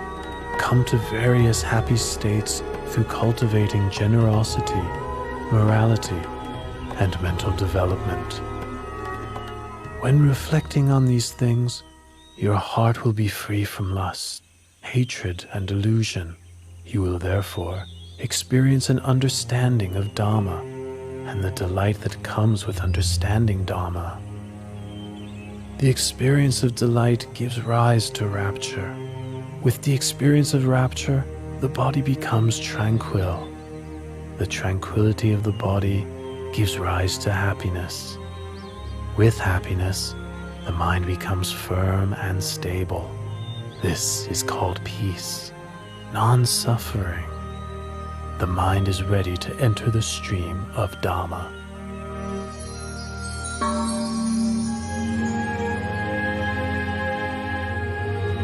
These 2 pieces of Singivana cloth are very valuable. The cloth is fine, delicately woven with a golden glow like the coals of a warm fire. May I offer these cloths to you as a gesture of worship? Please accept them, Lord Buddha. Pukusa, I would like to accept just one of your cloths. The other, please offer to Venerable Ananda, my attendant.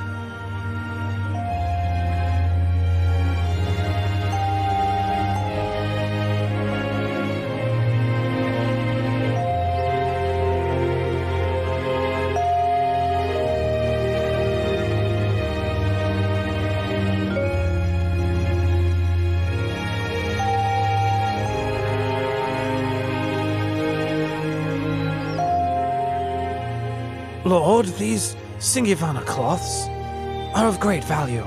Please accept them both, and wear one as a lower robe and one as an upper robe.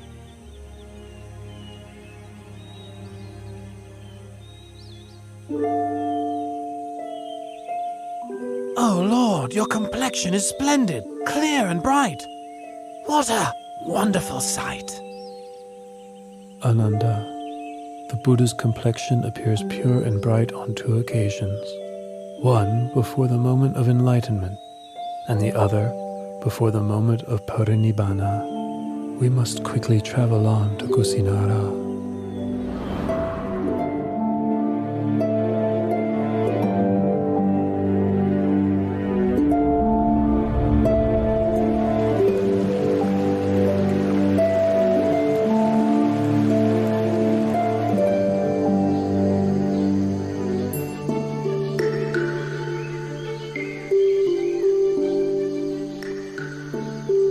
Junta gave me my last meal, but unless I make the matter clear, people may think that his alms food was the cause for my passing away.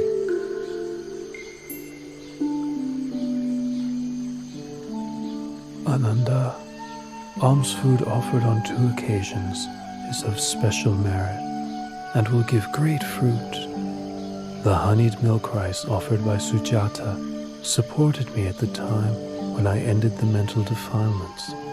The Sukara Madhava offered by Junta will take me to the ending of the 5 aggregates, the last residue of conditioned thing. Should anyone blame Junta, you should explain what I've told you. Should Junta blame himself, you must ease his worry with these words of mine. The food which Junta offered to me was the final meal that sustained me.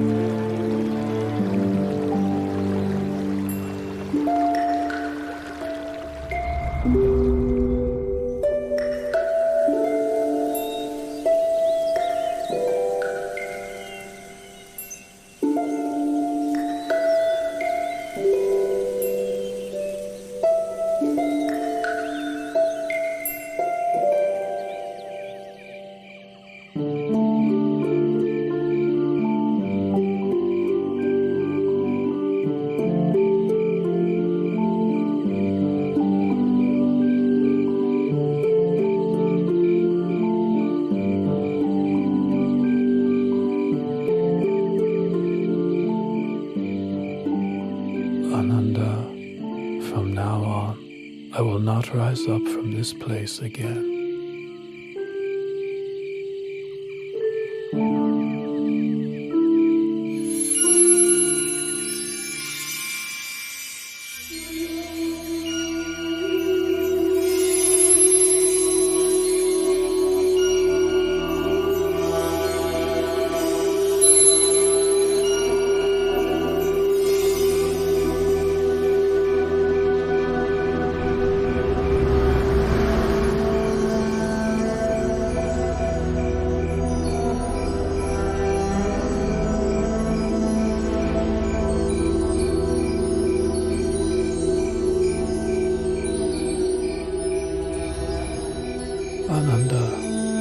If in the future someone should offer material things of great value as tribute to me, no matter how great the value of such thing, such a tribute would not be the highest homage. Ananda, whoever should practice according to the Dhamma which is rightly taught by me, such a person pays the highest homage. Ananda, I will pass into Parinibbana tonight. Lord Buddha, please don't pass away in a small town as Kusinara. Please travel on to a large city, such as Savatthi, Kosambi, or Varanasi. These cities have large numbers of noble, Brahmins, and householders who have great faith in you and the lessons you have given them. Ananda, do not fault Kusinara for being such a small town. In the past, it was a great capital city with tremendous wealth, abundant food, and many citizens. The sounds of singing and music were heard throughout the day and all night. Another thing, should I go to pass away elsewhere, Supada Paribhajaka would not meet with me, and therefore would miss the opportunity to attain enlightenment. If I should attain to Parinibbana in another city, a great war would break out with squabbling over my bodily relics as the cause. Here in Kusinara lives Dona the Brahmin. He is capable of quelling such disputes. He will distribute the relics of my cremated body amongst the nobles who come here from many different cities. As a result, there will be no war. These are the reasons I have made the effort to reach Kusinara. In the past, great numbers of those with faith in the Dhamma would travel from every direction to seek you out. listen to your teachings, and ask you questions. But from now on, all those people and myself will be deprived of the opportunity to see you and to have an audience with you. Ananda, there are 4 places which are apt for recollection of me. 1. Lumpini Park, where I was born. 2. Bodh Gaya in the state of Magadha, where I was enlightened. 3. The Deer Park at Isipatana, where I gave the first Dhamma teaching. And finally, the place of my Parinibbana Salavana Park in Kusinara, right here. Those who make pilgrimage to these 4 locations will experience disenchantment with the world and feel inspiration to follow in my footsteps. Lord Buddha, in this celibate life, one often encounters women. Some are mothers, sisters, and relatives of monks. Others are those with faith in the Triple Gem. How should a bhikkhu practice in relation to women? Ananda, a bhikkhu ought not to look at women at all. It is better this way. But if a bhikkhu must see women, how should he behave towards them? Ananda, if it's necessary to see women, they ought not to engage in conversation with them. It is better this way. If it is necessary to converse with women, how should a bhikkhu practice? In that case, a bhikkhu should have well-controlled mindfulness and sense restraint. He should have orderly speech and guard his mind from falling prey to lust or infatuation. The beautiful things of this world themselves are not sense desire, but the lust which arises in one's mind due to unwholesome intention. That is a person's sense desire. Once one has abandoned pleasure in unwholesome states, beautiful objects of this world still exist, but there is no way one can be harmed by them. Lord Buddha, after you have passed into Parinibbana, how should we treat your body? Use the method for treating the body of a wheel-turning monarch. Wrap the body in 500 layers of white cloth, lined with cotton wool. Then place it in a coffin with perfumed oil. Then place the coffin on a pyre of sandalwood. Once the body has been cremated, enshrine the relics in a stupa, which is to be built at a crossroads, so that people can pay their respects there for a long time to come.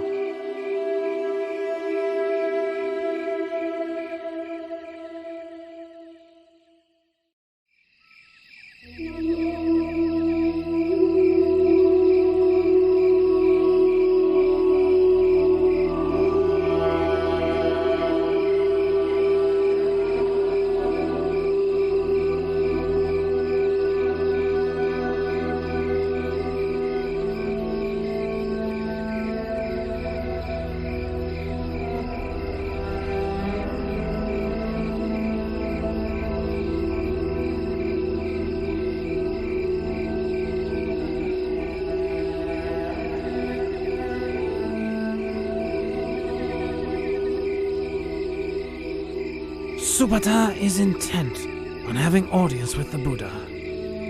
Now each of the Mala dynasty kings have just finished approaching the Blessed One, who is sick. If I allow any more guests, it'll be a great burden on him. Supata, I can't permit you to see the Buddha. At this time, he is seriously ill and must rest. Ananda, please allow Supata to come to me. At this time, there are 6 renowned schools of doctrine. Each has many followers. Of these 6, can you tell me which are led by an Arahant? Supata, in any faith which does not have the Noble Eightfold Path, there is no true samanas to be found there. Should bhikkhus or non-bhikkhus Continue to practice the Noble Eightfold Path. This world will not lack for arahants. Now listen to my teaching of the Dharma. This heart is luminous, shining like the moon, but it is subject to incoming defilements. As such, it is dulled and obscured, like the moon concealed by passing clouds.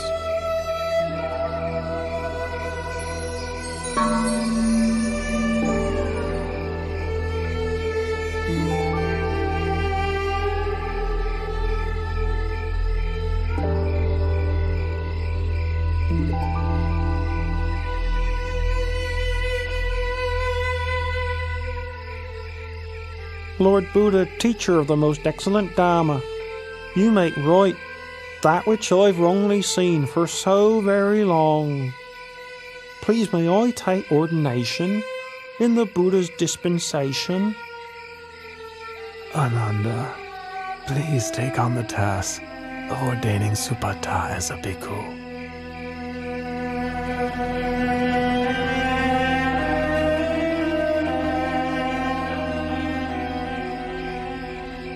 Supata, consider the hair of the head, hair of the body, nails, teeth, and skin, as well as all materiality and immateriality, according to the truth. Such things are changing, decaying, impermanent, suffering and not self, not a being, not a person, not I, not mine, not myself, not him, not his, not himself. Supata, your supports for the holy life will be alms food, simple robes to cover yourself, the base of a tree for lodging, and fermented urine for medicine, following the ways of nature.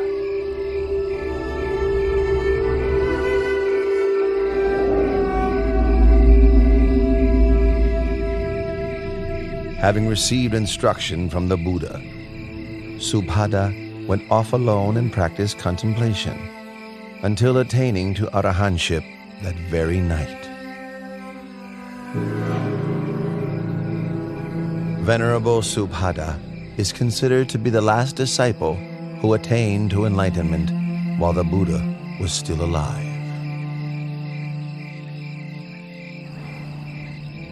Loyal bhikkhus, when I have passed away, the 84,000 teaching of Dhamma Vinaya will be your teacher. Don't think to yourselves, now that the Buddha has passed away, we'll have no teacher. Truly the Dhamma which I have taught and the Vinaya which I have laid down will be your teacher in place of me. You must take the Dhamma Vinaya as your refuge. Don't take anything else as your refuge. Even I, the Tathagata, am only the one who points the way.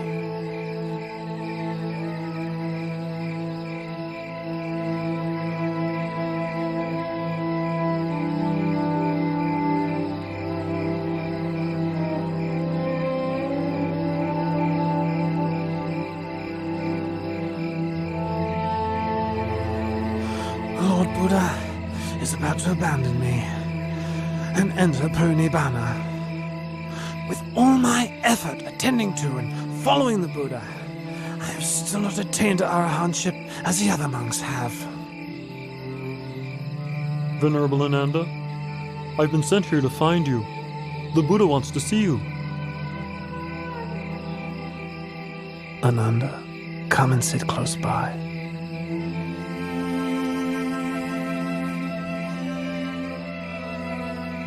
Ananda, don't be consumed by sorrow. It's natural for all conditioned things not to last. All that arises must decay, break apart, and pass away. You have traveled with and cared for me for a long time. Now you must make efforts towards your own liberation. In no long time, you will be fully enlightened.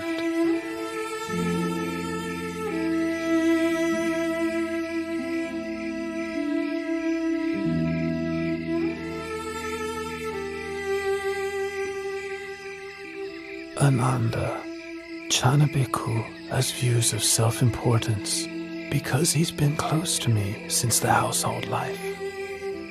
He has become stubborn and difficult to teach.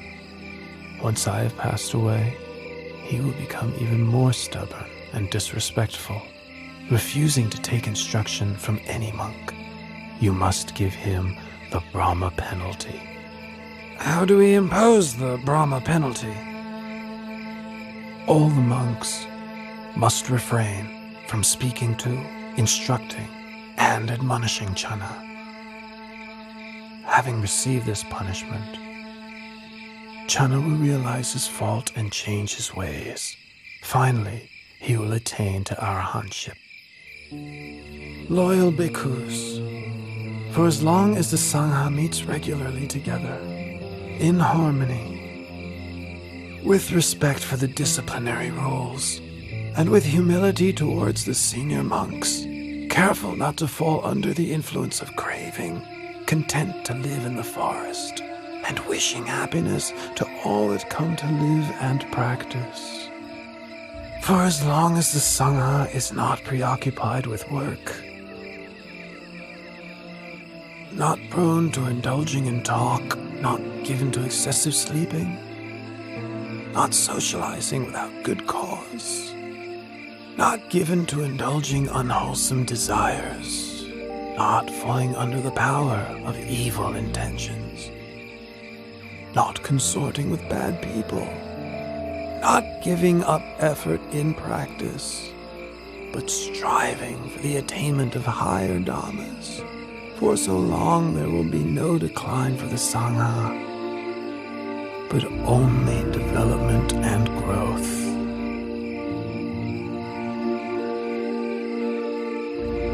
Bhikkhus, I remind you that all conditioned things are of the nature to decline and cease. Free of heedlessness, develop yourselves and benefit others to the utmost.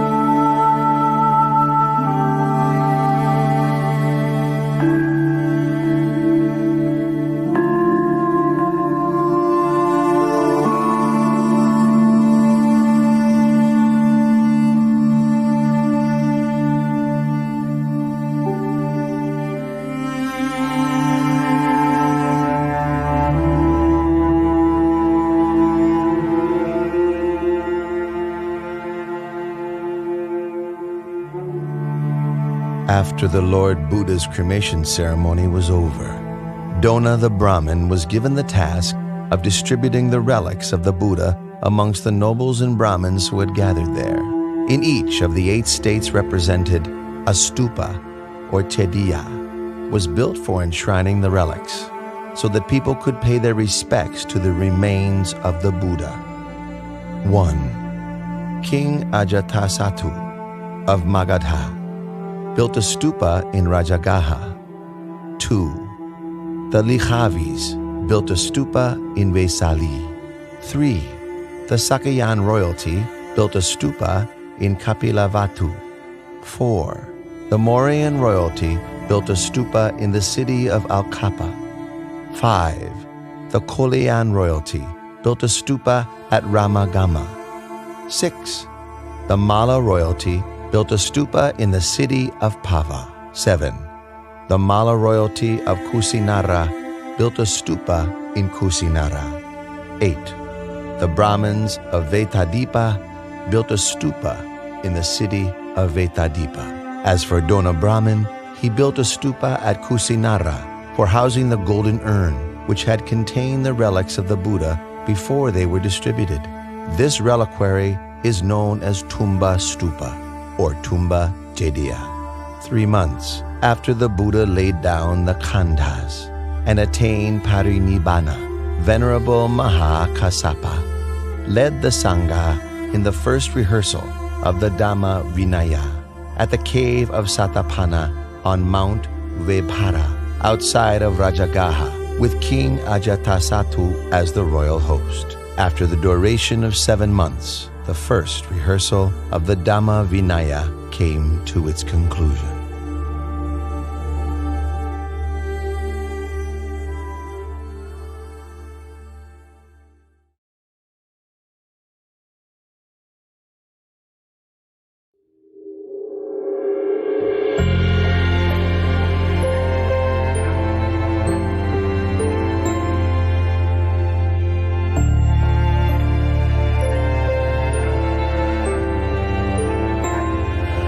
Araham